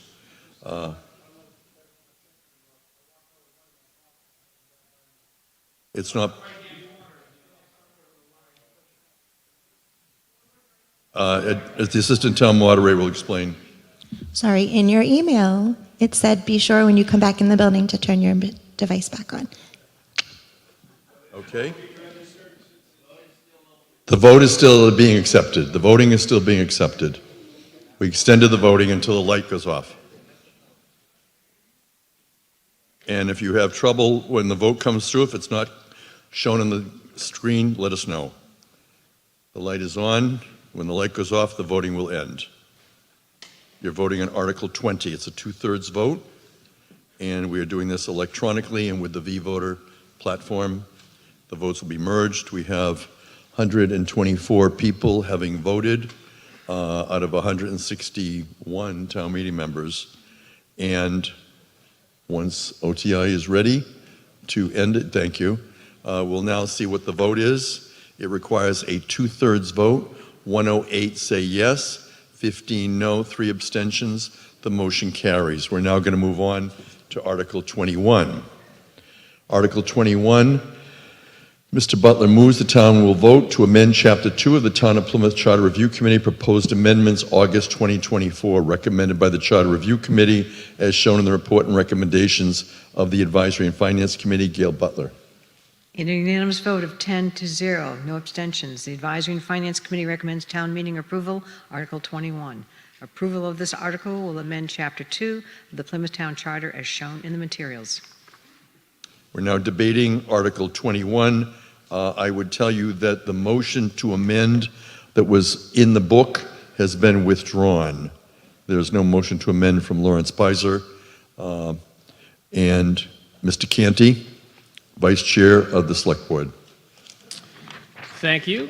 So this is just to highlight, I know there was some discussion, and I think the motion to amend that was withdrawn is in relation to this, but there was discussion about one of the proposed changes in this particular section of the charter deals with the superintendents of the school committee over school buildings.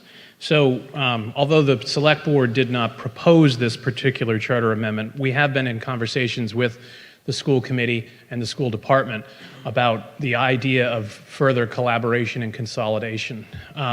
So we had a joint meeting this morning where both the school committee and the select board committed to, we have draft bylaw language that we intend to put on the warrant for the spring, which we can, if we do that, even though this would go forward now, this is going to take 18 months to 2 years to work itself through Beacon Hill.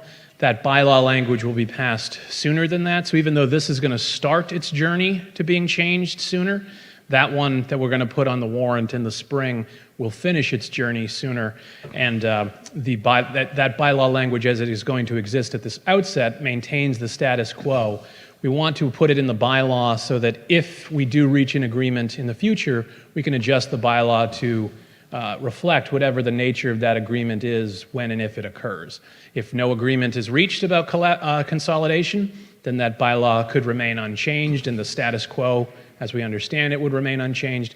But this would give the town and the schools the ability to work on that if we are able to work out an agreement and it makes sense to do so, and both the school committee and the select board are in agreement about this. Thank you. Further discussion. Dale Weber, Precinct 3. Mr. Weber. Thank you, Mr. Moderator. Dale Weber, Precinct 3. I'm asking a question of someone that can explain, because I think what we're hearing is that a joint meeting met this morning and agreed to formulate a bylaw that we haven't seen yet. We haven't even heard that there was a result of that until Mr. Canty stood up and just told us the result was just 7 o'clock this morning. So at several points in this charter presentation, we're being asked to vote on something that we haven't seen yet. One of them is the operator's manual. That comes later. I'll speak about that at the time. My question specifically to this Article 22 is, in the hierarchy of legislative standing, we have a town charter, we have mass general laws, and now we have a bylaw that will be applicable to something that we're being asked to vote to today regarding the charter. What is the standing, what is the pecking order of the weight? Let's say we're looking at scales. What is the weight of a bylaw versus the weight of the charter? Because if, in my opinion, I'm still voting no on Article 2 because of my opposition to the consolidation attempt, and I've had multiple discussions about that, but nothing has cleared the way for me to change my opinion on Article 22, but I do ask, what is the weight of this proposed bylaw that we haven't seen or it hasn't been passed yet as it relates to the charter, as is in front of us today? Thank you. Thank you. Question from Dale Weber regarding Article 21. Kevin Canty, Vice Chair, Select Board. So, three tiers that you discussed were Mass General Law, the Charter, and then a bylaw, town bylaw. So the pecking order would go Mass General Law, then a charter of the town, and then the general bylaws of that community. Technically speaking, not to be a constitutional lawyer, but for a moment, if you'll allow me, town government is a devolved form of state authority. So Massachusetts general law would control the Massachusetts Constitution controls over that. So Massachusetts Constitution, Massachusetts general law, then the town charter, then the town general bylaw.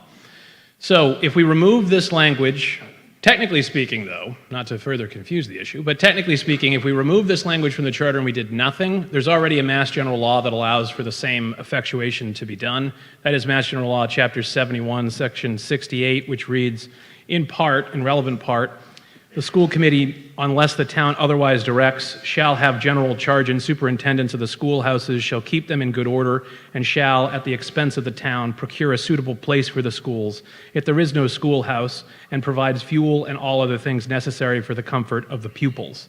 So that Mass General Law would exist whether we made this change or not. But we understood that the school committee was uncomfortable with removing it from the charter without it being reflected in the bylaws, so we met them where they are. And we're willing to put that into the bylaws because we want to continue to collaborate and work with them. We don't want a repeat of prior issues in the past where it's been like East and West Berlin. We want to have a unified front and be able to talk to each other and collaborate and work with each other. So they asked for this. We worked with them on this, and both committees, the school committee and the select board, have agreed. I can read you the proposed bylaw text if you'd like. It reflects. No, that will just take up more time, Mr. Canty. I'm ready to move on if that's it. How much time is left, Mr. Moderator? Your time is up. Would you like additional time? I'd like 30 seconds if that's possible. Okay, go ahead. My time would go to the fact that Mr. Canty has answered the question as to the power of Mass General laws, then the charter, then the bylaw. I would still like to see this removed from the charter, and therefore I would be urging a no vote on Article 21 for consolidation. Thank you. Patricia Edelman, Precinct 12. Thank you. I am opposed to this specifically because of removing the superintendency of the facilities of the schools. You can promise us a bylaw, but what if it doesn't happen? I think it's just a chance we're taking. I'm voting no. Thank you. Thank you. Mark Pisanelli, Precinct 1.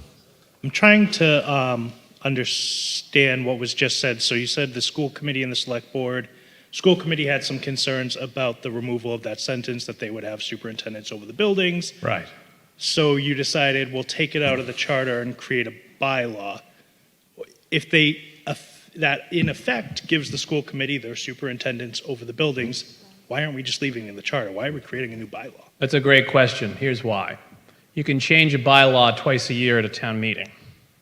The charter, if any change to a charter, has to go through the State House. So it takes 18 months to 2 years to effectuate.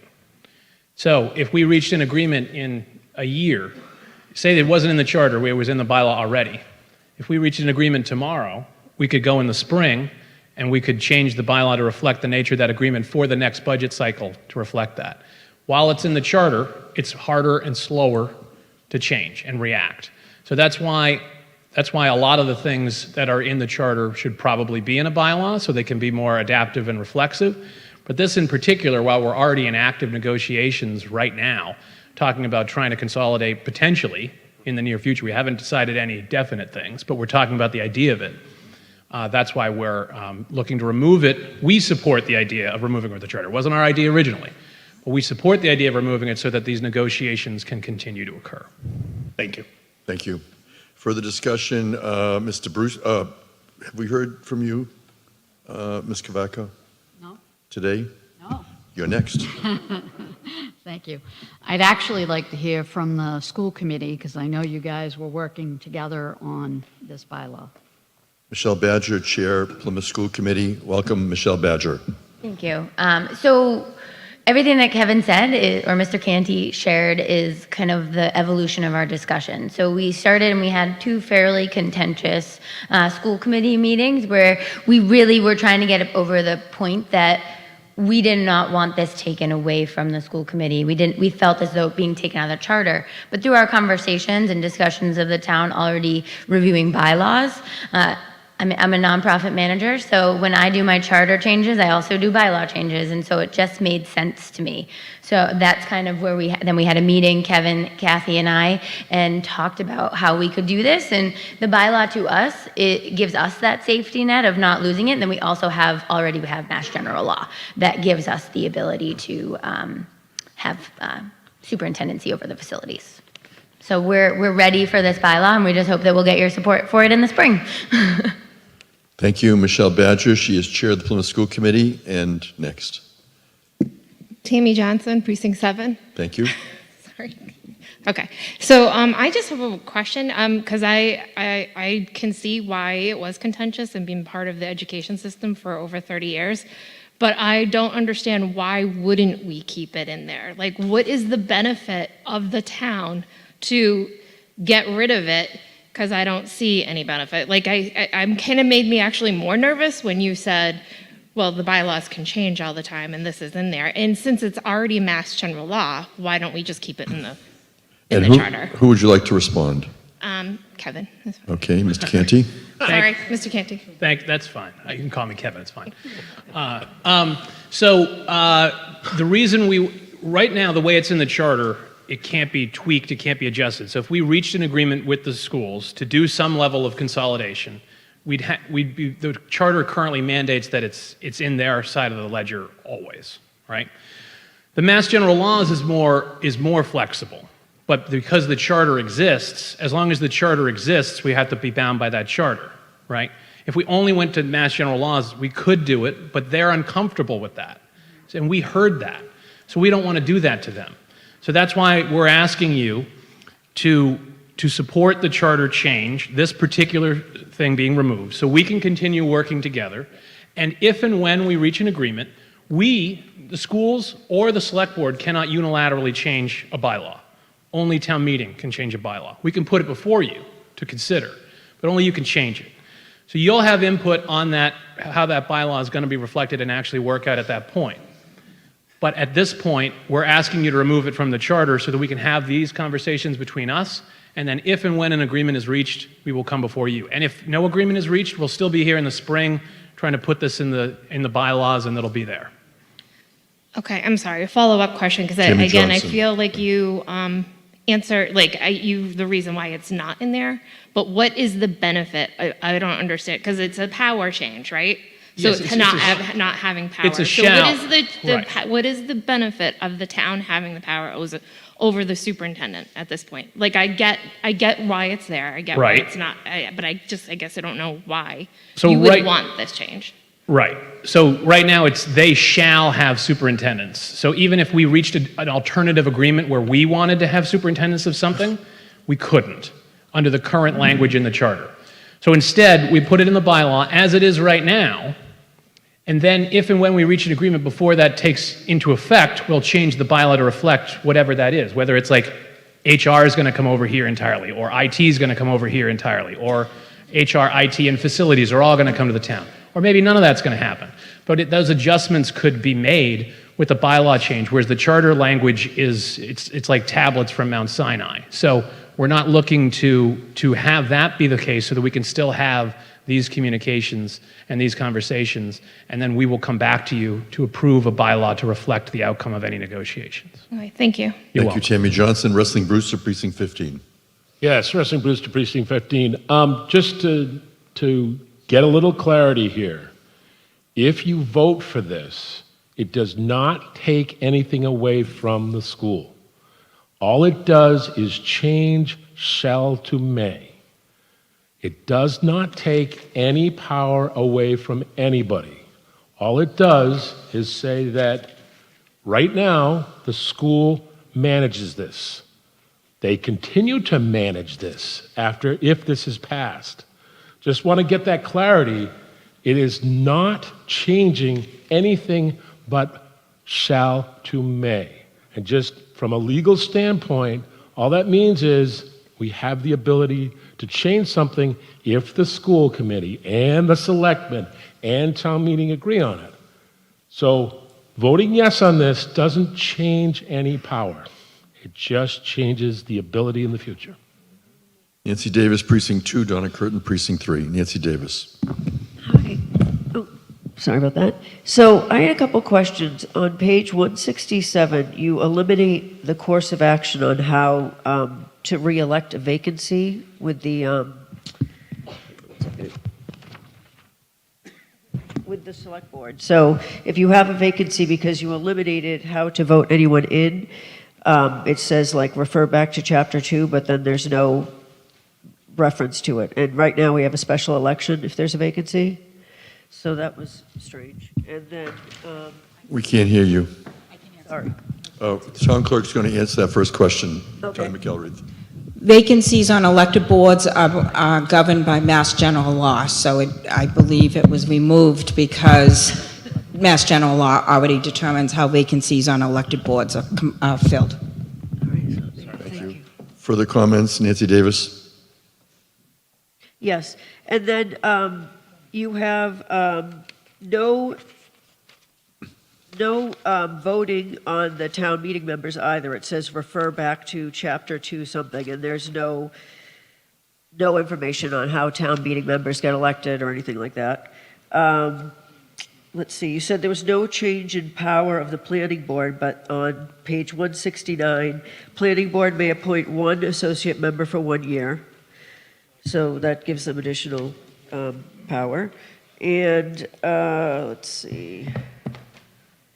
So can you explain that to me, if there's no change? And there's a whole bunch of reference to all this stuff that was taken out on page 170, which has to do with bringing information to a town meeting member representatives, like our chairs or whatever. It says you will do it at town meeting. So does that give anybody time to react to changes with, development and planning, open space preservation, land acquisition, village centers development, economic development, housing, and historic preservation? That's kind of a big thing to chunk out. Can you explain that? Steve Bolton is the vice chair of the Charter Review Committee.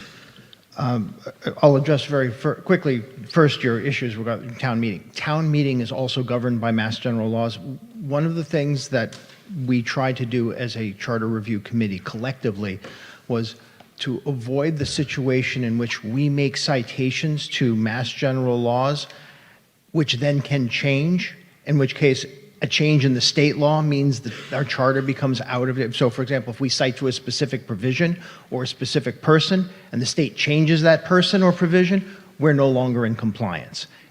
That was just something, but we didn't change the authority. With respect to the planning board, there is no change in, the planning board currently has an associate member. That's permitted by state law. What Okay. we're recommending is that we actually define in our charter Okay. the role of that associate member. We already have the associate member. State law allows us to have that. This was actually to define that role. Okay. Because state law just says you can have an associate member, but it doesn't say what that associate member But in does. terms of bringing topics to town meeting members, that needs to happen in advance of town meeting. Nancy Davis, how much more time do you need? I just want that question answered. I'm sorry, I'm not understanding the question. So Well, basically, you cut out all of the paragraph of you guys communicating regularly with town meeting members, like people that are, our chairs and whatnot, so we can keep ahead and abreast of issues, so we can bring it to our constituents, so that we have time to react to things prior to town meeting. That's how, it just seems a little... So that's the master plan section, and I can address that separate as well. So one of the things that happened last year when we came to town meeting to do an update on our master plan, one of the questions that was regularly asked of us was, how do we enforce the master plan?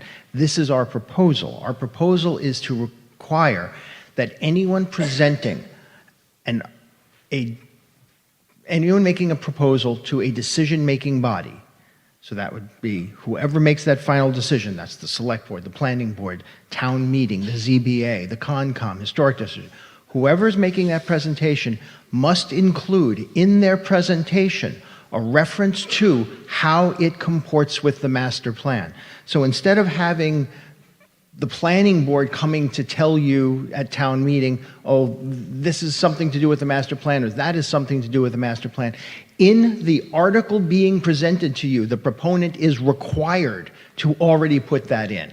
So we're doing that along with the recommendation that town meeting agree that the master plan shall be updated every 10 years. Right now, our charter simply says shall be updated periodically, and there's no definition of periodically. We just defined it to 10 years. That's sufficient. Thank you. Thank you. Thank you. Mr. Delap, before I go to Ms. Donna Curtin. Yes, I move the question. Motion to close debate on Article 21. I have nobody in the queue, and those who still want to be heard, you can see them standing. And at this time, we're going to take a vote on whether to close debate. And it is a 2/3 vote. It's not debatable. The light is on. You can now vote. You're voting on whether to close debate on Article 21. This is a 2/3 vote. It's a procedural vote. And following the vote, we will decide whether to continue to debate Article 21 or take a vote on the main motion presented by the Advisory and Finance Committee. This is a charter amendment for Chapter 2, Townwide Elected. Voting has completed. We will now determine whether debate is to be closed. And yes, by one vote. Again, 85-42-2. The motion carries. We are now closing debate. We are moving on to Article 21, the main motion. When the light goes, well, first of all, we'll scroll through. You can check and see if your vote was correctly tabulated. And we had a couple people vote early, I believe, but I assume their votes were included. I'm seeing here OTI, Mr. McChesney and Ms. Stearns with their vote. You voted yes? Ms. McChesney voted yes, and Ms. Stearns? No? Carmelina Stearns, Precinct 14. Do we have her vote? You're showing Precinct 14, Carmelina Stearns? On Precinct 14. Precinct 14. My screen just has her as wanting to speak on the motion. Just wondering if her handset, whether she voted too soon. Here we go, Precinct 14. Carmelina Stearns abstained. Okay, it's an abstention. So it passes. and will now be voting.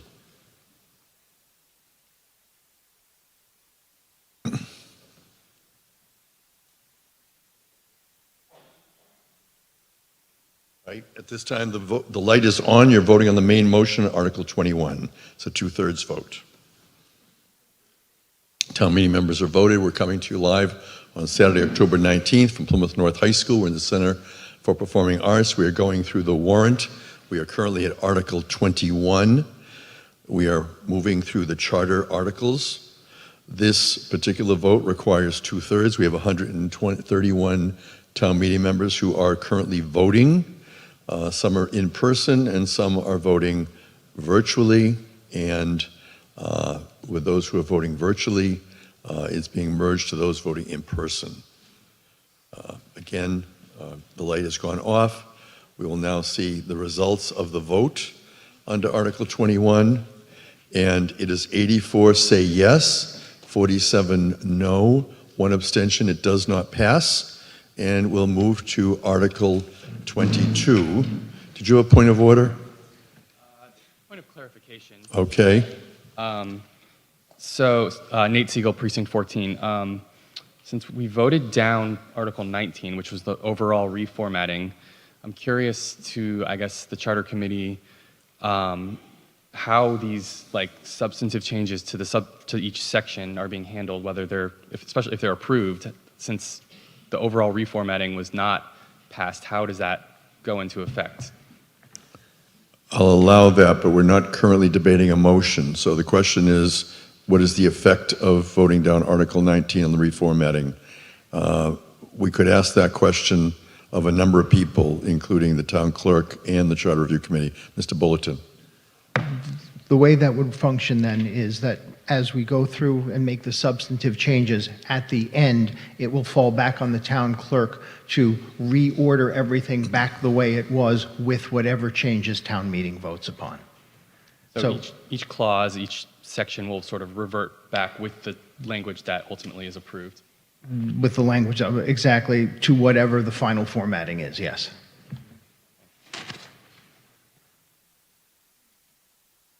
Thank you. So I'm going to talk. Do you have a point of order, Mr.? No. That's a no, okay. I'm going to talk a little bit about Article 22. So we have the main motion from the Advisory and Finance Committee. We have 5 motions to amend. The main motion is 2/3 vote. If it's amended, it's still going to be 2/3 vote. But each motion to amend is a majority vote. And in the original book, you have 4 motions. Ms. Downs, Mr. Cirque, Mr. Williams, Mr. McKay, and then in the supplement, you have one from Mr. Hutchinson, a total of 5. What we're going to do is I'm going to read into the record the first main motion, and unless there's any procedural votes that anybody wants to make, I'm going to then put into the record just the first amendment, and then we'll debate whether it's the amendment or the main motion until somebody moves the question. If somebody moves the question, we're then going to be voting on the amendment. And then once the amendment is voted up or down, we'll go back into debate and we'll enter the next motion and so on. So I wanted people to know you always will have the opportunity to make procedural motions or a point of order, but otherwise we're going to proceed as you have been provided with notice in advance. So with that being said, Article 22, Ms. Butler moves the town will vote to amend Chapter 3 of the Town of Plymouth Charter Review Committee proposed amendments, August 2024, recommended by the Charter Review Committee, as shown in the report and recommendation of the Advisory and Finance Committee. Gail Butler. In an unanimous vote of 10-0, no abstentions, the Advisory and Finance Committee recommends town meeting approval of Article 22. Approval of this article will amend Chapter 3 of the Plymouth Town Charter as shown in the materials. Thank you. Unless there are any motions, I'm going to put into the record the first motion to amend. Lori Downs, Precinct 17, moves to amend the main motion by substituting 410 in Chapter 3, Section 2, 2-9-2. Lori Downs, on your motion to amend. Welcome. We are debating Article 22, and we're debating a motion to amend. Good morning. My amendment refers to the procedure for filling a midterm vacancy for a representative town meeting member. Currently, it would be offered to the person who received the highest number of votes among the unsuccessful town meeting member candidates at the most recent election. The proposed charter change allows 10 days for that candidate to respond before the clerk moves on to the next candidate. Keep in mind that that is not 10 business days, so depending on how those 10 days land, it could be a weekend plus 5 days and a weekend, which is essentially a vacation period. I just referenced Chapter 1. It defines days when it's more than 7 days as not being business days, if you want to refer to that. So there are many reasons that a person may be unreachable in that small amount of time, including illness, hospitalization, military duty, travel. Myself, I was unavailable for a period of time like that because I was doing a Habitat for Humanity type project in northern Maine and was off the grid for that time frame. So there are reasons that people would be unreachable, and we can't assume that everyone is reachable electronically during such a short term. So amending to 14 days, I believe, allows people a little bit more grace period, especially if your 10 days fall in that type of a time frame. Thank you. Thank you. Further discussion on the motion to amend by Laurie Downs? If not, we're going to take a vote on the motion to amend, substituting 14 for 10 in Chapter 3, Section 2, 2-9-2. You can vote when the light goes on. This is on a motion to amend. It's a majority vote. And you can vote now. We're voting on the first of 5 motions to amend under Article 22. It is a motion with a majority vote presented by Laurie Downs, Precinct 17. And the effect is to amend the main motion. We are debating Article 22 in our afternoon session of Plymouth's Fall Annual Town Meeting. The voting has concluded. We will now see how town meeting voted. 120 yes, 11 no, 0 abstentions. It carries. We now have a main motion as amended by amendment number 1. I'm going to now read into the record amendment number 2. Richard Cirque, Precinct 2, moves to amend the main motion by not striking out the language in Chapter 3, Section 6, 2-10-1 and 2-10-3. Richard Cirque, on your motion. If you turn to page 177 in your book, you'll see, quote, Section 6, conflict of interest, close quote, in the middle of the page. My motion seeks to retain Section 2-10-1, the language that's deleted in red on page 177, as well as 2-10-3, the language deleted on page 178 in red. Here's why. Section 2-10-1 prohibits a town meeting member who happens to be a town employee from voting on an article in which he or his department has a financial interest. And Section 2-10-3 defines financial interest. Therefore, for example, it prohibits a town meeting member who is a town employee covered by the DPW collective bargaining agreement with the town from voting on whether or not to approve his union's collective bargaining agreement with the town. The same is true for town meeting members who are town employees covered by the library's collective bargaining agreement, or the Office and Professional Employees Collective, OPEIU, bargaining agreement, or the Service Employees, SEIU, collective bargaining agreement.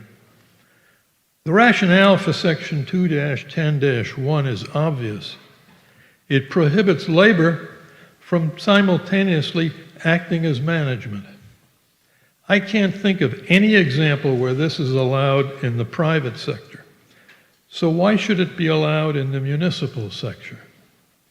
When the Charter Review Committee reviewed this section, the motion to delete Section 2-10-1 was made, sure enough, by a town meeting member who is a since retired member of one of the municipal unions I just listed.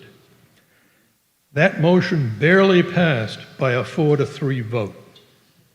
I urge you to vote yes on my motion to retain the conflict of interest guardrails currently in place. Thank you.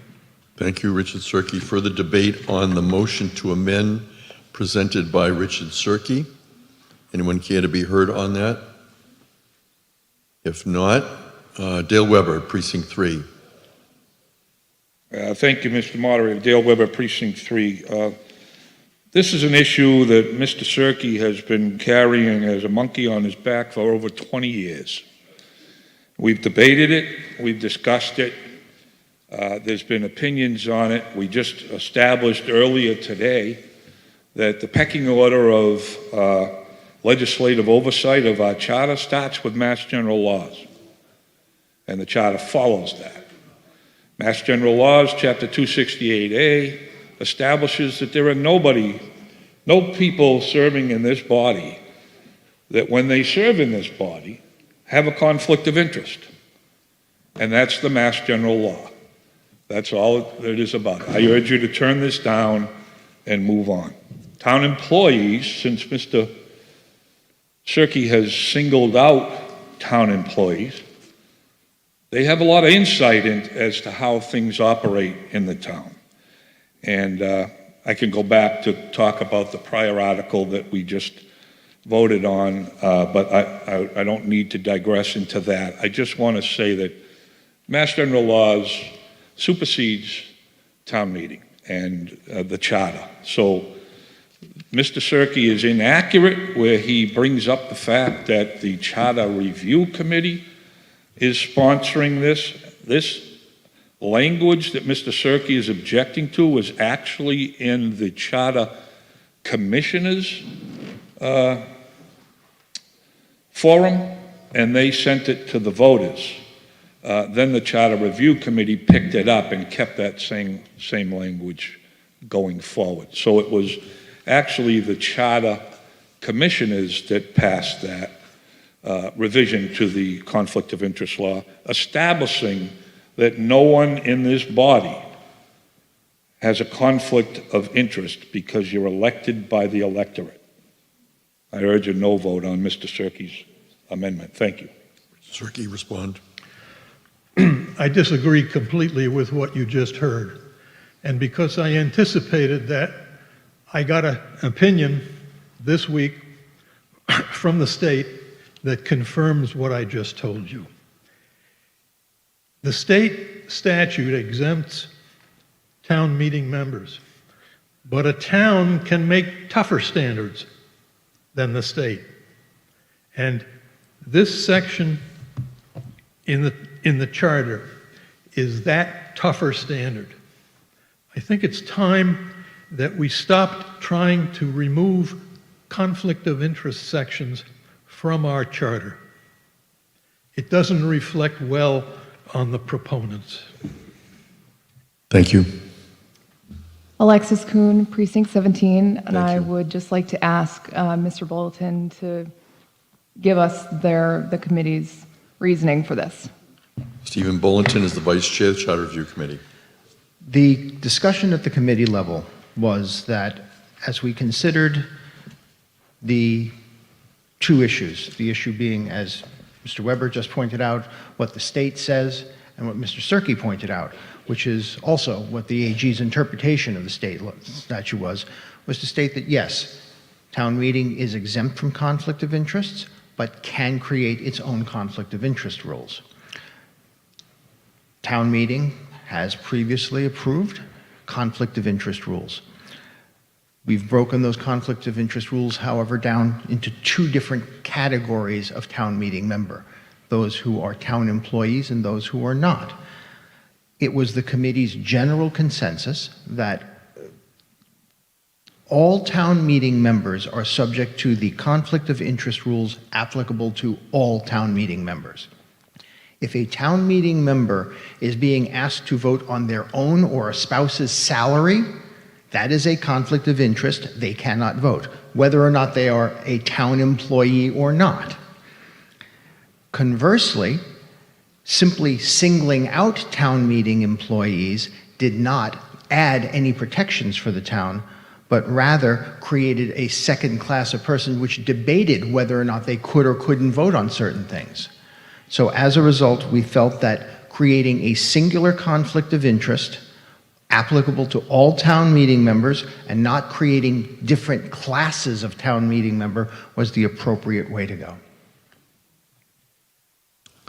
Thank you, Mr. Bulletin. Stephen Lyden, Precinct 17. Stephen Lyden, Precinct 17. Mr. Bolton, I agree with you. That has been the standard for years. I also was told for years that a town meeting member who works for the school department or DPW, whatever department he works for, when he votes, he's not voting on his specific salary.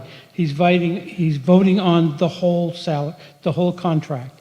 So he's not voting personally on his own contract himself.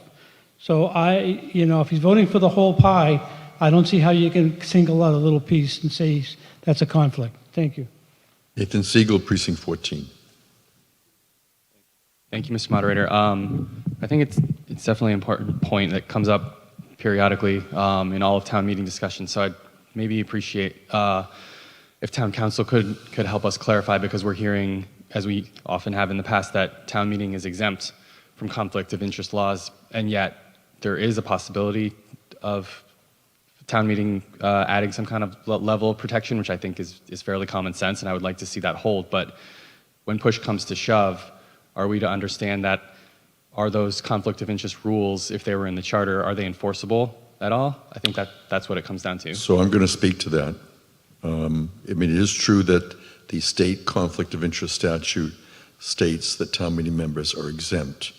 And although in the past we have passed charter provisions that include conflict of interest in our town charter, as moderator, I've stated that I'm not in a position to enforce that provision. So for example, people have said to me, at one point somebody rose and questioned the vote and questioned whether a town employee who voted could vote, whether their vote should not be counted. And I indicated that as moderator, and given the state statute in our current charter, which does not have enforcement provisions, that it's not enforceable.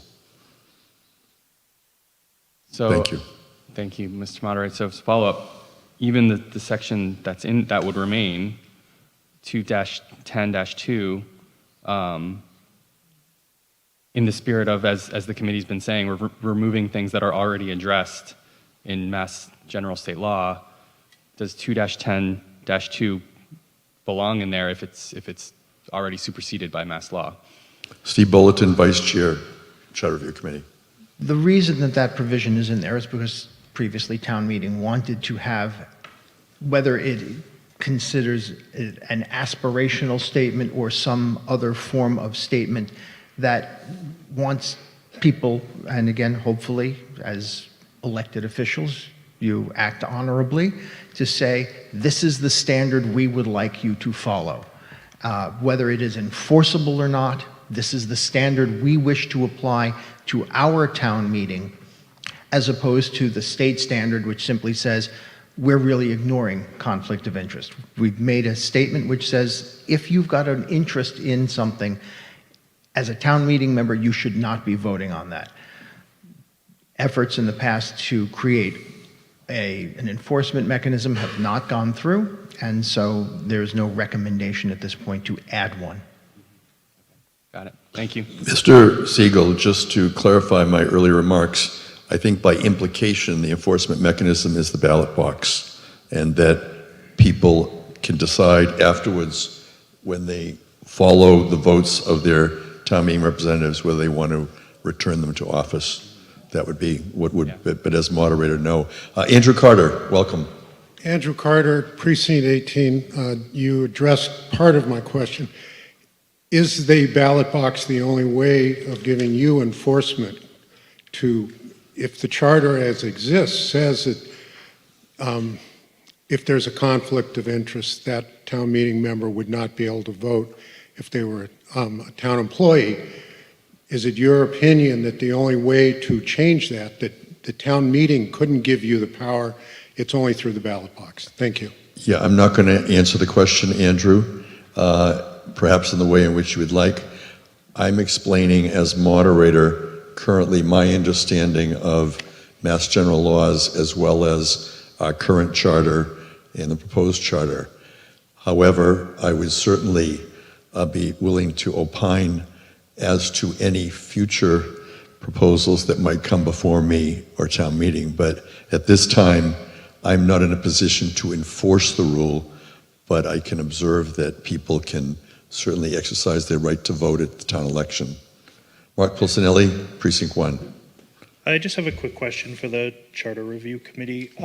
So I understand your reasoning that you've explained why you deleted 2-10-1 because 2-10-2 covers all town meeting members, so why are we restating the same thing about employees who happen to be town meeting members?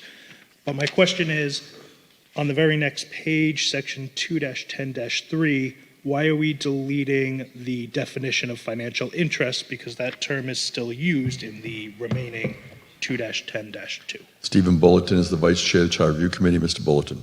Thank you, Mr. Moderator. We're not deleting the definition of financial interest. Actually, all of 2-10-3 is the definition of financial interest. It says for the purposes of this chapter, this charter, the financial interest of a representative town meeting shall be deemed, and defines that. What we did was we took out the separate definition of a town meeting member who is also a town employee, a separate definition of financial interest, because we believe that the definition of financial interest, as well as the obligation to comply with the proposed conflict of interest provisions, apply universally to all town meeting members. That was it. It was just for consistency.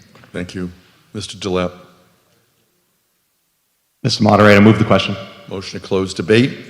We'll now look and see if there's anyone else who cares to still be heard in the debate. Thank you. And at this point, when the light goes on, you will vote as to whether you wish to close debate on Richard Cirque's motion to amend number 2. You're now voting on the motion to amend number 2 under Article 22. You're voting on whether to close debate. It's a 2/3 vote. So you're deciding whether or not you're going to continue to debate the motion to amend or whether or not you're going to move to the substantive motion. While the light is on, you have the opportunity to vote, yes or no. It's a 2/3 vote to close debate.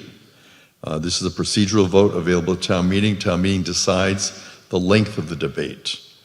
The voting has ended.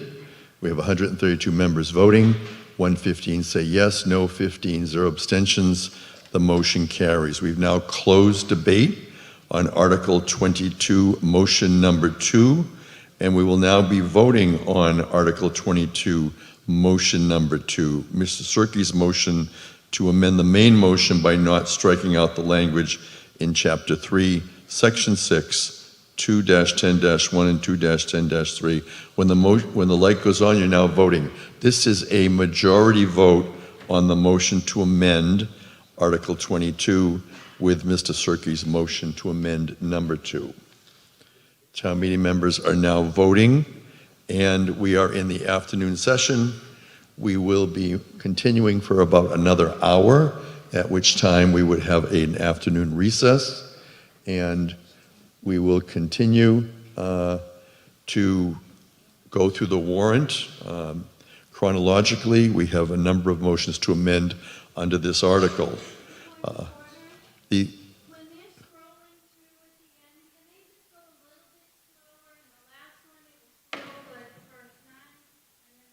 Thank you. For those watching, town meeting member Andrea Nedley asked if we could scroll a little slower as we go through. 70 say yes, 57 no, 3 abstentions. The motion passes. We now have Article 22 as amended with motion to amend number 1 and motion to amend number 2. We're now going to move to motion to amend number 3. Donald Williams, Precinct 8, moves to amend the main motion by amending the first sentence of Chapter 3, Section 6, 2-10-2 to read, notwithstanding any general or special law to the contrary, no representative town meeting member shall vote on and must abstain on any town meeting article. Donald Williams, welcome. Yeah, the last speaker had a pretty good intro to this. I've always been concerned about conflict of interest, and I think that this is something that we should decide whether we want it more stringent or less stringent. I don't think we should let the lawyers do it because they'll just bring more lawyers in. But this is a simple thing. It's a data gathering thing. What we're going to do here by asking people to officially abstain on this is to kind of collect how many people are abstaining because there's a conflict of interest. It's a simple wording change. We're adding 1, 2, 3, 4 words to the language in 2-10-2 on page 177 if you want to find that in your books and see if this is offensive in any way. Okay, thank you. Any further discussion? Yes, Steve Bulletin, Vice Chair, Charter Review Committee. Well, certainly no one faults Mr. Williams' intent in this. The technical problem with that, lawyer, is that an abstention is a vote. So if you're not supposed to vote on something because you have a conflict, you're not allowed to vote yes, no, or abstain. You're literally supposed to be recusing yourself. It's a technicality, I know, and ultimately, again, an aspirational statement about our conflict of interest. It may not be as critical, but just so people know that there's a technical reason why we did not include language like that. Further discussion, George Brown, Precinct 7, followed by Mark Bolsonelli, Precinct 1. We're debating a motion to amend. Mr. Brown. George Brown, Precinct 7. First of all, an abstention can be simply that neither yes or no are valid to the person voting. Mark Bolsonelli, Precinct 1. I have a question, I believe, for you, Mr. Moderator. I'm wondering if that's what Mr. Bolton just said is accurate. I always thought an abstention meant, there could be other reasons for an abstention, but an abstention was to indicate I may have a conflict of interest, I'm going to not vote, I'm not going to tip the scales either way. Is that not accurate?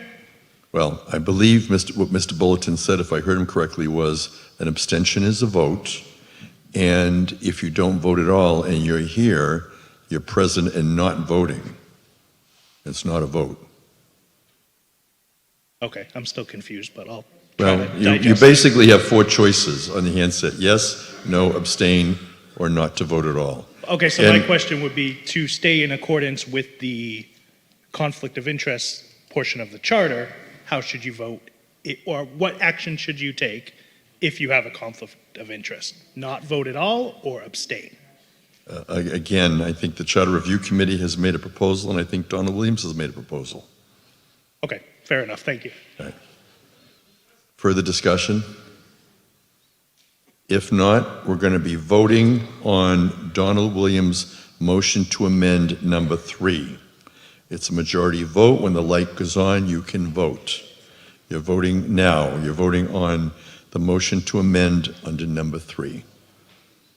It's a majority vote. Town meeting is in its afternoon session. We are at the Plymouth North High School, located on Aubrey Street. We're in the Center for Performing Arts, and we are moving through our warrant. We've been here since 8 o'clock this morning, and we were up to Article 22. Our last article today would be 29. The voting has completed, and at this time, 50 yes, 73 no, abstention 6. It does not carry. We're now going to move to amend number 4. George McKay, Precinct 8, moves to amend the main motion by deleting at least 2 additional meetings from the first sentence and replacing it with additional meetings as determined by the precinct chair in Chapter 3, Section 8, 2-11-4. Welcome, George McKay, Precinct 8. Yeah, thank you, and hello, everybody. I had some slides for this. Do we have them available? Okay, I'm not going to be as lengthy as the slides, but I just want to read you my position on this. I'm the precinct chair of Precinct 8. And in Precinct 8, we have the 3 mandatory caucuses every year, and we have additional caucuses as I feel required. So this came up at the COPC meeting, and I asked, where did this come from? And they told me people were complaining that they were not being listened to by the area caucuses. And so they added 2 additional meetings per year. And talking to the people on the Charter Commission, they were talking about monthly meetings, 1 additional, 2 additional, 6 additional, and they settled on 2 additional. Well, in Cedarville, where I'm the precinct chair, we have a problem with that because we're a very active precinct. Additional meetings don't necessarily mean they include open discussion. In fact, I understand that there are precincts that have monthly meetings and no provision for public comment. So my point here is that additional meetings don't necessarily mean that they get input from their constituents. So I think they're unnecessary, at least for Precinct 8. And the other concern I have is when they put this in the original charter, or something like this in the original Charter Commission, they talked about the overburdensome on the town. If we have additional precinct meetings and somebody has a question that can only be answered by the select board or the finance committee or the planning board or something, we need to call those people in to give us some answers. So that was one concern I had. In Cedarville, can I go to the next slides? I talked to that one. Go to the next one, which is, yeah, thank you. What I wanted to do is show what we do in Cedarville, which is Precinct 8. We have the mandatory caucuses every year, but we also have a very active Cedarville Steering Committee, and that committee meets monthly. And so in that meeting monthly, there is also provision for open comments, and that meeting is attended by a lot of people in the community, and they know if they want to talk to somebody about what's going on in the community, they go to the meetings, and typically there are at least 1, 2, or 3 people in attendance at those Cedarville Steering Committee meetings that are town meeting members, including myself, Don Williams and his wife, and a number of other people. In addition to that, right down the street from the fire station where we meet is the Little Red Schoolhouse. And the Little Red Schoolhouse is a very active community organization, and they have literally hundreds of people in the area that go to events at the Little Red Schoolhouse. And at the Little Red Schoolhouse, for those events, we also have town meeting members there. In addition to that, many of our town meeting members in Precinct 8 are involved in other things going not only around town, but in meetings in the local area. We are very active through the Williams in the Herring Ponds Watershed Association. As you all know, I'm involved in the Plymouth 400 Legacy Committee. We have people that are poll workers, and in any event, I can go on and on and on about how active we are, and we are very open-minded about listening to people in the Cedarville area. So if you could go to the last page, I'd appreciate it. In summary, I think we should give each precinct the flexibility of determining what meetings they need to have in addition to the 3 that are mandatory, and let each precinct think for themselves. The additional thing I wanted to point out to you is and I did earlier, some precincts, when they have their caucuses, do not allow public comment. And so one of the things we wanted to put on the table for this go-round was the fact that we should 30 have seconds. public comments at every caucus meeting, and it was ruled out of order. So in the spring, we're going to have a proposal for a bylaw to have public comment in every single caucus meeting we have. Thank you very much. That's George McKay, Precinct 8, on his motion to amend number 4. Further discussion on the motion to amend number 4. Virginia Davis. Virginia Davis, Precinct 4. I can't understand. I thought a caucus meeting is a public meeting. It's posted. I can't imagine having a meeting, caucus meeting, and not allowing our citizens who come to it to express themselves. That's like, what? I don't understand that. Any further discussion under the motion to amend number 4? Lori Downs, did you care to be heard on the motion to amend number 4? Lori Downs, Precinct 17, followed by Albert Donato, Precinct 17. Lori Downs. Hi, I just wanted to add one of the arguments for this was also that apparently there are some precincts that are not having meetings. And if that's true, a mandate for 2 more meetings isn't going to force those precincts that are not having meetings to have meetings. Thank you. Thank you. Albert Donato, Precinct 17. Mr. Moderator, would you allow me to just talk a moment about public comment, just to clear something up? That's not really before us, and I had ruled your Okay, article out of order. it just was brought up, and I just wanted to clear something up, a legality. Again, we're Okay. talking about Yep. the meeting. Thank you. Matthew Tavares. Matt Tavares, Precinct 2. Could I have the town moderator clarify what was just stated there? Because that would mean that that precinct has already violated the charter by not having meetings. I'm not understanding, or I'm not understanding what your statement was. Yeah, we're not going to have conversations, colloquies outside of the microphone. If you want to ask a question or a town meeting member, the town meeting member can decide if she wants to come up. Lori, do you want to come up and answer his question? Hi, at one of our caucuses, that was one of the reasons that was presented to us, was that there are precincts that are not having meetings. The person that said that may want to stand up and speak to that or not.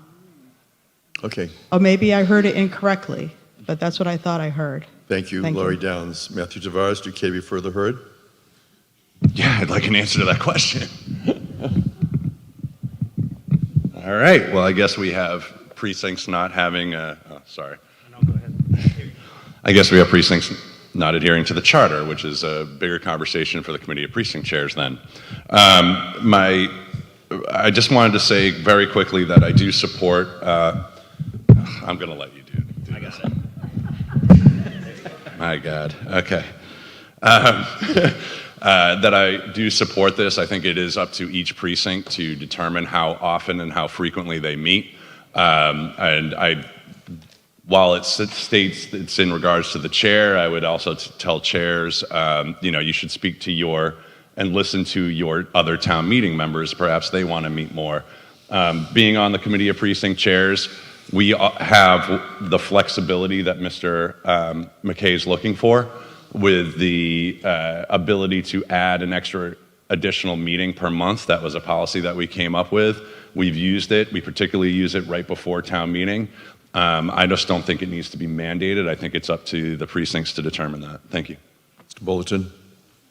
To answer Ms. Downs and Mr. Tavares' question, during our deliberations as a Charter Review Committee, we were contacted by members of at least one, if not 2 precincts, I've got to double check, I believe it may have been 2 precincts, who indicated that they may be having the mandatory 3 meetings as currently called for in the charter, but no other meetings, and that they felt that they did not have an opportunity to speak to their precinct caucus, and thus, given that the discretion is solely left to the chair, that was something that was not having. So we felt that mandating merely 2 additional meetings would not be certainly wouldn't be a burden on most of the precincts, which are already doing more than 5 meetings a year.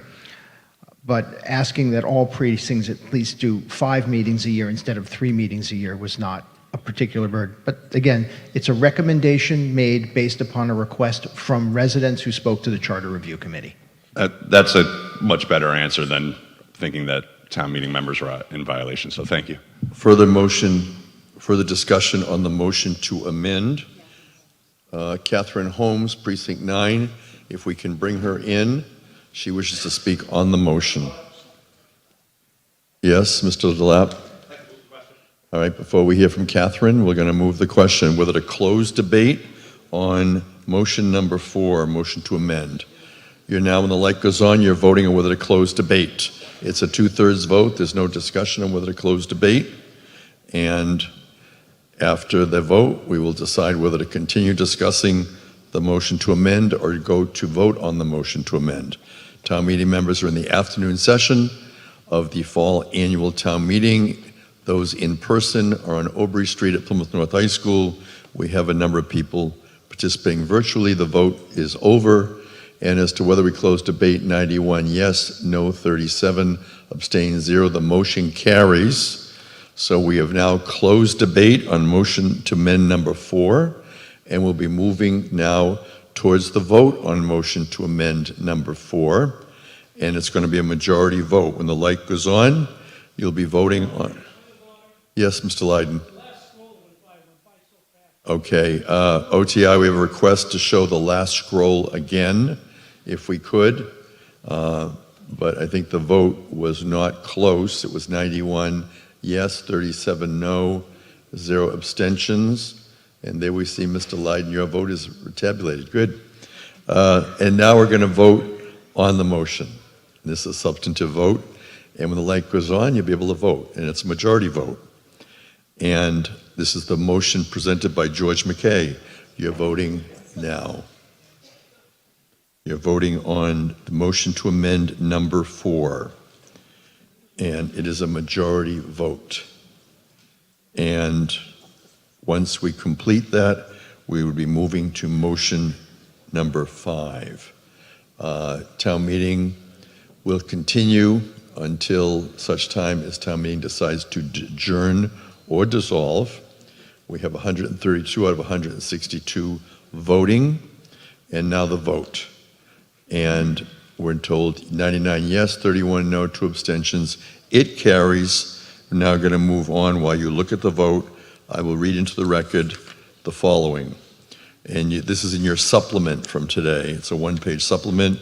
Joseph Hutchinson moves to amend the main motion under Article 22 by not striking out the language, Chapter 3, the legislative branch, representative town meeting, Section 3, powers. Joseph Hutchinson, on your motion to amend. Thank you, Mr. Moderator. Basically, I've already gone through a little bit of the rationale for that, which is to say that context matters. What happens when you say we're just going to strike out Massachusetts general law in general is that you miss pieces that are really important, like powers, because that's what charters do. Charters manage power. And so what I want to do is reinstate the item here that actually describes the powers of town meeting members, you guys. And I'm saying that those powers include budget approval, bylaw adoption and amendments, zoning changes, capital projects, citizen petitions, and including this kind of context from legal interpretations of Mass General Law enhances the clarity, accessibility, and accountability of town governance. Thank you. Thank you, Joseph Hutchinson. Yes, Donna Curtin, Precinct 3.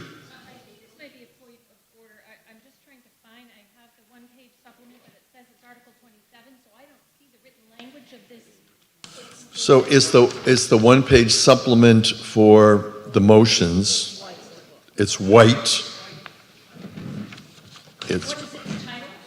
It says powers of town meeting member at the top. There was not a title. There, okay, powers of town meeting members. So, Wrestling Brewster, Precinct 15.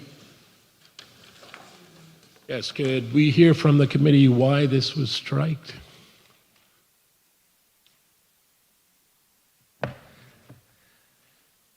The basis for the recommendation here was that the language actually limits what town meeting is able to vote on rather than what state law says you can. State law says that town meeting may vote on all articles presented to it. That's your authority. That is the full extent of your authority. To say, for example, that town meeting will consider financial proposals of the town, if it's not in an article, you can't consider it. You can consider all articles presented to you. Putting lists in a charter document or any legislative document is always risky because someone can always turn around and say, if it's not included in that list, you don't have that authority. The goal here was to make it clear that anything presented at town meeting in an article is within town meeting scope, subject to the moderator's determination as to whether or not it is within the scope of town meeting itself. So if an article that is properly determined to be before town meeting by the town moderator is presented, you have that authority, period. No discussion as to whether it's part of any list or otherwise. That was the only reason. It was for clarity purposes to ensure that no one could ever turn around and say town meeting was operating outside of its authority. Joseph Hutchinson on your motion. Thank you. And that's still in there. So it states that anything on the warrant, I can't go wandering through my book right this second, but I'm pretty sure it says that anything on the warrant is fair game. So the list is there as guidance. It's helping us understand what our work is as town meeting members. Thank you. Mr. Mason? Carl Mason? So, yeah, I mean, I think this is actually pretty relevant because we just, we had a number of warrant articles that you ruled out as out of order, the Gaza ceasefire, for example. I mean, couldn't you argue that we should have some limits on town meetings' purview? It's just a thought or a question. Carl Mason, yeah. Article, Precinct Sure. 18, question for the Charter Review Committee. It is technically an argument that if someone interprets the language that's listing what town meeting can determine to be there as appropriate, it could be argued that it actually supersedes the authority of the moderator because it's in our charter. If our charter says you, as town meeting members, have to consider all of these things, then it could technically supersede the moderator's authority. Again, one of the things that the Charter Review Committee tried to do is when we saw potential conflicts, whether they had arisen in the past or not, we tried to eliminate those by making the language as clear as possible. There is nothing clearer than simply saying that the warrant articles before town meeting, which we all know by town meeting time process, are determined as appropriate by town council and the moderator, and appropriate and the town clerk as appropriate authorities. Those are what will come before you. Anything else that comes before you that's not appropriate shouldn't be considered. If there's language in the charter that suggests it might be, that creates a potential conflict. That was something we were hoping to avoid for town meeting. Thank you. Thank you, Carl Mason. Further debate on Mr. Hutchinson's motion? If not, we're going to move to the vote. It is a majority vote on the motion to amend. You can vote now. You're voting on motion to amend number 5 from Joseph Hutchinson. It was in the handout that you received this morning. It's a majority vote. After we vote up or down, we will then continue to debate the main motion as amended. Town meeting is voting on the motion to amend number 5 from Joseph Hutchinson. 49 say yes, 77 no, 3 abstentions. It does not carry. We are now debating Article 22 as amended, and to recap, we've amended by adding amendment number 1, number 2, and number 4. Those 3 amendments have passed. We now have a main motion with 3 amendments. Any further discussion before we proceed with the vote on the main motion as amended? And this will require a 2/3 vote on the main motion as amended. And I don't see anyone rising to speak or be recognized. And so, OTI, if you want to turn on the light, and you can vote now. You're voting on Article 22. It's a 2/3 vote, and it's relative to titled Chapter 3, the Legislative Branch Representative Town Meeting. Town meeting members have been debating charter proposals this afternoon. We will continue until approximately 2:52, at which time we would have our afternoon recess. Town meeting has been in session since 8 o'clock this morning, and we will continue until town meeting decides to adjourn or dissolve. 91 yes, 40 no, 1 abstention, 22 passes. And we now move on to Article 23 while you look to see how your town meeting members voted. Article 23. Ms. Butler moves the town will vote to amend Chapter 4 of the Town of Plymouth Charter Review Committee proposed amendments, August 2024, recommended by the Charter Review Committee as shown in the report and recommendation of the Advisory and Finance Committee. 2/3 vote. Gail Butler. In a vote of 9 to 1, no abstention, the Advisory and Finance Committee recommends town meeting approve Article 23. Approval of this article will amend Chapter 4 of the Plymouth Town Charter as shown in the materials. Ellen Costello, Chair, the Chair of the Charter Review Committee. Good afternoon again. Article 23. 23 deals with elections. It's a chapter that we have some small changes to, but they're important changes. The very first one is sort of a housekeeping article or an amendment where we're allowing the town clerk some flexibility as far as advertising elections. The days are sort of gone a little bit with just the newspaper being the sole source. So we're now allowing social media and other platforms to announce the lottery for the placement on the ballot, how that would take place. So that's a small improvement. Hopefully, you feel the same way. Going through it again, we talk, and Mr. Canty referred to this way back in the morning session, the recall, both town-wide elected officials and precinct or town meeting member recall. We changed the number of signatures that are needed to make it a little bit easier. It's a heavy lift at this time to do a recall, so we've reduced the initial signatures needed, but the overall signatures that you would need remain the same. And the biggest item, and Mr. Canty spoke of this specifically, is even if you were able to get all the signatures required, you would go to an election, a recall election, and you had to maintain or you had to exceed a 20% voter turnout, which unfortunately, we've been talking about this for years, is hard to achieve. We've had some major elections, and we can't get to that threshold. So we've eliminated the 20%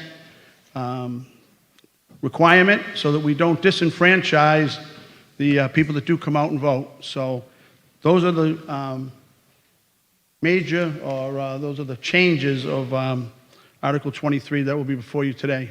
I encourage you to vote in favor of Article 23. Thank you. Unless there's any discussion on the main motion, I do have a motion to amend, but Donna Curtin, go ahead.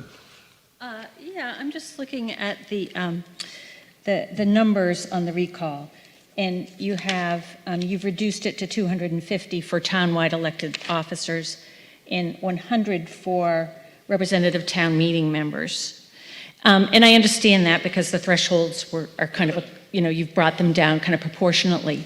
But I'm just going to raise a concern that I would have about thinking of being able to recall someone with 100 votes, even though I understand you've spread that through the town. We're living in really volatile times. We're living in times where our technology can create pockets of interest that can be very virulent and aggressive. And I could see somebody, an individual elected official, being targeted and 100 votes not being that high of a threshold to meet.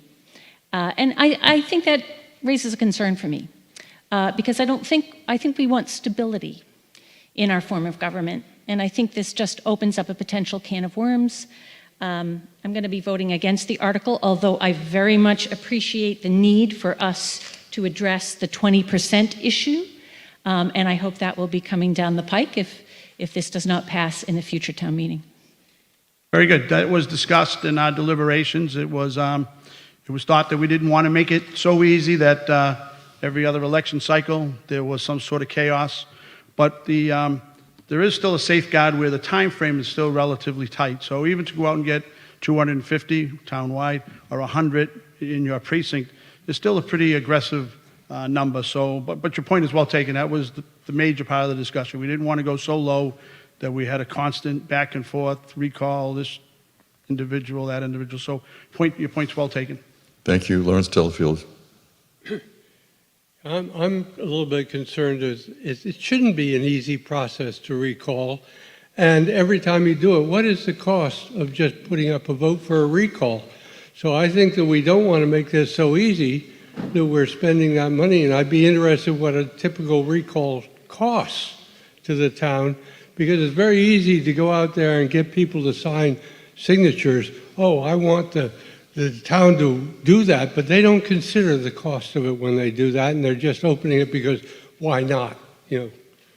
So I think that's important. No, that's a good question. We brought that up as well during our discussion. We used the number of $50,000 for a typical election. So Thank you. Ballpark, we used $50,000, and you're right. We didn't want to make it too easy. But talking earlier, going back to an earlier article, this is the type of thing that really should be sort of brought out here on town meeting floor. Maybe you have a better suggestion, but that was cutting just the signatures in half, reducing the percentage, but you still have the safeguard of the time frame. It still has to go in front of the select board after the town clerk gets the initial signatures. So there are still some safeguards. It's not going to be an occurrence that happens all the time, in my opinion, but we have made it a slight bit easier. Thank you. Mark Bolsonelli, followed by Nathan Siegel. Yeah, I was hoping someone from the Charter Review Committee could explain their thought process on one deletion. So it's on page 183, section 5-7-12. That section has been deleted. I'm wondering what the rationale is. The section is, recall proceedings shall not be initiated during the first or last 180 days of any office holder's term of office. I'm assuming the reason for that originally being there is either they were just voted in or they're going to be up for re-election in a matter of 180 days or less anyways, so why spend the $50,000 to do an election when one's coming up? Now, I could see if you maybe wanted to reduce that 180 days to something a little lower, but I'm a little weary about getting rid of it altogether, if you could speak to that. Thank you. Nathan Siegel, followed by Arthur DeLoge. Thank you, Nate Siegel, Precinct 14. I do. Oh, yeah. All right, let's hold off, Nate. The Charter Review Committee will respond through the Vice Chair, Stephen Bulletin. Thank you, Mr. Moderator.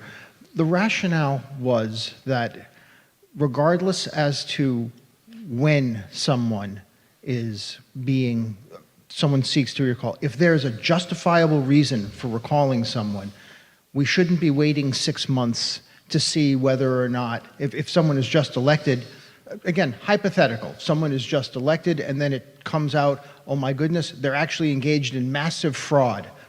Why do we want them sitting for 6 months before we go ahead and do something like that?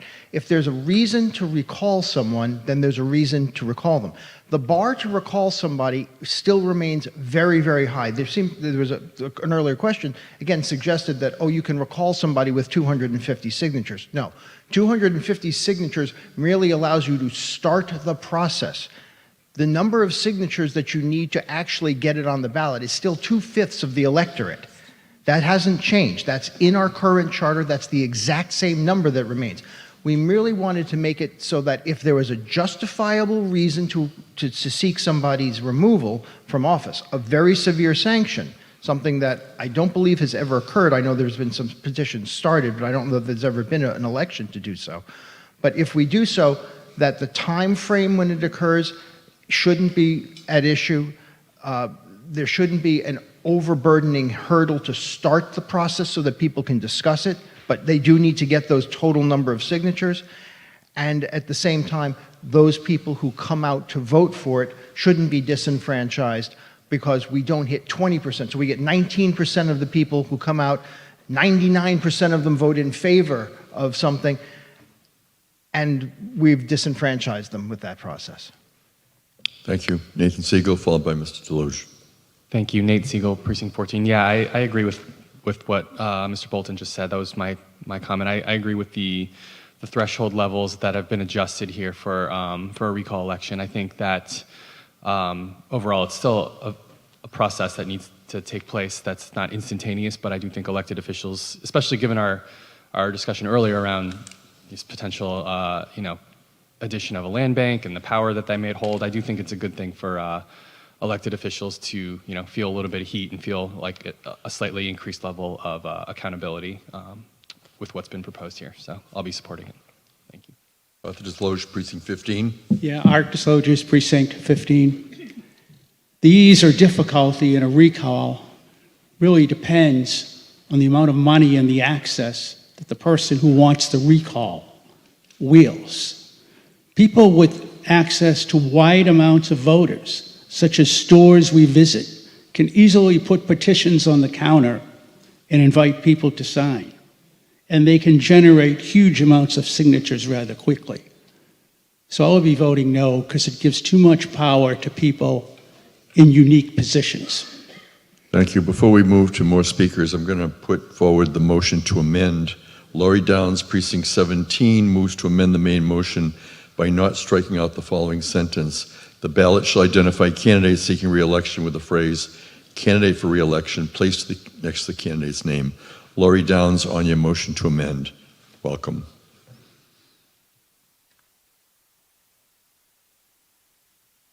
So you may want to turn to page 179 if you want to reference this. So my motion is to restore the phrase candidate for re-election next to each candidate's name on the ballot. The current proposed charter strikes this out. It has been repeatedly stated that these charter changes are about transparency and clarity. In that same vein, transparency and clarity is informing voters of the status of the candidates on the ballot. Voters may want to vote for experienced candidates, or conversely, they may be looking for change, and having that information on the ballot provides this information. It has been argued that voters should be coming to the polls already informed. While ideal, I think we can agree that not all voters arrive informed, especially for the lower offices. Also, it was stated that this phrase was removed to provide fairness so as to not give incumbents an edge. However, by luck of the draw, ballot position also provides an edge. Therefore, removing information regarding candidate for re-election does not provide any more equity. So again, for transparency and clarity, the phrase for re-election next to the candidate's name should be restored. Thank you.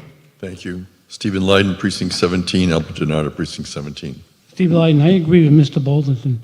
I went through, we had a selectman here that was, his name was Dobson. If we all remember, if you don't, you know who he is. He was a convicted pedophile. And yet he was a selectman, and he stayed on our board almost for his whole term. I says, to get 100 votes in your precinct, that's tough. It really is. There's only 3,000 voters, so that's like a third of the voters. That's a lot. 250 voters, yeah, if you want to stand in front of Stop and Shop all day and, Shaw's and the rest of them, you can get them. But when it comes down to a person and the information gets out, or the reason why you want them recalled, I think that's why you need this in the charter. We need to get rid of people who don't belong there. And I don't want another Dobson in our history. Thank you. Albert DiNardo, followed by Wrestling Brewster. Mr. DiNardo. Yeah, Mr. Moderator, I just want to, I had an experience where a select board fired a very good town manager. We had a historic recall where 4 sitting selectmen were recalled, and that had taken up the passions of the town. And first you have to get that initial petition, and people are scared sometimes to start that initial petition. Then the second is getting the percentage. And don't forget, in the end, a recall election is called. On the ballot, it will say yes or no to recall. Then you have a replacement candidate. Hypothetically, that person could be recalled and win back their own seat. So there are levels, that I've been through this, so that can happen. Thank you. Wrestling Brewster. Wrestling Brewster, Precinct 15.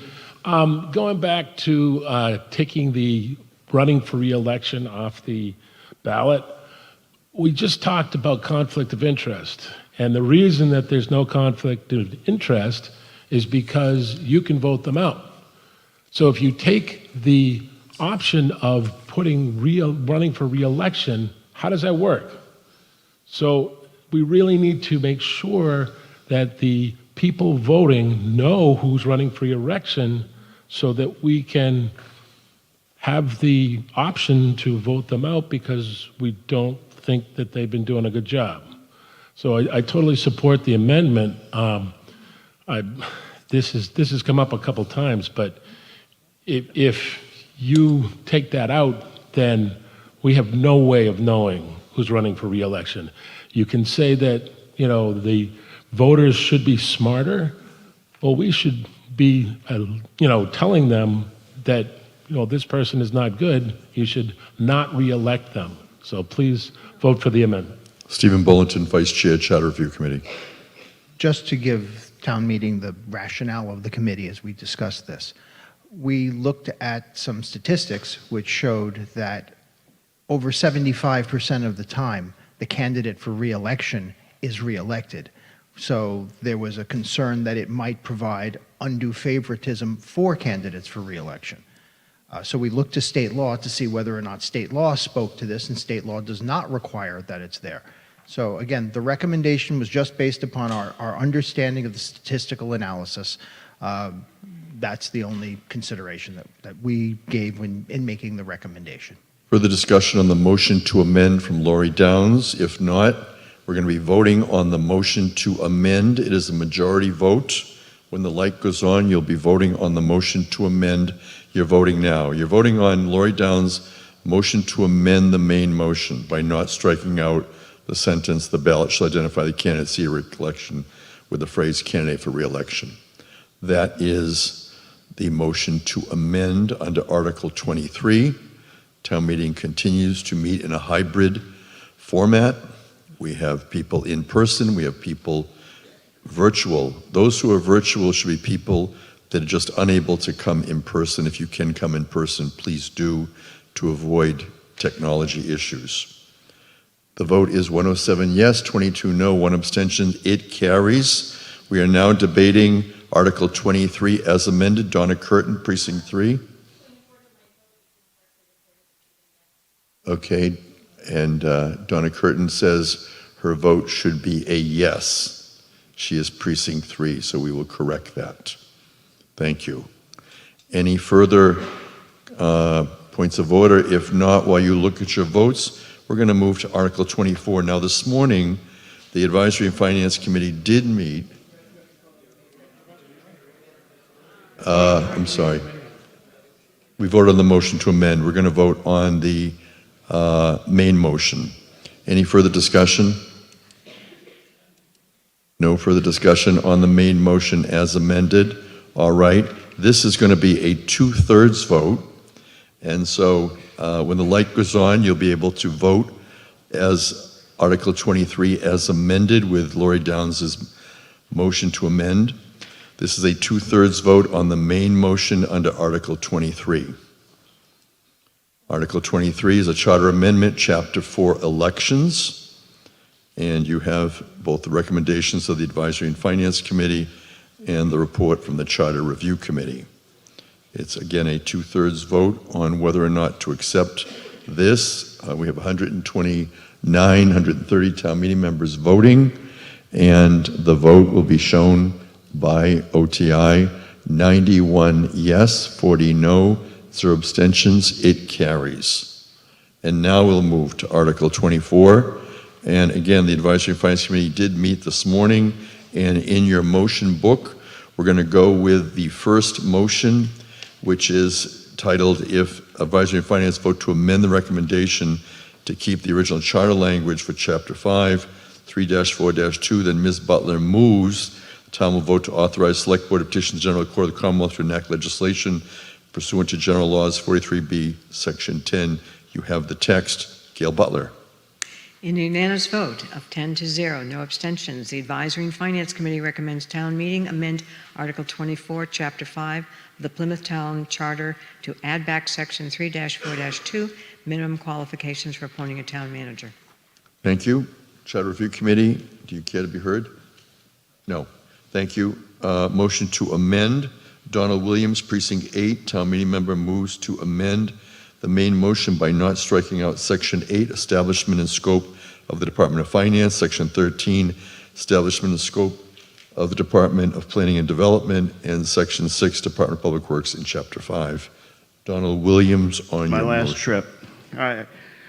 Article 24, it seemed to me that this was a great way to advertise the departments, and I liked seeing it in there because I think people who go to the charter to learn something about the town can find in one place the functions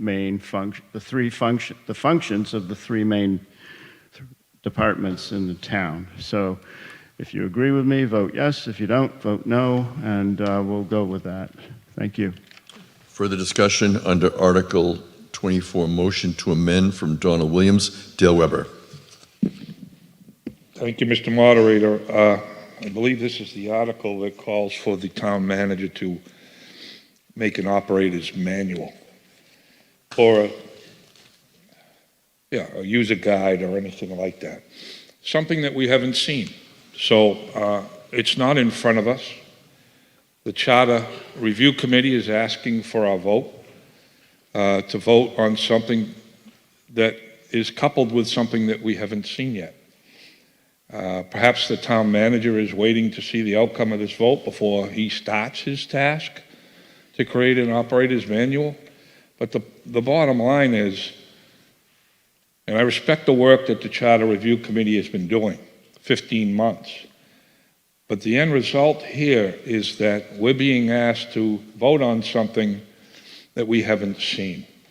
And I know that when I buy or purchase a complicated piece of equipment, and I'm making that analogy to the charter, I like to see a operator's manual with a troubleshooting guide. In case I get into trouble, I want to look and see what the possibilities could be.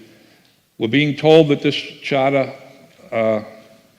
is an attempt to streamline things, but it actually creates more work for the user of the charter to access the charter and its language, that they now have to not only look at the existing charter, but they have to go to a separate document, a town manager created handbook, where the town manager only has to seek the approval of 3 members of the Board of Selectmen to get his will into the operator's guide as to what he interprets the user guide to include. To me, I can't vote for something until I see the whole package in front of me. That's why I'm voting no on this article. Thank you. Stephen Bulletin, Vice Chair, Charter Review Committee. The sole rationale for adding to the town manager's responsibility the obligation to prepare a user guide is because, as we've heard so many times today, reading the charter is complicated. Asking the residents to learn what town government does, how the committees operate, by reading the charter doesn't work. Our charter does not contain a list of most of the committees that operate in this town. It does not contain a list of all of the departments that exist in this town. So saying, well, they can just read the charter and we won't change it and we won't take a few things out and that'll be better, doesn't work. It still doesn't help. The Charter Review Committee regularly heard from residents, we don't understand how government works. I don't know who to call. I don't know who gets elected. I don't know who gets appointed. I don't know how this happens. All we are asking is to require the town manager to prepare something that helps the residents. That's to say that this is some nefarious effort to have the town manager dictate how the town operates is beyond the understanding of the Charter Review Committee, which simply decided that it wanted to help the residents by making sure that there was a single place to get clear, concise, plain language explanations as to how the town functions. Jeffrey Delep. Mr. Moderator, move the question. It's a motion to close debate on the motion to amend presented by Donald Williams. So you'll be voting now whether to close debate on the motion to amend. Motion to close debate. You're voting on whether to move to close debate on the motion to amend. It's a 2/3 vote. Town meeting will decide whether they wish to proceed to vote on the motion to amend or whether or not they wish to continue debate. Vote has concluded. Yes, 78, no, 49, 0 abstentions. We can continue to debate the motion to amend from Don Williams, as well as the main motion. Derek Brindisi, Town Manager. Good afternoon, Derek Brindisi, Town Manager. I just want to make a few comments. So I see my title's been thrown around a lot this afternoon. So let me start by saying that the town manager, the select board didn't come up with this idea to create an operational manual. However, we'd be open to the suggestions of the charter committee on what that operational manual looks like. However, when you look at the charter, specifically as it relates to listing 3 departments, that's an antiquated way of dictating the operations of town government. So we are already violating the charter as it's listed today. If you look in the finance department, in the language listed there, it references a data processing unit. We must have a data processing unit and director. Look at our table of organization. Do we have a data processing director? The answer is no. We're already violating. This language was created decades ago at a time when a data processing director was necessary. Keeping language in there that becomes outdated and antiquated is inappropriate. The fact that we list only the DPW, only the planning department, only the finance department speaks to the fact that the language has evolved and it's becoming outdated. If you also look at the language listed relative to departments, it talks about the qualifications of a department, a DPW director. It requires a DPW director to have a master's degree, but not a PE. Think about that. That would be like asking our town council to have a law degree, but not have passed the bar. It doesn't make sense. So our DPW director has a PE. He's a professional engineer. He has 25 years experience in public works, but he doesn't have a master's degree. This is the problem with the existing language when it speaks to departments. The language is old, it's antiquated, and quite frankly, if you look at contemporary charters across the Commonwealth, they don't list departments and town officials' required qualifications. That's typically found in job descriptions. That's typically found in other guides that will dictate the operations of a department. So I would say, don't throw the baby out with the bathwater. There are some things in there that are very dated that should be removed, The town manager already has the authority to reorganize departments. You've seen that. Health and Human Services, Department of Energy and the Environment, Harbor Master going to the Police Department. We've done all those reforms in the last 2.5 years under the authority and the approval of the Select Board. That's already taking place. Town meeting does not have to approve reorganizations of town government. That's already under the authority of the Select Board with the recommendation of the town manager. Thank you. Thank you. Mark Pulsinelli, Precinct 1. Thank you. I agree with everything the town manager just said, but I'm still going to vote no on this. I think all that outdated language needs to be removed, but I'm too concerned about some of the additions to just vote yes for that reason. The one I'm concerned about is the user guide that the town manager is required to create per the charter. Mr. Weber kind of spoke to some of my concerns already, but what I wanted to add is that Mr. Moderator, are we voting on Don's article to? Already did. Oh, okay. You got I apologize. We're debating, and the debate on the motion to amend failed, so we do not yet have a vote on the motion to amend or on the main motion. but we can discuss the main motion now, right? You can. Oh, okay. Another point of order. Donna Curtin? Could you just clarify in our motions book, are we on page 9 or page 10? You're on page 9. So 10 is not relevant to us. Correct. Thank you. Okay, I can proceed again, right? Okay? Yes. Sorry, let me collect my thoughts. My concern is the user guide that the town manager would be required by the charter to create. The charter is a legal document, and you're asking a non-lawyer to create a summary of it, which is a legal interpretation that he cannot make. You can shake your head all you want, but this is a legal document. If you're going to have somebody interpret it, it should be a lawyer. It should also not be simply approved by the select board when you have a much larger body who could approve it. Any legal document interpreted should be done by perhaps town council, but not the town manager. Thank you. Thank you. Were you looking for a response, Mr. Pulsinelli? No, not really. All right. Donna Curtin, Precinct 3. Well, similarly, Donna Kirk, Precinct 3, similarly to Mr. Pusinelli, I'm going to go back to the town manager's phrase, I don't want to throw the baby out with the bathwater, and I think that we do have a little baby here, and that's identifying some of the major areas of responsibility for our town manager to oversee and govern, and I don't want to see that lost.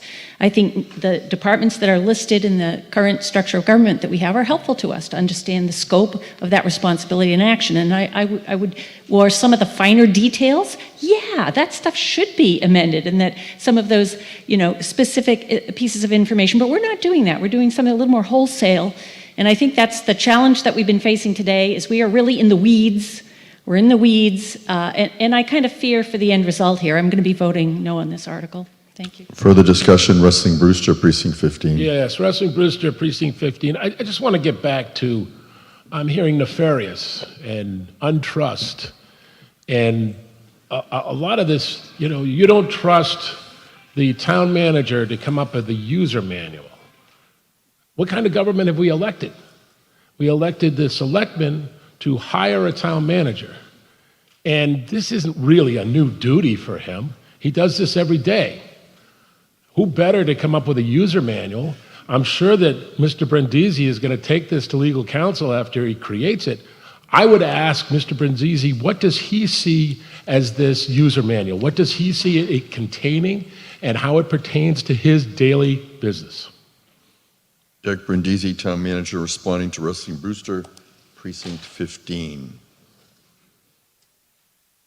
Well, I'd start by saying, well, again, this was a charter committee, as you know, Mr. Bruce said that this was a charter committee idea.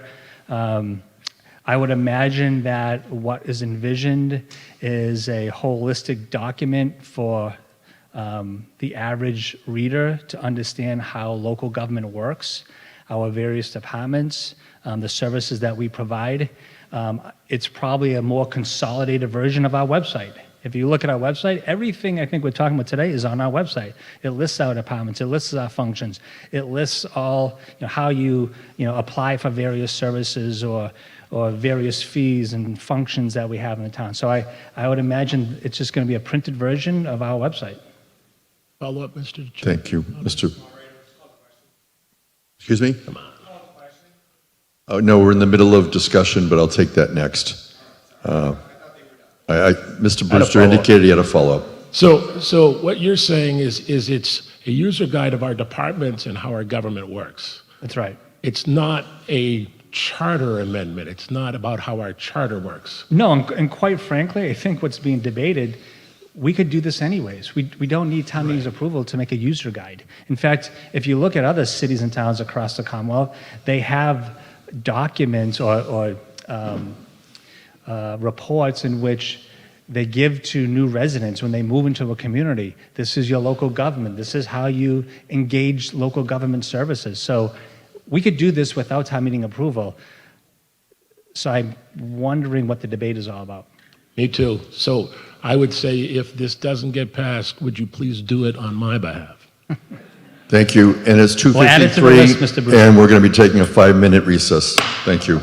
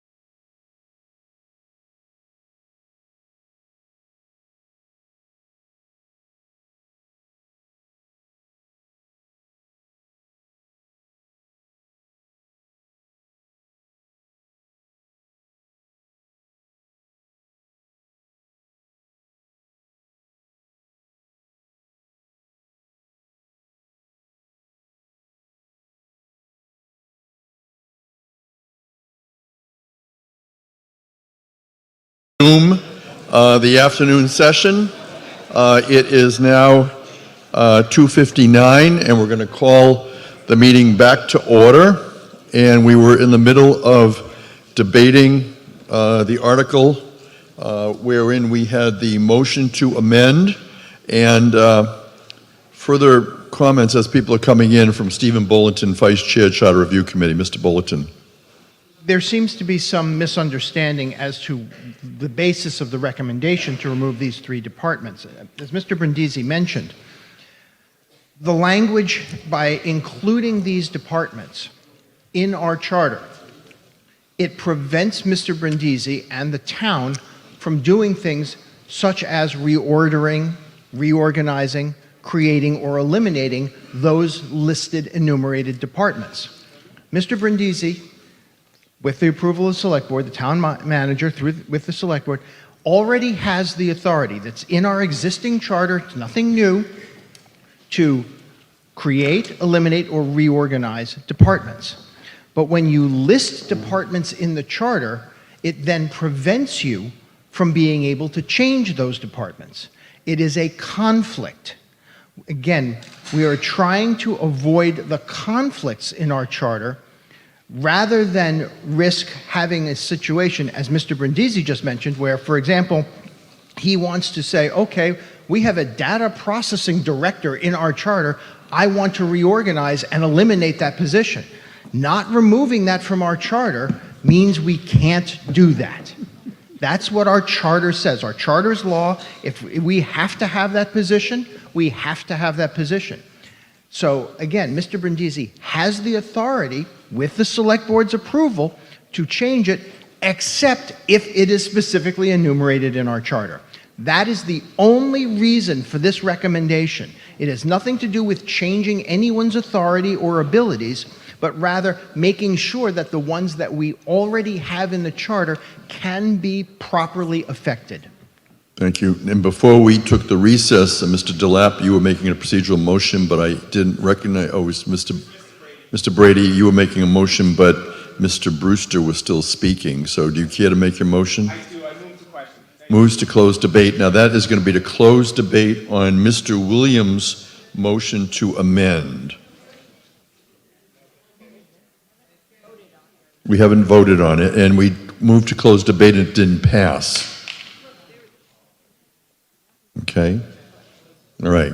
So once again, we're going to move as to whether to close debate on Mr. Williams' motion to amend under Article 24. Wait, let's hold off on the light. We have a point of order. Yes? Okay. I think they're having questions clearing after the break. All right. Again, Geraldine Williams, you had a question, point of order? We did not. It failed, right. What failed was to close debate. Okay? So, we're now voting on whether to close debate on Mr. Williams' motion to amend. And when the light goes on, you can vote, and the light is on. And it's going to be a 2/3 vote, not debatable, and town meeting is deciding whether or not it would close debate on the motion to amend. And we're in the afternoon session of our fall annual town meeting. We are in Article 24 on a motion to amend. That concludes the vote on whether to close debate, and the number of people voting, 125. And the vote is 110 say yes, no 15, 0 abstentions. As we scroll through the precincts, you're going to get ready now to vote on the motion from Don Williams to amend the main motion by not striking out Section 8, Establishment and Scope of the Department of Finance, Section 13, Establishment and Scope of the Department of Planning and Development, and Section 6, Department of Public Works in Chapter 5. That is the motion. It is a majority vote. When the light goes on, you can vote. You're voting on whether to amend the main motion of Article 24. When the light goes on, we will begin voting on... Okay. Mr. Moderator. Yeah, it's causing challenges. We have We have most everybody, a lot of people. Okay, we cleared it. And when the light goes on is when you're going to go. Point of order. Point of order, Mr. Hutchinson. Could you please just clarify what that motion means? So by not striking it out, what is the consequence? Essentially, I didn't want him to say that. yeah, essentially that's what happens. It restores it back in. Back to the original language. Correct. Yes, thank you. Okay? So, if everybody is now ready, when the light goes on, you can vote. The light is on. You're voting on the motion to amend from Don Williams, and we are at the fall annual town meeting. It is coming to you live from Plymouth North High School. We are in the Center for Performing Arts, and we're in the afternoon session, the second 2-hour segment of our afternoon session, and we are going to continue until we either adjourn or dissolve. We have now completed the voting. It is a majority vote on whether to amend, and 55 say yes, 72 no, 1 abstentions. The motion does not carry. We are now back to the main motion under Article 24, and we have Lawrence Pizer rising to speak. Mr. Pizer. I was the party who I think most pushed the idea of a user guide. So I feel that I can speak to the motivation behind that guide. I honestly thought it was not a gift to the town manager. I thought it was one additional obligation for the town manager. And I will tell you why, however, I suggested that the town manager be the person to oversee the user guide. He is the central officer who is going to be around over the long haul. And therefore, that seemed to be the best place for the user guide. A user guide is not a controlling mechanism from my vantage point. It is simply a guide, so that a person who goes to the guide and says, I don't think that's how it works, doesn't have to follow that. He can go through the regular channels of town government. It's also the case that the town manager supervises just about everybody in town government. So I'm suspecting that when the section that deals with elections, when the section that deals with vital records is going to be written, he's going to prevail upon the town clerk to write that section. Similarly, Department of Public Works and all of the rest. So the idea that it is the town manager pulling strings, it's only the town manager who has to take on even one more obligation to help people as they go through the maze that is town government. Thank you. Thank you. Patricia Edelman, yes.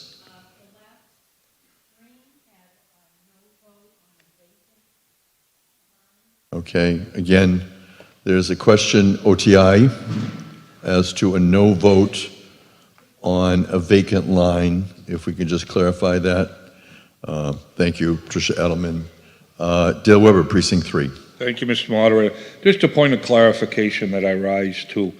Mr. Brewster made a statement about our form of government and nefarious and lack of trust. I want to make certain that because Mr. Bulletin used the word nefarious immediately after I spoke, I don't want that to stand as that my intent was nefarious or had a lack of trust associated with it. My comment was merely the fact that I have not seen the user guide in front of me, and you're asking me to vote on the charter article that has a user guide as an integral part of that article. Thank you. Thank you. Nathan Siegel. Thank you, Nate Siegel, Precinct 14. So I think, all of us in this room are coming to this, including the charter committee members who spent, a good deal of time on all of this, with the goal of, wanting to increase participation, wanting to make town government accessible and understandable for people and transparent. So, I think that's what we're all trying to get at here. And I think that, some of the points that the town manager made a few minutes ago about information that largely lives on the website. Like, no matter how you slice this charter, no matter how you slice town government, it's going to take a little work for people to get their heads around it. They're going to have to put in the effort. They might have to cross-reference Mass General Law. They might have to, take some time with it. That doesn't mean we shouldn't try to make it easier, but I think this user guide, I just don't think it's appropriate for it to be written into the charter in the way that it's proposed here. I think it's a great exercise. I think, like I said, a lot of this information lives on the website. I think it can be a living, breathing, ongoing effort, as, for instance, the communications role that was approved earlier in the year, that we were already seeing the fruits of that with that magazine that's come out. I think that's, it's all in the same effort is the point I'm trying to make. And I think that, to no one's fault, but just by the nature of who the author is, of the type of user guide that's being referenced here, it would have certain point of view.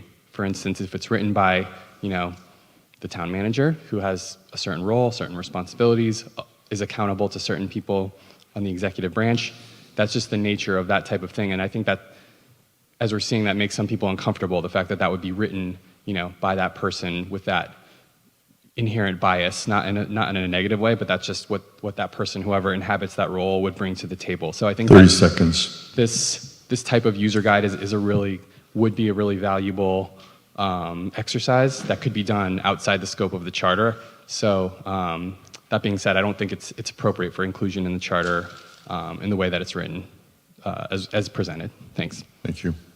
The vacant in precinct 9 was blank, just to clarify that question. Mr. Delap. Mr. Moderator, I move the question. Motion to close debate is not debatable. We see the number of people who have asked to be recognized. I did see at one point someone in the queue, but they have left. So at this time, we're going to decide whether to close debate. It is not debatable. When the light goes on, you decide whether to close debate on the main motion to Article 24. You're now voting on whether to close debate. We are deciding whether to close debate on Article 24. And so we're going to continue after this motion to decide whether to continue with the debate or whether to vote on the main motions. The motion to close debate, the light is off. Now decide whether to close debate. We have 124. 98 say yes, no 26, 0 abstentions. The motion carries. We have now closed debate on Article 24. We are now going to the main motion, which was not amended. It requires a 2/3 vote. And yes, please stand, Mr. Stone, since you're near the microphone. Mr. Kenneth Stone has a point of order. I may be confused, but are there not two more motions? No, those other motions, I believe, were only in the case of if the Advisory and Finance Committee did not change its vote. And so we're working off of page 9. You were possibly looking at page 10, which is no longer operative because of the meeting this morning with the Advisory and Finance Committee. Thank you. All right, and so now we're voting on Article 24. As you see it on page 9, it was not amended, and that's the main motion.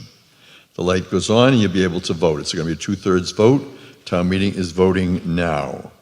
You're voting on Article 24 on the main motion presented by the Advisory and Finance Committee, and thereafter we would move to Article 25. Article 24 is a 2/3 vote, and town meeting will be voting on whether or not to approve the main motion. It requires a 2/3 vote. I see 125 town meeting members have voted. 73 say yes, 52 say no, 0 abstentions. Article 24 does not pass. And as we go through the precincts, you can look at Article 25, a charter amendment, Chapter 6, statutorily required public bodies. Ms. Butler moves the town vote to amend Chapter 6, Town of Plymouth Charter Review Committee proposed amendments, August 2024, by deleting 2-12-1 A and B in its entirety, replacing with proposed language below and is shown in the report. Recommendation of the Advisory and Finance Committee. 2-12-1A, an Advisory and Finance Committee of 15 members shall be appointed for 3-year overlapping terms. Persons not registered to vote in the town employees, and elected town, county, or state officials shall not be eligible for appointment to or service on the Advisory and Finance Committee. Part B, members of the Advisory and Finance Committee shall be appointed by the moderator at a public meeting complying with the open meeting laws, in which the applicant shall have the opportunity to be heard and questioned by the moderator. Consistent with the requirements of this section, the moderator may fill any vacancy by appointment, and the term of that appointment shall be for the remainder of the unexpired term of the person causing the vacancy. It's a 2/3 vote. Gail Butler. The Advisory and Finance Committee does not agree with the proposed edits to Chapter 6 put forward by the Charter Review Committee. The Advisory and Finance Committee is opposed to a panel of elected officials being their appointing authority, as the additional elected officials here all have significant business before the Advisory and Finance Committee. The committee believes in its ability to make independent decisions without its members fearing that they will be removed or not reappointed if they reject proposals that are important to these officials, but not ready for prime time, would be negatively impacted by this change. However, the committee does support an open meeting process for applicant interviews.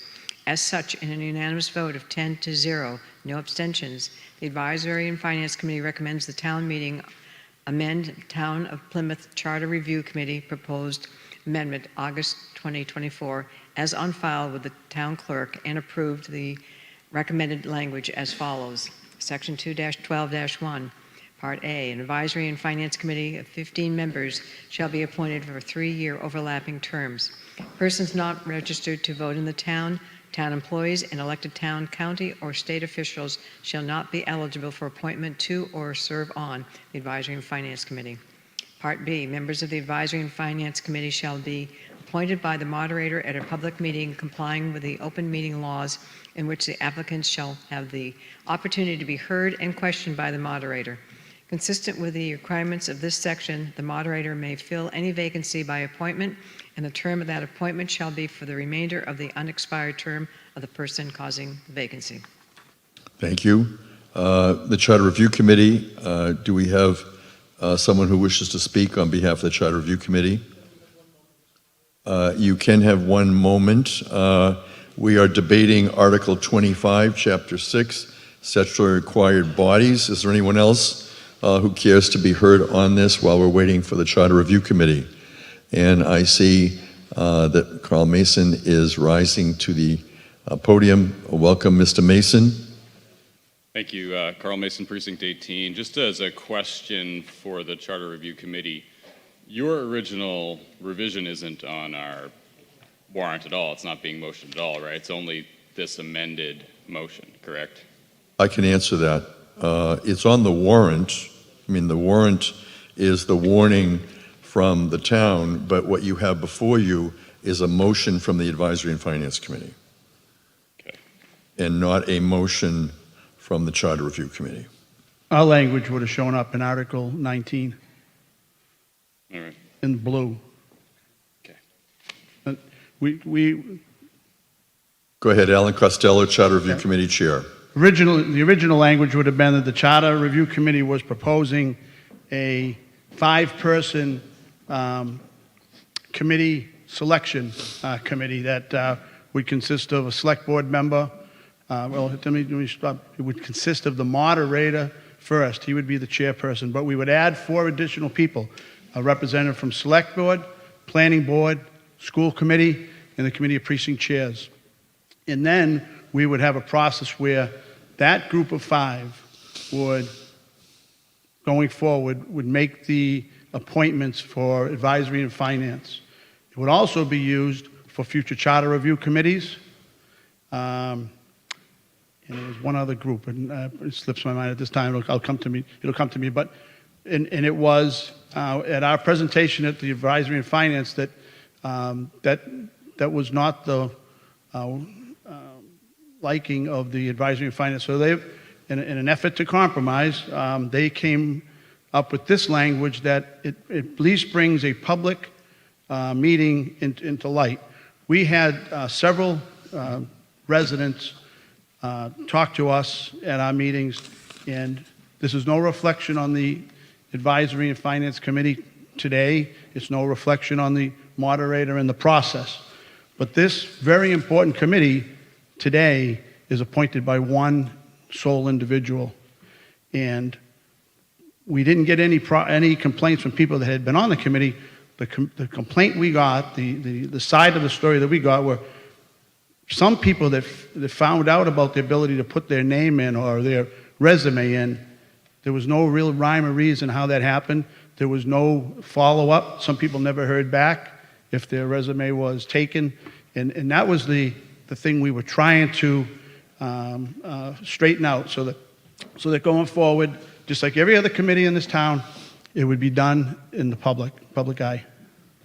So is that proposal still on the table, or is it off the table? It would be off at this time because 19 Okay. did not go forward. But this was a compromise, like I said, that we agreed to as a charter review committee that we would support. And this is the only change to Chapter 6? Yeah, there's two other. Chapter 6 refers to, I think, 3 other committees that are mandatory. I think the Board of Health was one, and the open space. I don't have my book open. 30 that page. seconds. And yes, there was no other substantive changes beyond the advisory and finance. Thank you. Thank you. Thomas Begley, followed by Christopher Merrill. Tom Begley, Precinct 14. I'm really confused now with what you just said, Alan, and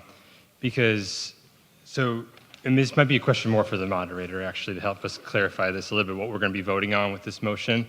So this motion is, we're voting in this language as we see the proposal to create a committee that we just were just hearing a little bit of discussing about on the appointment process for Advisory and Finance Committee is off the table, and we're looking to put this language kind of more or less back in, even though it says voting on Chapter 6, and that's obviously still part of Chapter 6 is the proposed language. Well, in all fairness, there So, seems to be I some think the legal- question was to me. I don't know what the issue Mr. is. Costello? Yep. I think the question was to me. Oh, was it? Oh, I'm sorry. Yeah. So. Just starters, at least. I had a good answer. But I'll give you a chance to answer. Again, in your motion book, you received the motion from the Advisory and Finance Committee. So that's the main motion. And the motion of the Advisory and Finance Committee differs from the recommendation of the Charter Review Committee. And so that's the motion before you today. So a no vote on the Advisory and Finance Committee's motion would be a vote in the, it would be, would allow the committee. No, a no vote would keep the current charter. Okay, thank you. Thank you. Thank Christopher God. Merrill? Christopher Merrill, Precinct 11. My question is in regards to this panel that will be created. Will the applicants be able to come in person, or are you just going to be reviewing those resumes and So, qualifications? Mr. Merrill, let me just explain. There's no motion before us at this time relative to a panel. The only motion before us is the motion of the Advisory and Finance Committee. The panel was in the recommendation of the Charter Review Committee, and that's not been moved yet today. Okay. Matthew Tavares. Yeah, I'm still confused too, because so on this article 25, that's Chapter 6. We have a number of changes in blue, right? And then there's also the amendment that just got read into the record. So Excuse me, it's not an amendment. Or excuse me. That's the main motion. The main motion. That's what's being moved. Yep. Right. So a yes vote would be accepting this as well as the changes in blue that are throughout. There's some like. No. That's what I'm confused about. So okay. No, this is so the how main. would we? So everything would remain as in the charter, but with this language inserted instead. That is correct. Okay. Thank you. Sorry. Thank Sorry, you. everyone. Further discussion, did the Charter Review Committee want to speak? No, okay. Further discussion? If seeing none, we're going to move to the vote under Article 25. When the light goes on, again, it's a 2/3 vote to accept under Article 25. You're now voting. The light is on. And we're going to then continue with Article 26. Following Article 25, we have town meeting members who are still participating remotely in a virtual V-Voter platform. And we have town meeting members here in the Center for Performing Arts. We have 124 voting. Our quorum is 108. When the light goes off, the voting will be completed, and then we will determine whether or not we have 88 say yes, 38 say no, 0 abstentions. The motion carries. We will now move to Article 26 while you see things scrolled through. Article 26, Charter Amendment, Chapter 7, Charter Created Public Bodies. Ms. Butler moves that the town vote to amend Chapter 7, Town of Plymouth Charter Review Committee, proposed amendments August 2024 by deleting Section 1, Committee of Precinct Chairs, composition and terms, first paragraph in its entirety, placing the proposed language below and shown in the report, recommendation of the Advisory and Finance Committee. You have the proposed language. Gail Butler. The Advisory and Finance Committee does not recommend town meeting approve Chapter 7 as proposed by the Charter Review Committee. The Advisory and Finance Committee feels strongly that in the absence of the precinct chair, the precinct vice chair should have the ability to vote. As such, in an unanimous vote of 10-0, no abstentions, the Advisory and Finance Committee therefore recommends the town meeting amend the Town of Plymouth Charter Review Committee proposed amendments of August 2024 as on file with the town clerk and approve the recommendation language as follows. A committee of precinct chairs, COPC, shall be constituted by the precinct chairperson from each of the various precincts. Precinct vice chairs may sit in place of their precinct chair in the absence of the precinct chair as they may vote. Thank you. And Charter Review Committee, Alan Costello is its chair.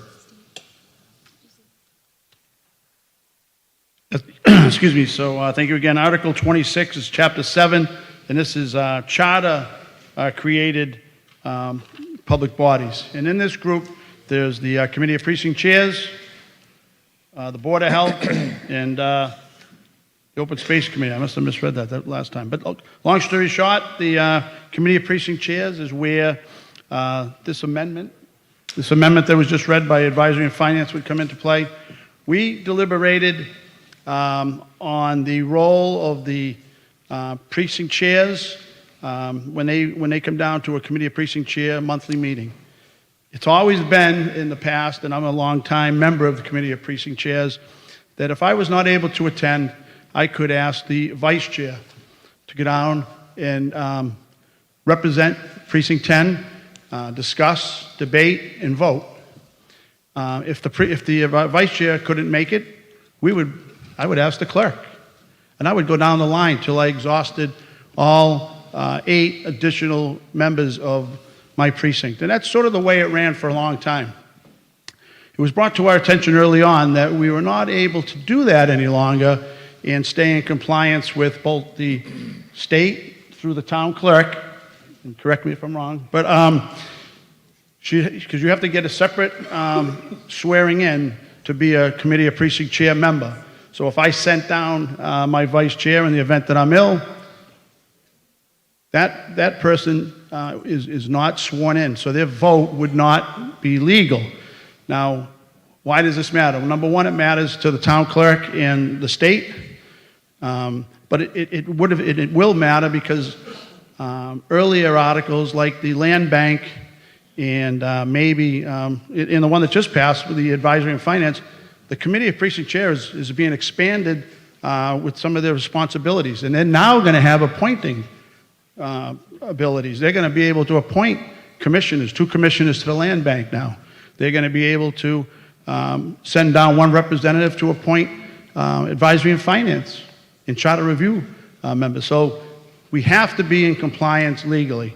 The argument is, let's make the vice chairs, let's swear them in. And that sounds good. But now all of a sudden you have a committee of 36 people. So it gets a little unruly. So we had to cut it off. We talked earlier about people that were in dissent. I hated to do that because I feel as a town meeting member, we are all equal, 162 of us. So if I can't make it, the next person is just as likely to go and should go.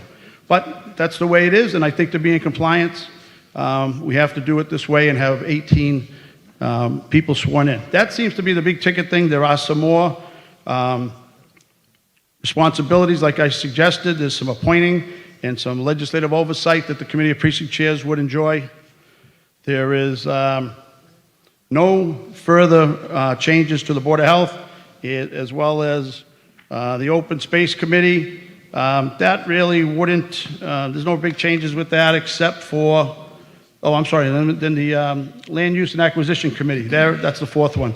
They actually pick up a appointing authority from the Conservation Commission and the Agricultural Commission. So that's a small change.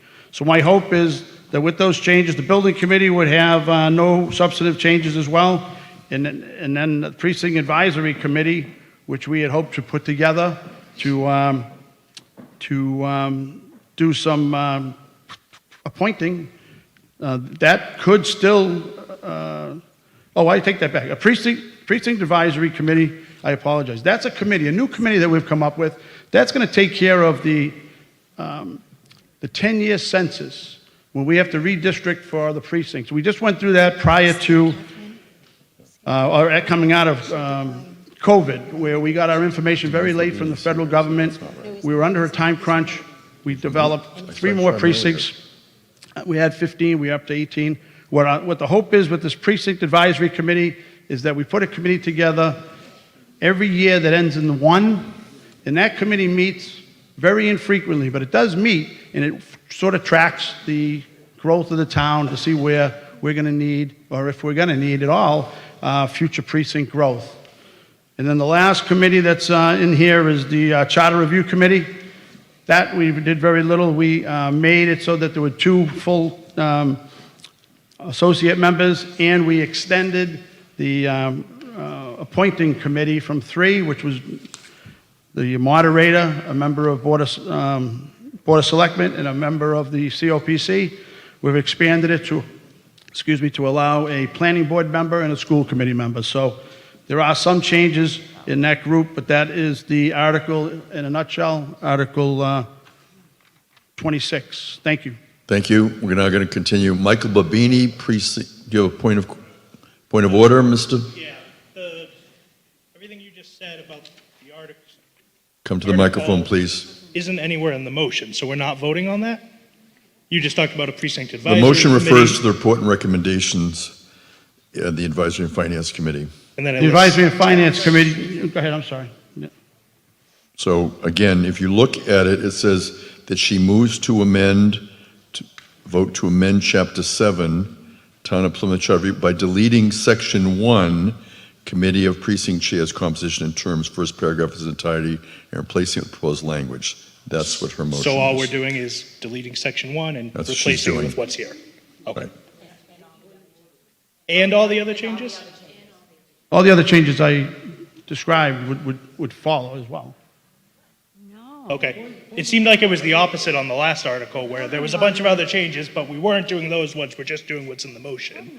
But here, we're doing more than what's in the motion, so I'm confused. Point of order? Point of order. I'm not I blaming apologize. you by There any means. seems to be some legal talk about the last one, so I haven't been privy to it. But I apologize if it's opposite of what you said. I can clarify, and the chair could, vice chair clarify, their intent here was to only change this section. Okay, so that's what we're voting on. That. Gail Butler, do you want to address this? The recommendation of the Advisory and Finance Committee? And while Mr. Canty speaks to Gail Butler, I think we can, for the sake of time, let's go to Mr. Yeah. Correct. So just read it again. Gail Butler is the vice chair of the Advisory and Finance Committee. You want to do it? You do it. And we're going to have a response further from the vice chair of the select board. Oh, my Mr. Canty? All right, it's been a while since I was up here. So the Advisory and Finance Committee is recommending the the changes as recommended by the Charter Review Committee, but for the section that relates to the Committee of Precinct Chairs, where they are recommending alternative language. But it's all the recommended changes in Chapter 7, except for their own, the Advisory and Finance Committee has their own proposed language as it relates to the COPC. So you are voting on all the changes that the Charter Review Committee recommended, except for their amendment. Could I request town there's the council's same opinion thing on on the that? last. Because it really just does not read that way to me at all. Well, I'm agreeing with what Mr. Canty has just indicated, which is that they're moving the report of the Charter Review Committee, that's my understanding from the Advisory and Finance Committee, but that they're making this change on the Committee of Precinct Chairs. Okay. Well, And that's what I understand coming from the Advisory and Finance Committee. it says with the proposed language below and as shown in the report. So if what's in the report and the proposed language Correct. below contradict each other, how can we vote that? No, because Yes. it's this is amending what's that relevant section in the report, that as it relates to the COPC, but everything else in the report is still being moved by the Advisory and Finance Committee. I again would just request town council Well, opine on you don't need town council, I've given a ruling. And my ruling is consistent But- with Mr. Canty.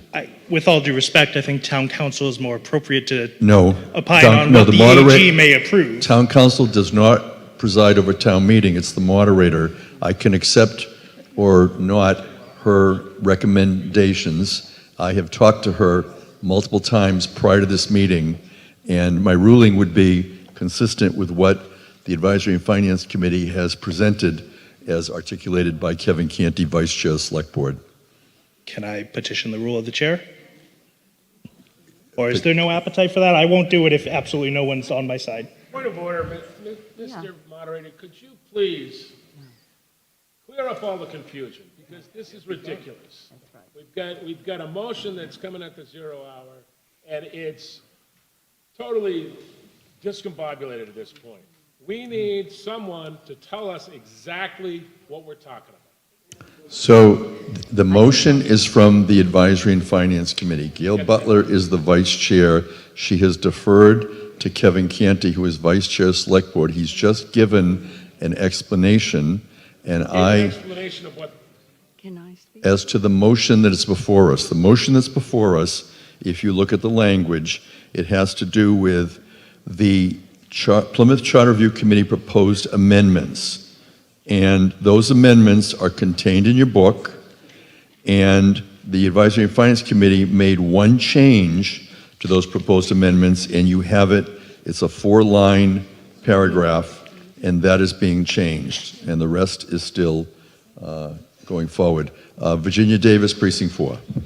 Is this mic on? Yes.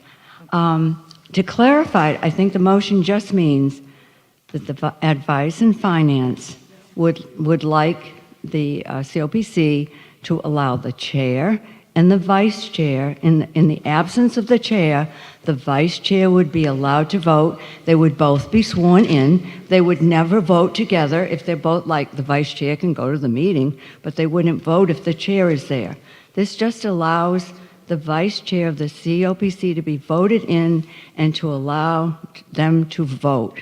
That's it. That's what I thought, but then he said it includes everything else Wait a that's minute, already... Mr. Polsinelli, I recognized Virginia Davis. And then, in a way, I can understand because a couple of people have said this is only a suggestion, they wish there'd been two motions. One would have been the motion that is on the floor now to vote on, and then another motion to vote the rest of, which article are we on, 25? The rest of the article unchanged. But what we're doing is voting on the Advice and Finance article, including all of the rest of that unchanged. So let me just explain the difference between the Advisory and Finance Committee and everybody else. The Advisory and Finance Committee can make a main motion within the scope of an article, which is what they have done. If somebody else wanted to move to amend, let's say they went with the exact recommendation of the Charter Review Committee, and someone else wanted to move the 4 lines that you see in front of you, that would be a motion to amend. But there's no need to make a motion to amend if Advisory and Finance Committee adds that to their main motion, which is what they have done. Mr. Pulcinelli, I think you were done or not? I'm still concerned, but I guess I'm done. Thank you. Thank you. I'm going to move to Mr. Hanlon. I don't think you've spoken yet at this town meeting. Michael Hanlon. I have not. Thank Okay, you, go Mr. ahead. Moderator. So I'm set. I need to address the moderator.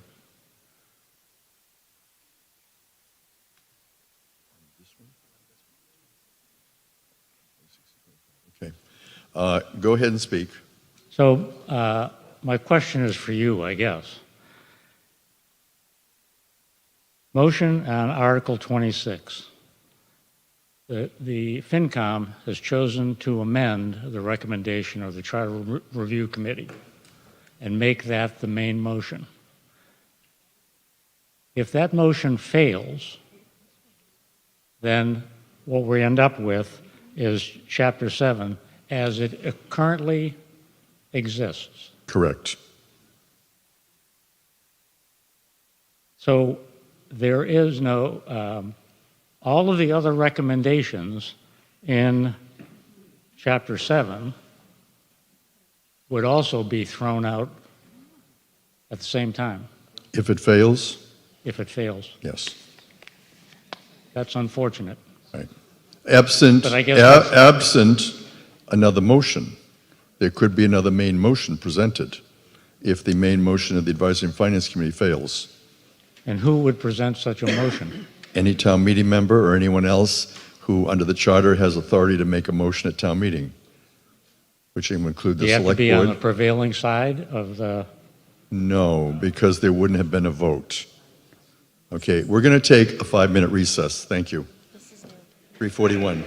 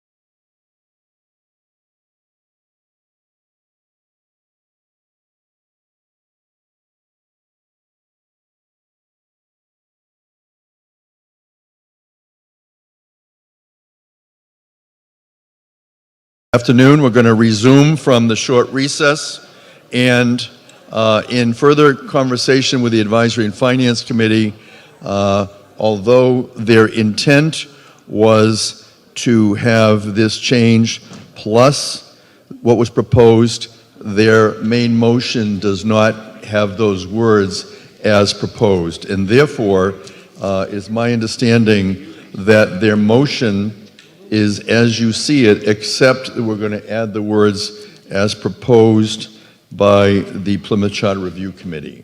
That we're going to add that language. And in speaking to that change, Kevin Canty, Vice Chair of the Select Board, did you care to be heard? Mr. Canty. I would if I could have a moment to get my paperwork. Okay. And while we do that, we're continuing to debate Article 26. And then we anticipate that we will go back to Article 25 on a motion to reconsider from someone who voted on the prevailing side in order to add those words as proposed by the Charter Review Committee. So that is the plan. And while we have people still waiting to talk, I'm going to go to, I believe, Mr. Hanlon. You were speaking. Go ahead. My question, Mr. Moderator, does your proposal look for to reconsider Article 25? Do we also need to reconsider Article 24? No, I think the way in which we'll look at that, but I think the way in which that came through, and I'll check with them. But I know that on 25 we needed to. Okay. Are you ready? On 26? Yes. To rephrase the motion? Yeah. All right. Kevin Canty, Vice Chair of the Select Board, speaking on Article 26. Thank you, Mr. Moderator. So, although the intention of the FinCom was to do what I said earlier, the way that the motion is written does not reflect that. So we're going to read in new motion language to reflect what the Advisory and Finance Committee actually intended to do. So my understanding is that Ms. Butler wants to move that the town vote to authorize the Select Board to petition the General Court of the Commonwealth to enact legislation pursuant to Massachusetts General Law, Chapter 43B, Section 10, to amend the Town Charter, Chapter 7, Town of Plymouth Charter Review Committee, proposed amendments, August 2024, as proposed by the Charter Review Committee, by deleting Section 1, Committee of Precinct Chairs, Composition and Terms, first paragraph, in its entirety, and replacing it with the proposed language below, as seen in the report and recommendations of the Advisory and Finance Committee. That language being, a Committee of Precinct Chairs, COPC, shall be constituted by the precinct chairpersons from each of the various precincts. Precinct vice chairs may sit in place of their precinct chair in the absence of the precinct chair, and they may vote. Is that correct, Ms. Butler? Is that your motion? It is. I think Town Clerk, and by deleting? And by deleting. Well, I think you left out that conjunction. So that's the language. It's very similar to what you have, but the intent has been explained. Betty Cavaco, Precinct 6. Yes, Mr. Moderator. I believe I was on the prevailing side of Article 25. I'm not going to hear that yet. We haven't voted on Article 25. Okay, then just one more question. Okay. I'm confused, not that everybody else isn't. I don't understand how the Advisory and Finance Committee can make a motion, not your regular motions, but their motions are normally to approve or not approve what, in this particular case, the Charter Review Committee is moving forward with. So I am confused as to how they can make a motion to change the Let me explain. So Please. the warrant set by the Select Board is a warning to the town as to what is going to be coming before town meeting. And it is possible for the Advisory and Finance Committee, the Select Board, school, a number of town meeting members to make a motion that is what we call lesser included within the scope of what is warned to the town. And so in this case, if the Advisory and Finance Committee is acting within the scope of what was warned, then they can do that. It doesn't have to be exactly what was in the warrant article. It can be something lesser or somewhat changed, and that's what they've done. And they can do that. I will recognize you after we vote on Article 26 on your motion to reconsider. Further debate, Brendan Brady, So, Precinct 10. thank you, Mr. Moderator. So if I understand this correctly, if as a body we choose to vote no on this article because we don't agree with what FinCom is trying to change and it gets shut down, we would be able to reconsider this article, the blue line language as intended by the Charter Commission. Am I understanding that correctly? So if we like the way that the Charter Commission did it, and we don't like what FinCom wants to change, we can no vote FinCom and reconsider the original blue line. So that's a good question, because although I said previously that we're not going to draft legislation on town meeting floor, we could do that. Okay. And the reason we could do that is because that's already been reviewed and vetted. Okay. So the answer is yes. Okay. But generally speaking, I wouldn't be accepting motions to amend. Understood. Yeah. Okay, further, we're going to go to Precinct 15, Richard Neely, who is remote. And Mr. Neely, welcome, and go ahead. I have a question. Basically, on this vote, this article that we are voting on. We're voting on Article 26 as presented Right. by the Advisory and Finance Committee with the added Does language. that mean we're voting on one particular section? No, we're voting on exactly what was proposed by the Charter Review Committee, except that we've added that language that in addition to their change of the Advisory and Finance Committee, they're proposing that we accept the rest of the language proposed by the Charter Review Committee. Does that mean that we will be accepting as part of the charter, section 2-12-1, that says the appointment of the Advisory and Finance Committee of 15 members? Mr. Neely, we're on Article 26. We can come back to that. Mr. Neely, excuse me. We're currently debating Article 26. I have not yet accepted a motion to reconsider Article 25. I believe you're referring to Article 25? Okay, I will agree. Thank you. All right. We have Michael Babini. Mr. Babini, Yes. go ahead. Thank you, Mr. Moderator. With all this confusion, I think you called me 10 minutes ago, but I'm now speaking. I agree with the motion before us to include the vice chairman on the list of people who can attend and vote at the precinct meeting, the chairs of precinct chairs meetings. I don't see a problem with them both getting sworn in. Obviously, if the chairman can make it, the vice chairman will not. Now, I see that at this point, I guess the Charter Commission agrees with that point, so I guess it's no longer an argument, but I am in favor of this proposal. Thank you. Thank you. Further discussion on Article 26, main motion of the Advisory and Finance Committee. Dale Weber. Thank you, Mr. Moderator. Dale Weber, Precinct 3. Speaking specifically to the Finance Committee motion, ever since the Committee of Precinct Chairs was formed, representatives from the precinct could attend the meeting and vote. Any representative from a precinct could go to the Committee of Precinct Chairs and carry a vote at that process. I'm opposing this article because of that, because now we've changed it to limit it to the chair and the vice chair only. Just last Thursday, the Committee of Precinct Chairs held a meeting, and we were missing 4 precincts and their representation. So imagine, and that was before this language came in to only limit the attendees to chair and vice chair. So those committees were not served. And now this would limit that and make that even more highlighted if you could only have the chair and the vice chair present and voting.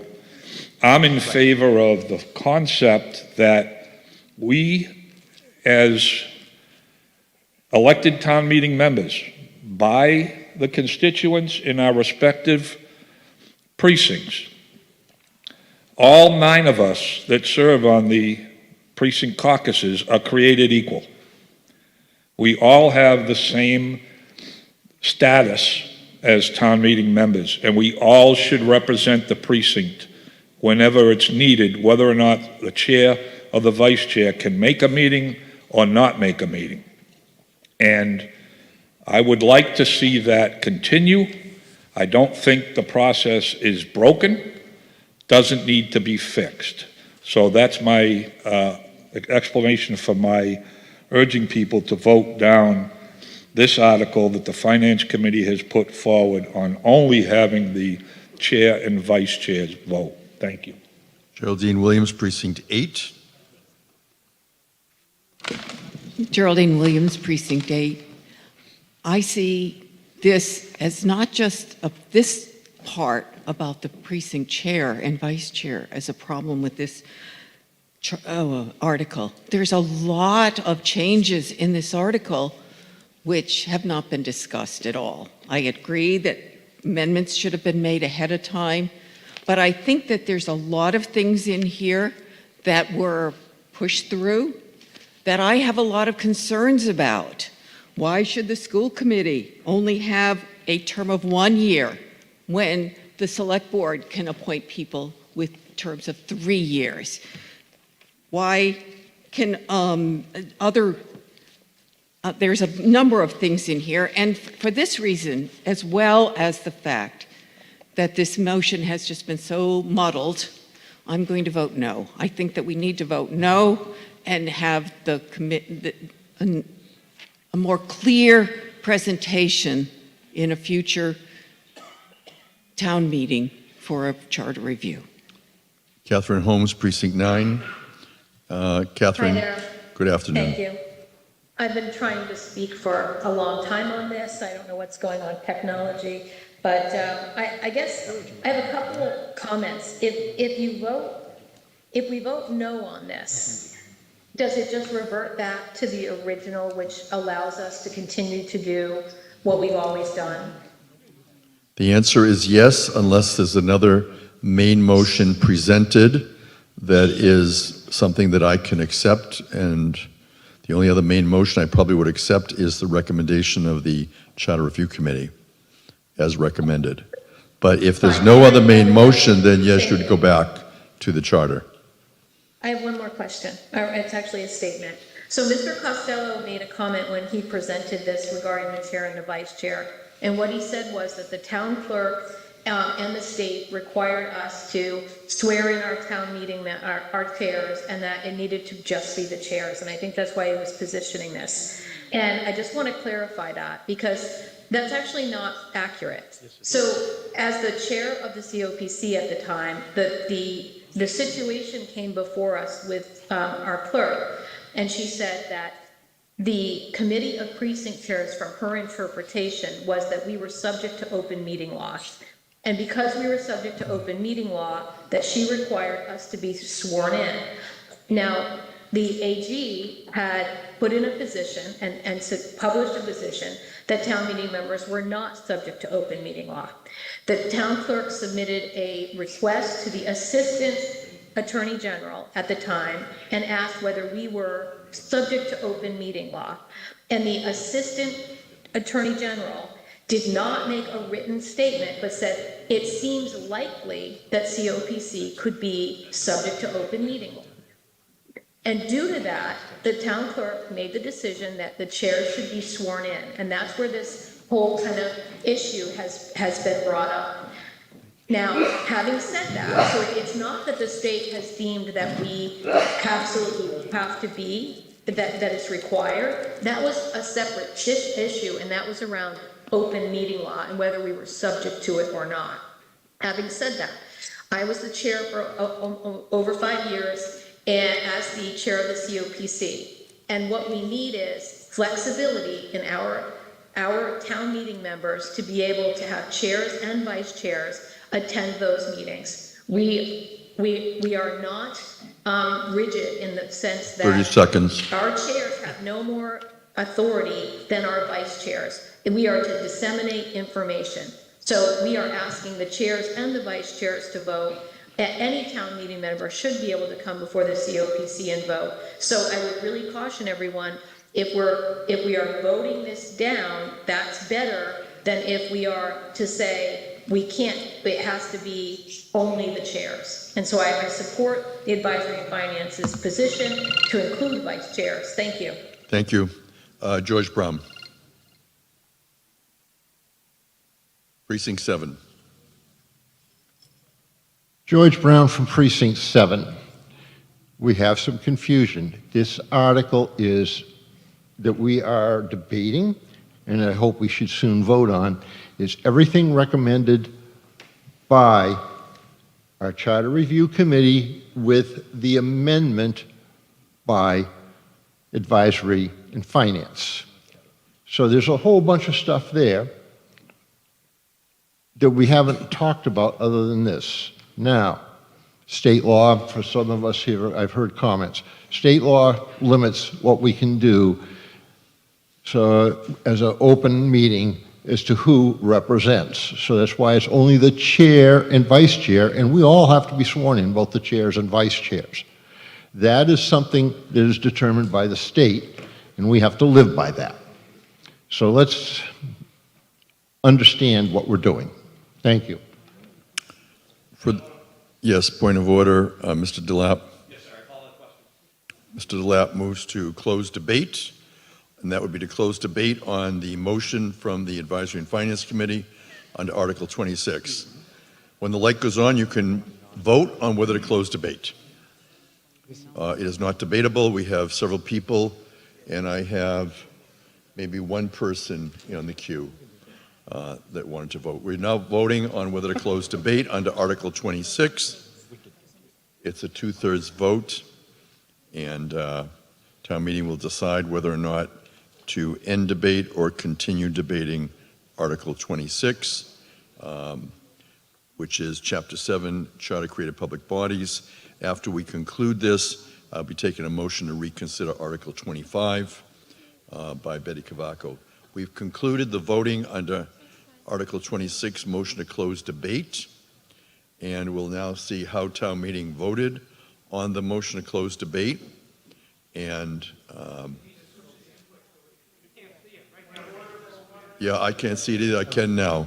88 in favor, 35 in opposition, 0 abstentions. It carries.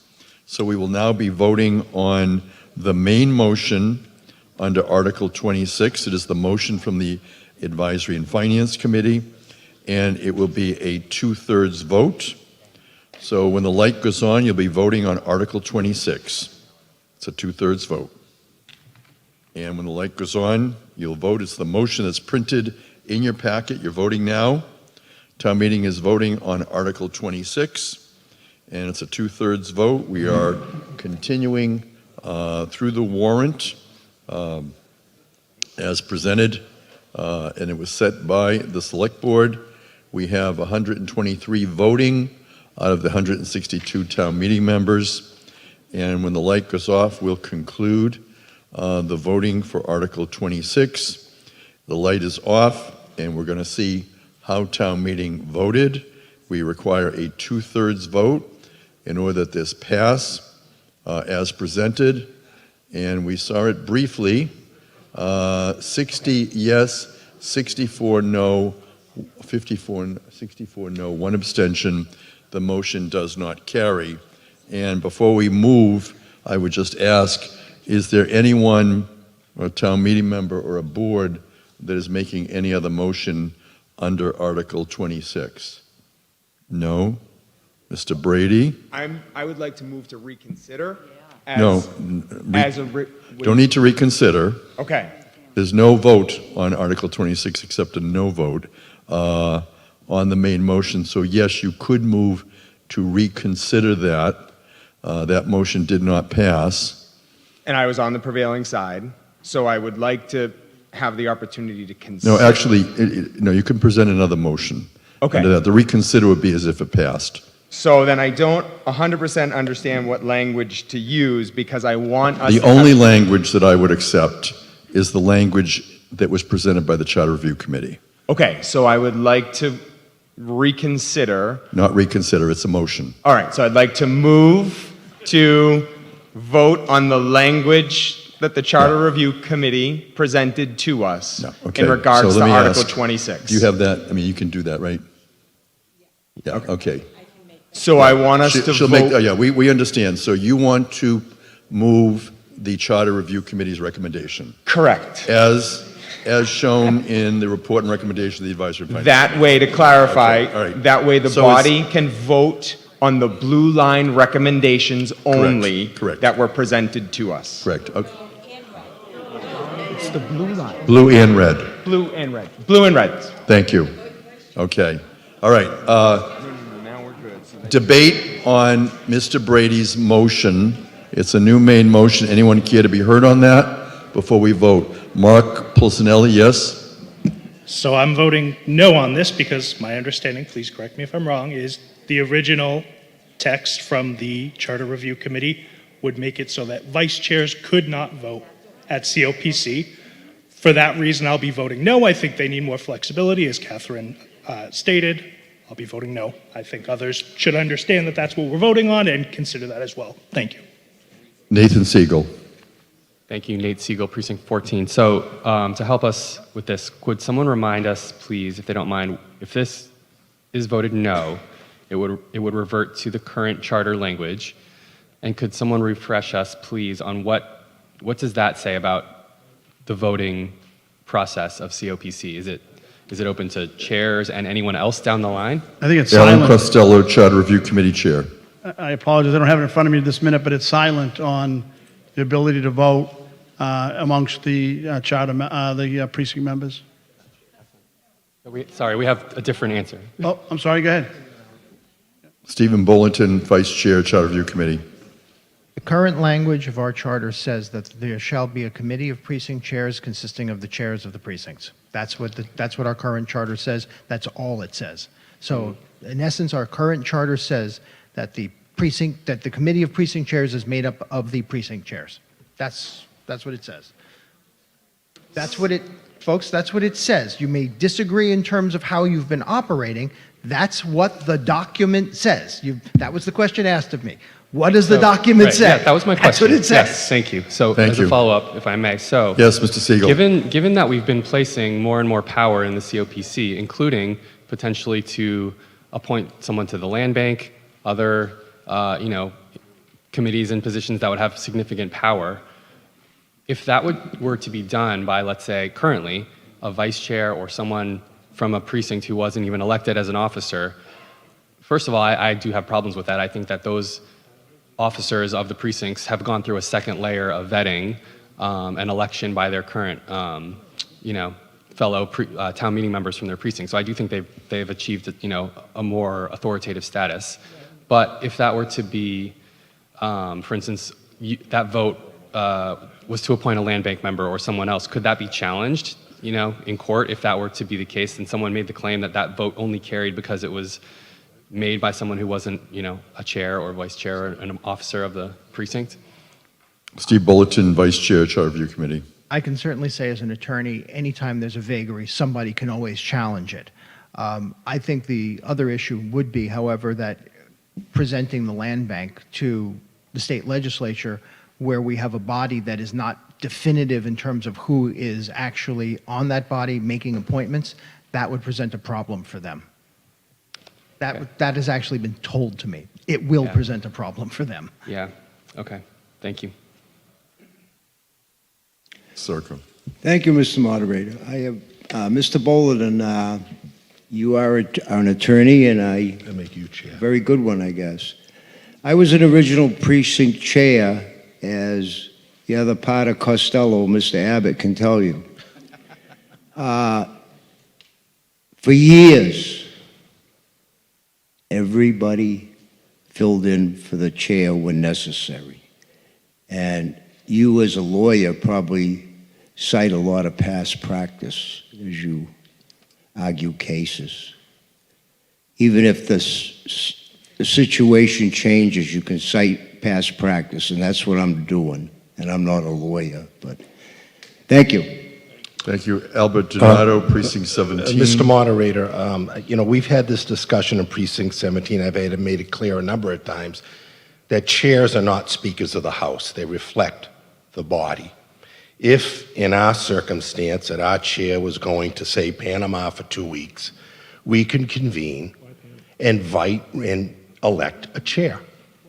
That chair is just going to reflect what our caucus does. Doesn't matter if our chair is away. And he or she could vote. They would be sworn in and vote. That's how we would handle it. If we meet by Zoom, we could do it pretty quick in 48 hours. Thank you. Further discussion, Donna Curtin, Precinct 3.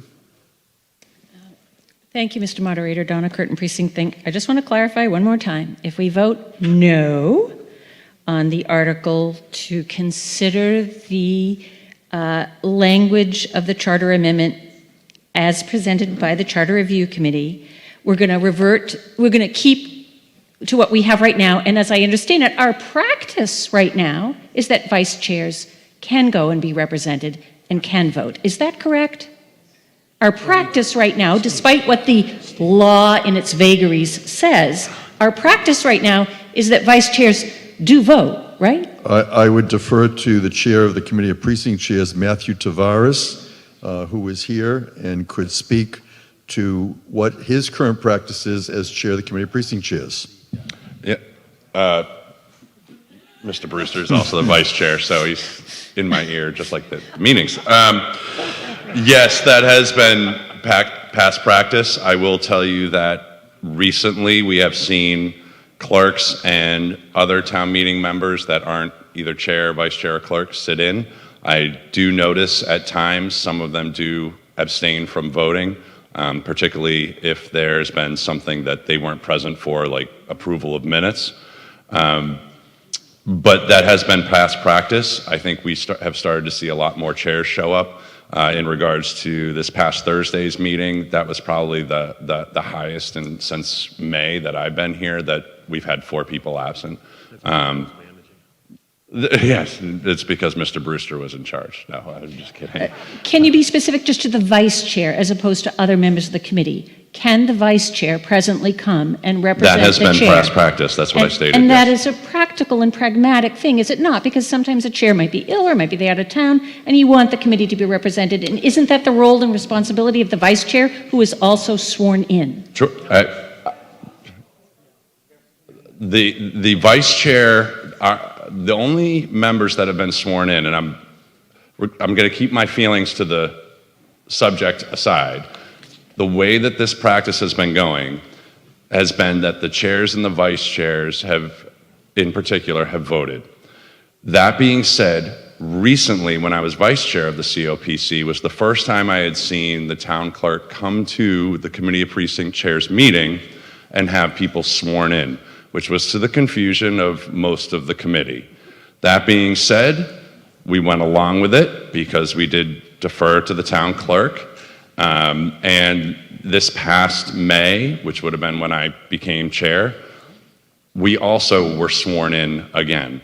So it's swearing in as a committee, each individual chair, but we've also already been sworn in as town meeting members. So we've been doubly sworn in, was my feeling on the position. Swearing twice? Yeah, we swore twice. Yeah. Okay, I think I'm hearing that, yes, vice chairs have been able to vote. I've said that several times, yes. Great, okay, so thank you. If we vote no, and we keep with the current system, vice chairs can participate and be represented at the table, right? They in place of the chair.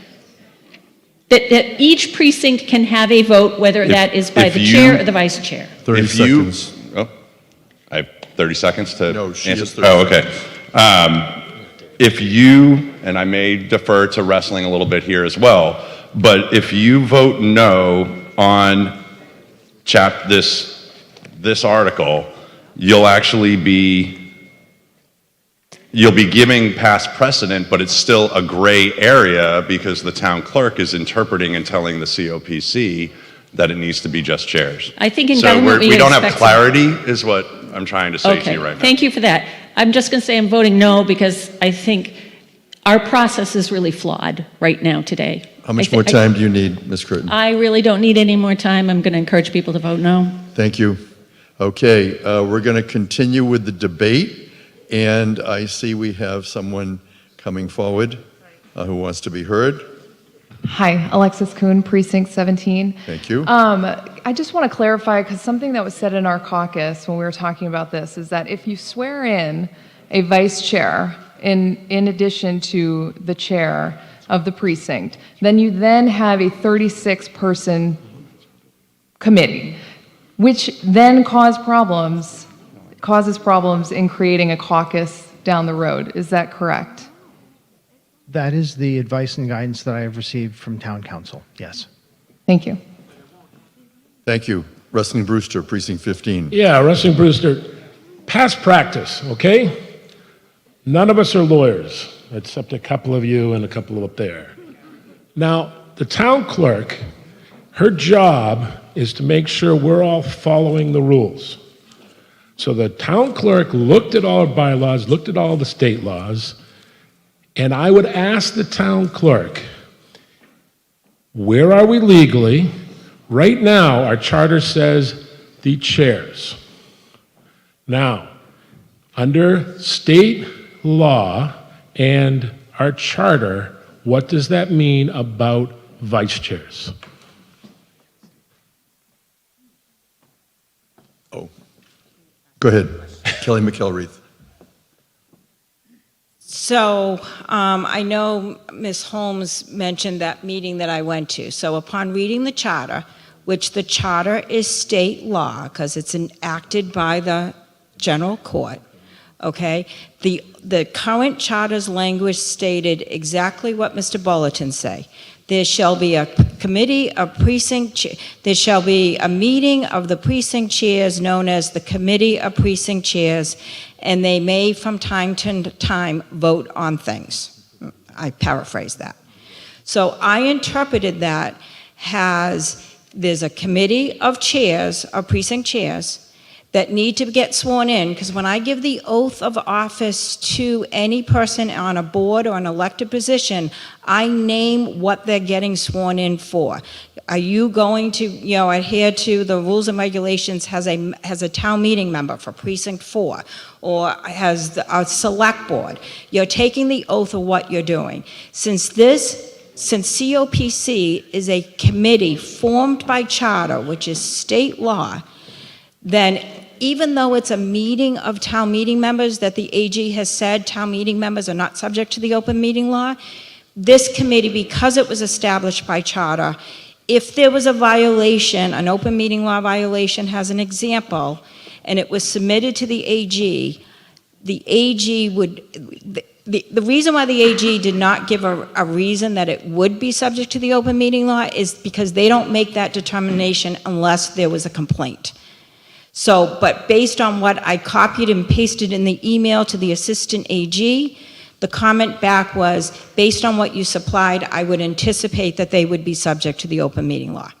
So again, people take, so it's a state law that this, charter rule, thank you, that we have a committee of precinct chairs and it's made up of the chairs. I use the example that the CPC has a select board appointee. So someone from the select board is on the CPC. If that person was not able to go to the CPC meeting, it's not like another select board meeting, another select board person could go and vote in that person's place. I just wanted to clarify what I was reading and interpreting. Thank you. Follow-up, Mr. Thank you. That's Kelly McElreath. She is the Plymouth Town Clerk. Follow-up. Yes, Mr. Brewster? Thank you. Just a follow-up. Go ahead. How much more time do you need? 1 minute. Thank you.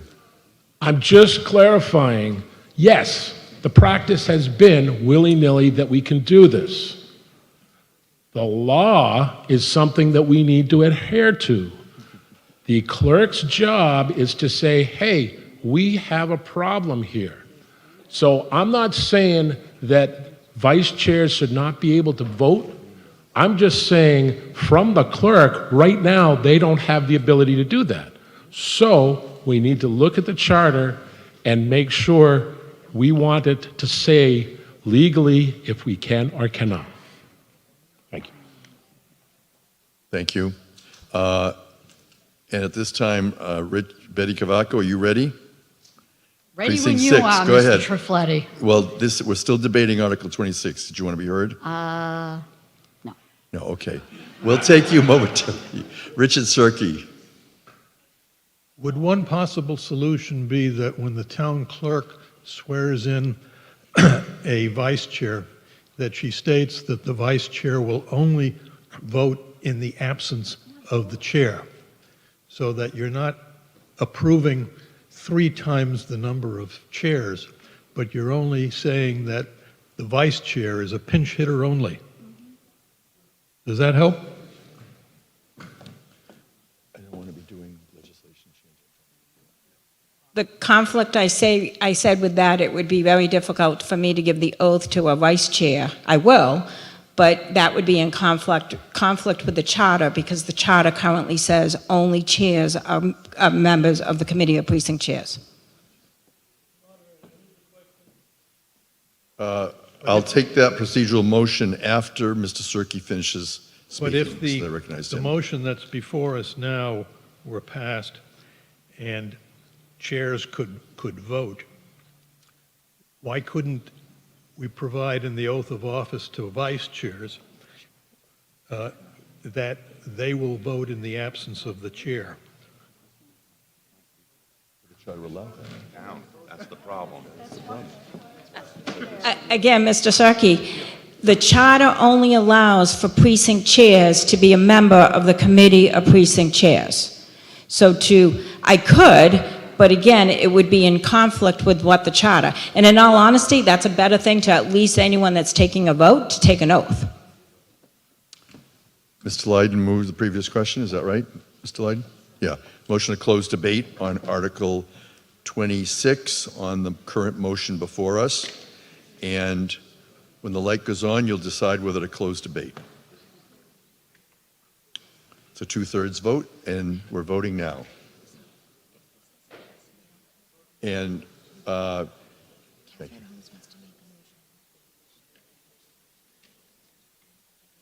We're not going to be doing any of the motions on. There was a question about making further motions. We're not going to be taking any further motions other than the Finance Committee motion or the Charter Review recommendation. That's it, because it's legislation that we have to review. And we now are going to see whether to close debate. 98 say yes, 24 say no, 0 abstentions. We've closed debate. We're now going to vote on Article 26, and you have the language with the additional language that was articulated by Mr. Canty on behalf of the Advisory and Finance Committee.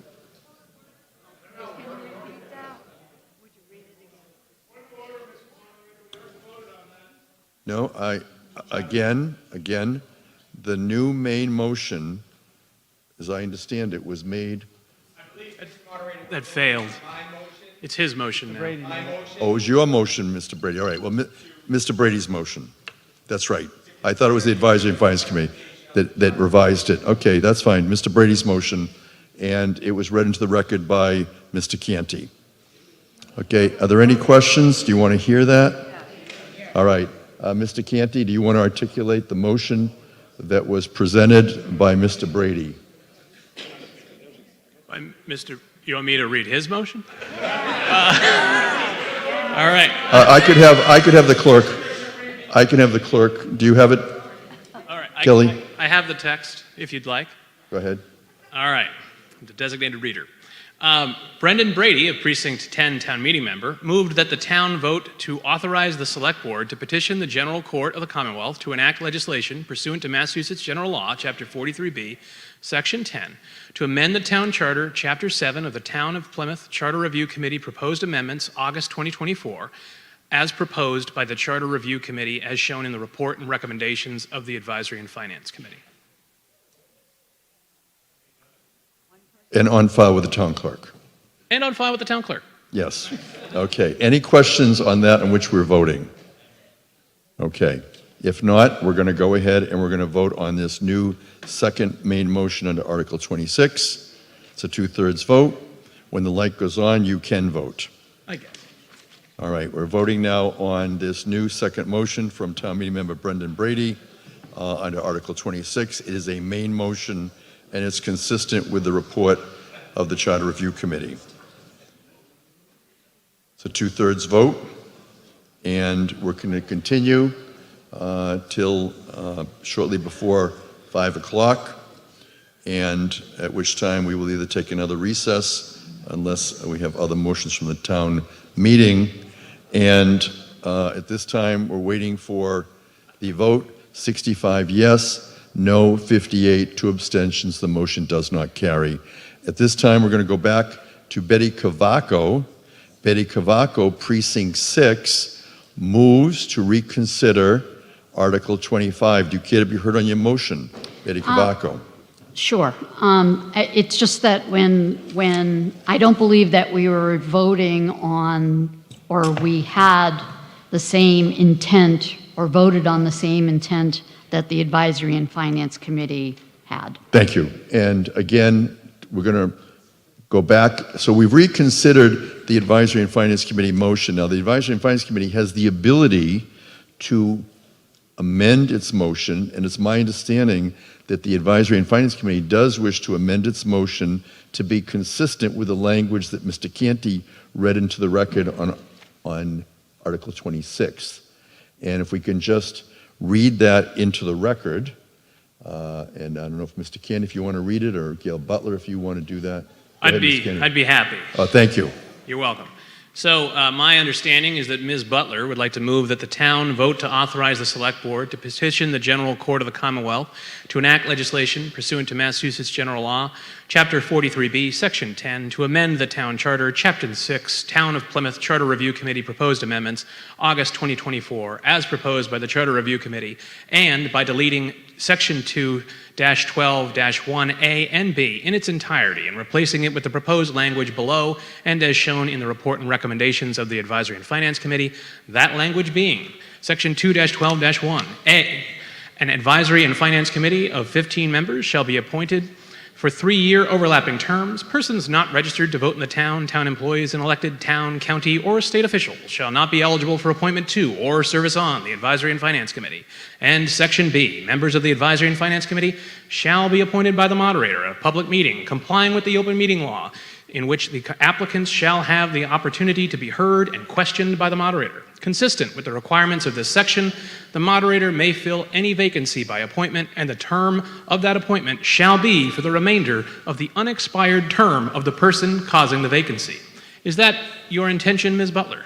It is. Thank you. So to summarize, what he's added is the language as proposed by the Charter Review Committee and by deleting the section. So we're really just trying to clarify what happened earlier. So on that motion that we're reconsidering with this added language, does anyone else care to be heard? If not, we're going to go to a vote.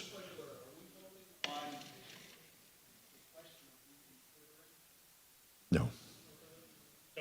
Well, let me see. Did we vote to reconsider? No. All right, we're going to vote to reconsider. And then that'll be the vote. That'll be the motion after. So let's take a vote on whether to reconsider. Thank you, Mr. Pizer.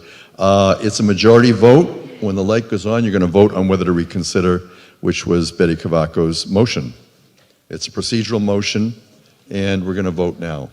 You're voting on whether to reconsider, and if we reconsider, we're going to be reconsidering the Finance Committee motion, which, as you've heard, is being revised slightly with some additional language to clarify.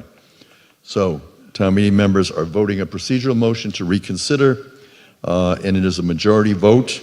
Once we vote to reconsider, we will then hear any additional debate on the motion from the Advisory and Finance Committee as revised. That concludes the voting on the motion to reconsider. It's a majority vote. 84 say yes, 37 no, 1 abstention.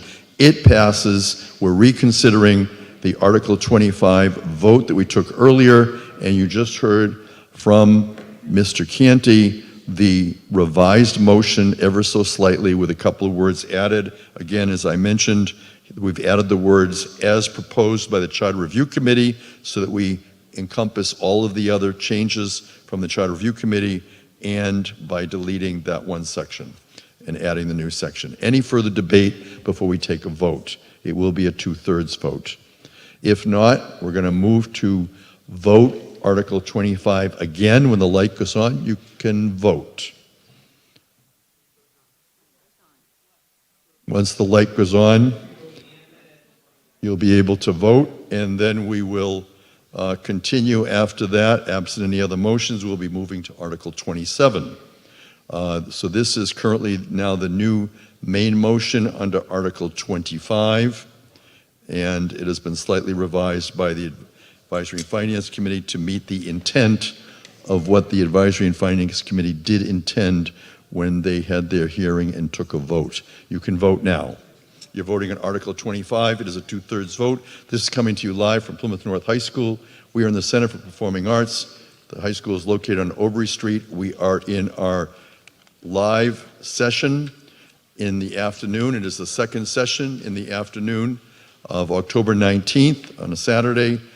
We did vote for an adjourned session on Monday. We do have a couple of more, 3 more articles to vote. We're waiting now for the vote on Article 25 as revised. It requires a 2/3 vote, and we'll see what town meeting has for the results of the revised vote under Article 25. It does require 2/3. 89 say yes, 37 say no, 1 abstention. The motion carries by more than 2/3. So we are now going to continue with the warrant while you look at how you voted. Article 27, Chapter 8, Operation of Town Boards, Commissions, and Committees. Ms. Butler moves. The town will vote to amend Chapter 8 of the Town of Plymouth Charter Review Committee proposed amendments, August 2024, recommended by the Charter Review Committee as shown in the report and recommendations of the Advisory and Finance Committee, and on file with the town clerk. Ms. McKelreath? And on file with the town clerk. We should add that? Yes, thank you. Okay. 2/3 vote. Gail Butler. In a unanimous vote of 11 to 0, no abstentions, the Advisory and Finance Committee recommends town meeting approval, Article 27. Approval of this article will be amend Chapter 8 of the Plymouth Town Charter as shown in the materials. Stephen Bulletin is the Vice Chair of the Charter Review Committee. Thank you, Mr. Moderator. There were 3 recommended changes within this chapter. The first is just creating a fixed date by which all boards, committees, commissions, et cetera, organize annually. That way, no matter who gets appointed or elected to something, they know exactly when they need to be done. It's not done as an ad hoc basis, which would also help our town clerk making sure that everybody gets properly sworn in. The second recommended change is to alter the conditions under which an appointed board, commission, or committee member has been deemed to have resigned by failing to attend meetings. Under our current charter, if someone misses 50% of the meetings within an entire year, then they are deemed to have resigned, and that is an automatic termination. The Charter Review Committee is recommending that first we increase the percentage of attendance required. So you can only miss 30% of the meetings before that provision kicks in. We believe that this makes sense given that you shouldn't have to function as a board, committee, commission without a member for an extended period of time. If someone's not showing up, that's the case. However, we've also created more flexibility to give these committees the option of terminating someone. So it's no longer an automatic. The example that was given to us was that there are committees which have had long-standing members who someone has gotten ill. They're going to be out for a period of time, but they expect to return. The committee would like to keep their seat open. So the recommended change would allow the committee to decide whether or not that person has been deemed to resign, rather than making it an automatic, which is what our charter currently says. Right now, our charter currently says, if you miss it, boom, you are deemed to have resigned, that's it. This gives the committees more flexibility in order to allow people who are of differing circumstances to stay on. The final recommended change was just to standardize the grounds and process for removal of an appointed board, commission, or committee member. Right now, our charter has this vague statement that says it shall be for, it has to be inconsistent, it has to be consistent with the rules of the individual committee. All of the committees do not enact rules that say this is the process under which we will remove somebody under the circumstances. The standard under the law is to remove somebody for cause as determined by the appointing authority. We just want to standardize that across the town. That's all. Those are the only recommended changes. Any questions? Further discussion on Article 27? Yes, Mr. Pulcinelli, Precinct 1. We're debating Article 27. Good afternoon. I just want to understand the rationale behind making it more than 50%. Like if you miss half your meetings, now you can be subject to a dismissal vote or whatever you want to call it. But now you have to miss like almost 70% of the meetings in a 12-month period. No, 30%. It's the reverse. If your attendance within a 12-month period falls below 30%. Correct. So if there's 10 meetings a year and I attend That- three of them, my attendance rate is 30%. I agree. Yes, the language was not particularly clear in the document, so there's a supplement that's in the supplement that says it is a 70% attendance requirement. Oh, okay, I didn't get the supplement. Thank you. Donna Curtin, Precinct 3. We're debating Article 27. Donna Curtin. Just a quick question for Mr. Bulletin. So we're striking out the words department and division heads. Any operation of town boards and committees? Do I have that, or I'm in the wrong chapter? No, you're correct. Yeah, Okay, I just wanted that, just a little explanation of what's involved with that, because this no longer addresses department and division heads. Okay, and it doesn't belong here. Correct. Okay. Further discussion and debate under Article 27? If not, we're going to move to the vote under Article 27. When the light goes on, you can begin voting. It's a 2/3 vote. You're voting now. You're voting on Article 27. Thereafter, we'll move to Article 28. 27 is a 2/3 vote. It's a recommendation from the Town of Plymouth Charter Review Committee, proposed amendments, and it's consistent with the report and recommendations of the Advisory and Finance Committee. And upon conclusion, we'll determine what is the vote on Article 27. And the voting has concluded. We'll now see 114 yes, 10 no, 1 abstentions. The motion passes by more than 2/3. We're now going to move to Article 28. Mr. Hanlon, did you have a point of order, or do you want to be heard I on have a 28? point of order. And what is that? So I asked the question earlier about Article 24. Yes. This is my concern. The FinCom made a motion to amend the article from the recommendations of the Charter Review Committee. That failed. Mr. Williams made a motion to amend. That also failed. So we never got the opportunity to vote on all of the other recommendations of the Charter Review Committee. So it's not a motion to reconsider. We could and can accept another main motion, but I believe that the only main motion that I'd be willing to accept would be the recommendation of the Charter Review Committee. So moved.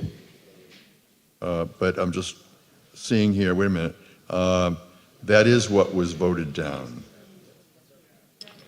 No, Yeah. What? We voted on the other side of the page. Yeah, so I'm looking under Article 24. We voted no on the Advisory and Finance Committee recommendation, and we voted no, and that was the recommendation of the Charter Review Committee. So no, it was actually, a recommendation to amend.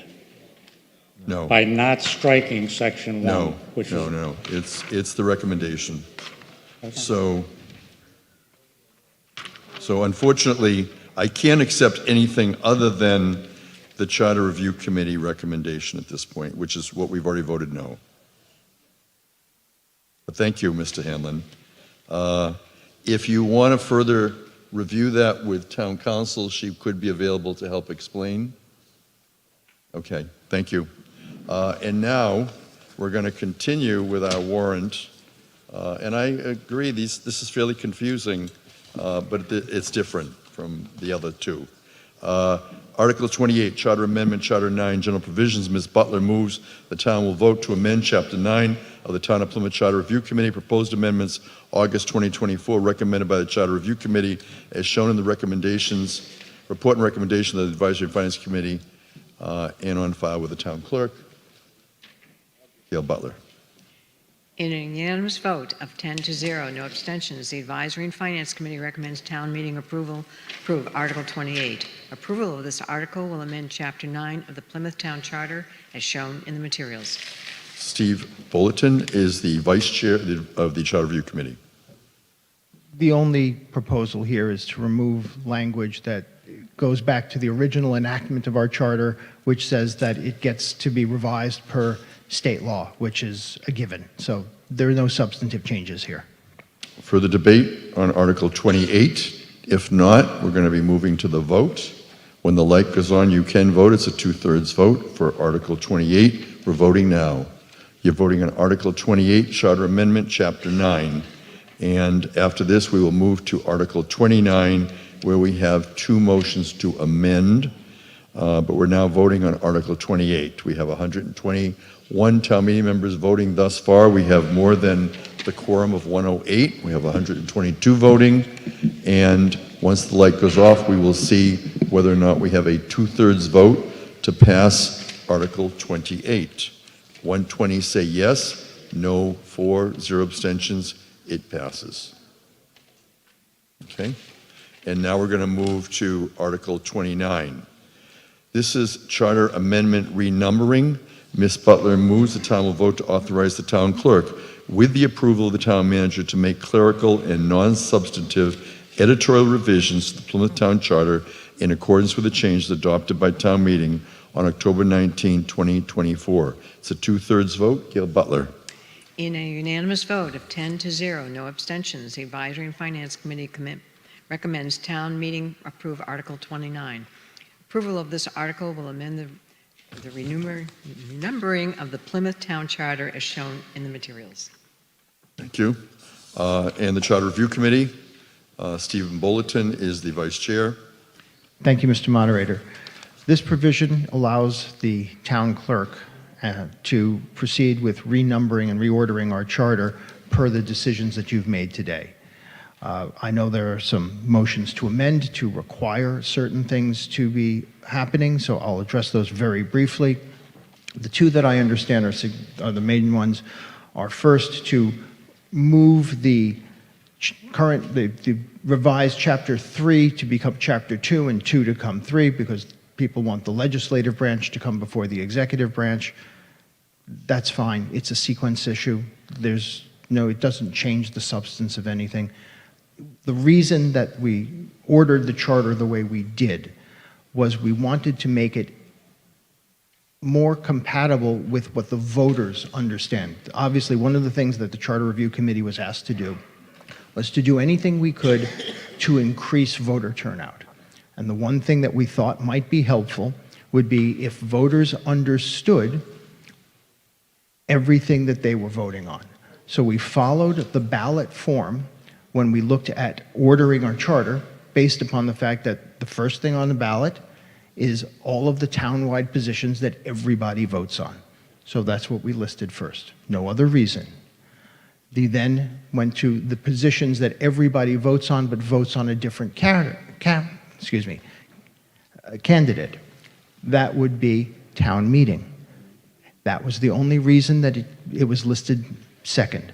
Again, no effort to diminish town meeting or to suggest that its authority was any different whatsoever.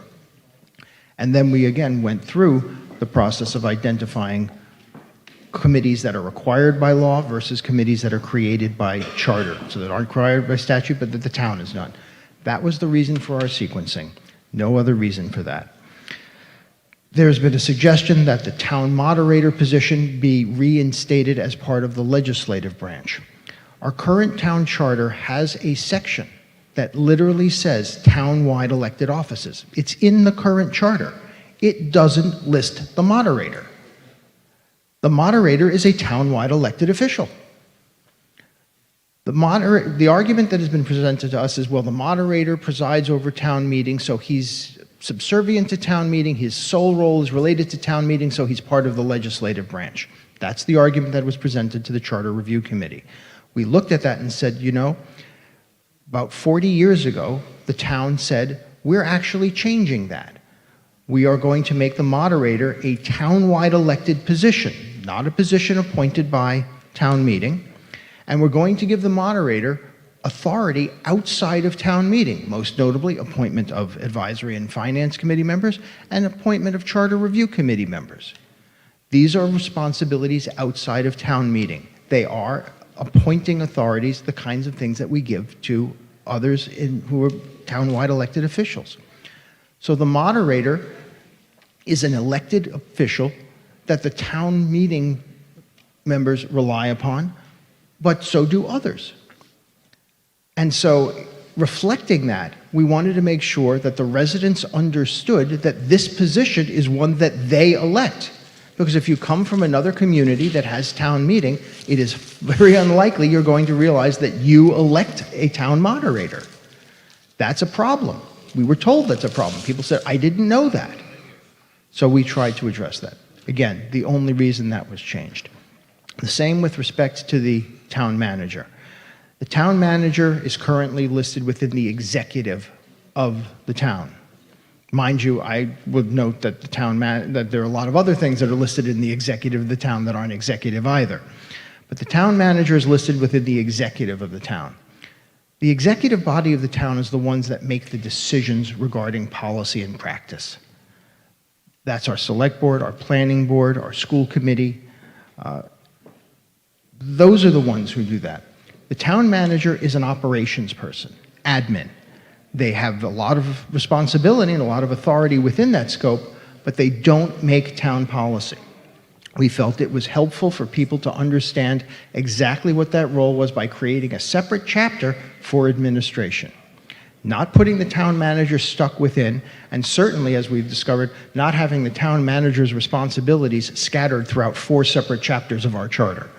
Again, it was done for clarity purposes, and we believe that the order that was presented to town meeting is the order that is clearest. And again, I understand that some people say that we're a representative town meeting, select board, town manager form of government. If you want to reverse the order, that's fine. It's semantics, but if it's important semantics, that's fine too.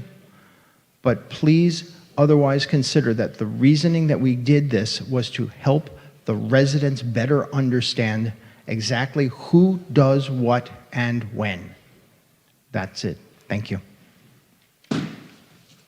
Thank you. And we're now going to be debating Article 29.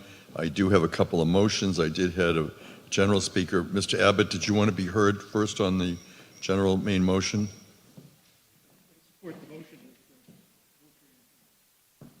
Sorry, do you want to speak on the main motion or the motion to amend? Oh, okay, so let's put Ms. Vautrain's motion in. Charles Vautrain, Precinct 4, moves to amend the main motion to revise and renumber the Charter Review Committee's proposal for Chapters 2, 3, and 4 inclusive of all titles and all approved content as voted in Article 19 to Article 28 as follows. And you have a text, and I just want to note that this text might be slightly changed based on what the votes were under Articles 19 to 28, but we did indicate that it's going to be with respect to what was voted. And that's Mr. Vautrain's motion. He's a town meeting member. I understand that Martha Vautrain is going to speak on behalf of the motion. So welcome Martha Vautrain on the motion to amend.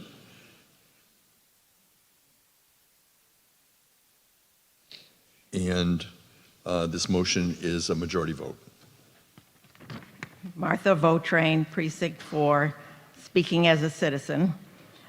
Good afternoon, town meeting members, and thank you, Charlie, for making the motion, wherever he is now. And you can see the details in the front here. And the left side of the slide includes the revisions that Charlie and I are proposing. On the right are the Charter Review Committee recommendations. As you can see, this amendment only concerns chapters 2, 3, and 4, and this amendment does not change in any way the content of the sections involved, including what has been voting on today. This motion is simply a modest but no less important amendment to accomplish 3 objectives: to preserve the chapter order in our charter of legislative branch of government followed by executive branch, to preserve the moderator section in the legislative chapter, and to preserve the names of both legislative and executive branches in our charter. Keeping the legislative branch in chapter 2 and the executive branch in chapter 3 aligns with other charter documents that address legislative before executive, such as our U.S. Constitution and our Mass State Constitution. This order of legislative followed by executive also reminds us of the importance of government by the people. The reason for keeping the moderator section in the legislative chapter is easy to understand. Just read the moderator section to see that it applies to town meeting, our legislative branch, which is where the moderator should be included in the same chapter with town clerk, town meeting procedures, and the like. And in reference to what was said a few minutes ago, the fact that the moderator section would be in the legislative section, as I'm proposing, doesn't interfere with the other moderator responsibilities that are listed in other parts of the charter. Naming in our charter both legislative and executive branches of government is important in terms of balance of power. The concept of interplay between legislators and executive officials that contributes to good and effective government. When one branch is unnamed, the systems of checks and balances are in jeopardy. In closing, the chapter title Executive Branch does not need to be replaced by town-wide executive offices and office holders, since that list could easily be included in, dare I say it, the user guide to Plymouth town government. And the argument that executive branch title should be replaced by town-wide executive boards and office holders in order to introduce an election process similarity to be reader-friendly ignores the fact that you town meeting members are being asked to approve a charter document, not an election ballot. Lastly, I have not been aware of any mandate from the citizens to make the changes that are in the charter review proposal that are addressed by our motion. And we urge you to vote yes on this amendment to amend Article 29. Sorry. Thank you. Pursuant to our rule to take a recess every 2 hours, we're going to take a very brief 5-minute recess. Martha Votrain and Joseph Hutchison, can you come up to the podium, up to the stage? Well, let's have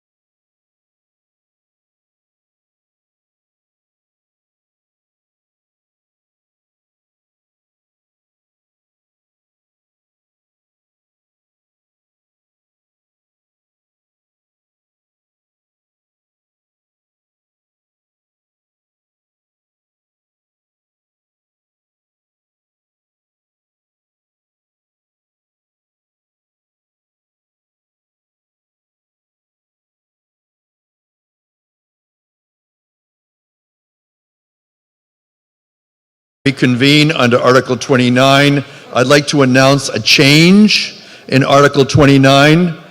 The makers of the motion to amend have withdrawn their motions, so we do not have any motions to amend. And the reason why the motions to amend have been withdrawn is because Article 19 failed.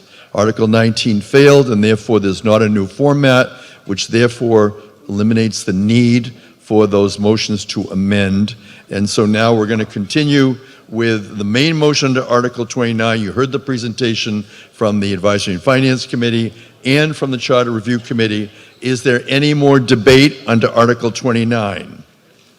Does anyone care to be heard on the main motion? If not, we're going to be moving forward on the main motion, and then I understand I may have a motion to reconsider Article 21. So, and someone voting on the prevailing side, which would be no. Geraldine Williams. Could we have a microphone for Geraldine Williams? Go ahead, Geraldine. I'm just confused if Article 19 voided the need for this amendment, doesn't it void the need for this whole article? Why would we be able to change that? Steve Bulletin, Vice Chair of the Charter Review Committee, can explain why we still have a need for this. Because town meeting did make changes throughout the course of this. So we do need to be able to have the town clerk make all of those changes, make changes in numbering where town meeting did make additions or subtractions, and also to make sure that internal references. So for example, if something in our current charter says it's 2.5 and now it's at 2.7, we need to be able to make sure. So that's the administrative aspect of this, that's all. But we're not changing the list. No. Thank you. Thank you. Further discussion, Pat Edelman. Yes, good evening. Does this mean Chapter 2 will go back to legislative and Chapter 3 will be executive?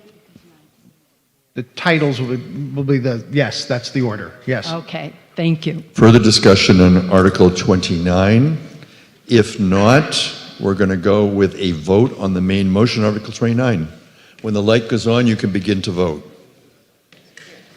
We're voting on Article 29. It's a 2/3 vote. The light is on. I do want to say again, thank you. Special thanks at this town meeting, not only for Jeanette White, but the town clerk, Kelly McElreath, and also town councilor Kate McKay. They met with me multiple times in order to try to work through these charter articles, which even today we've had to scramble. So I appreciate their help, the help from all the town boards and committees, and certainly all of you as town meeting members. You're to be commended for a really challenging task. This was not easy. I can't imagine an open town meeting doing this, but thank you, all of you representative town meeting members. 105 yes, 10 no, 2 abstentions. Article 29 passes. I'm now going to entertain a motion to... No, I'm first going to entertain a motion to reconsider Article 29. Mr. Vautrin. Yes, I would like to reconsider Article 21. 21. Okay. And did you vote on the prevailing side? Yes, I did. Did you vote no? I voted no. You voted no. Okay, it's a motion to reconsider Article 21. Do you wish to speak in favor of your motion to reconsider or the reason for it? Actually, I would like to defer to David Peck. David Peck. David Peck, speaking on the motion to reconsider. Thank you very much. This will be very quick. There is another portion of Article 21, which was by voting not quite getting to the 2/3, we lost a very good part of the description of the planning board. And so I would like to just briefly, hopefully, support a reconsideration and then just speak on behalf of a stronger provision about the planning board in Article 21. Okay, so first we're deciding whether to reconsider. Anybody else care to be heard on whether to reconsider Article 21? Mr. Pulcinelli. I'm generally opposed to reconsidering articles this long after we originally considered them. It's 5 o'clock. Many people had to leave, for better or worse, to pick up kids, to relieve the babysitter, to go to another obligation. people who voted no originally might not be here to vote no again. It could change the outcome of the vote without actually swaying any minds. So I'm opposed to reconsidering. Thank you. Any further discussion on the motion to reconsider? Anyone else care to be heard on it? If not, we're going, yes, please come forward. Hi, I'm Beth Gregg with Precinct 7. It's a question about what's going to happen with those articles that were voted down. So I just would like to know what the process is from here going forward. So we're only going to address on the motion to reconsider what would happen. And on this motion to reconsider, which was voted down, Yeah. this is an opportunity to consider it again. If the majority of town meeting members say yes, Yep. the motion to reconsider, then the main motion is back on the floor of town meeting, and it's up to town meeting as to whether to vote it up or down. They'll have a chance to do that again. Okay? Any further discussion on whether to reconsider Article 21? Okay, if not, when the light goes on, you can vote. It'll be a majority vote. You can vote now. You're voting on whether to reconsider Article 21, which was a charter amendment, Chapter 2, townwide elected. And town meeting is deciding whether or not to vote to reconsider Article 21. And again, it is a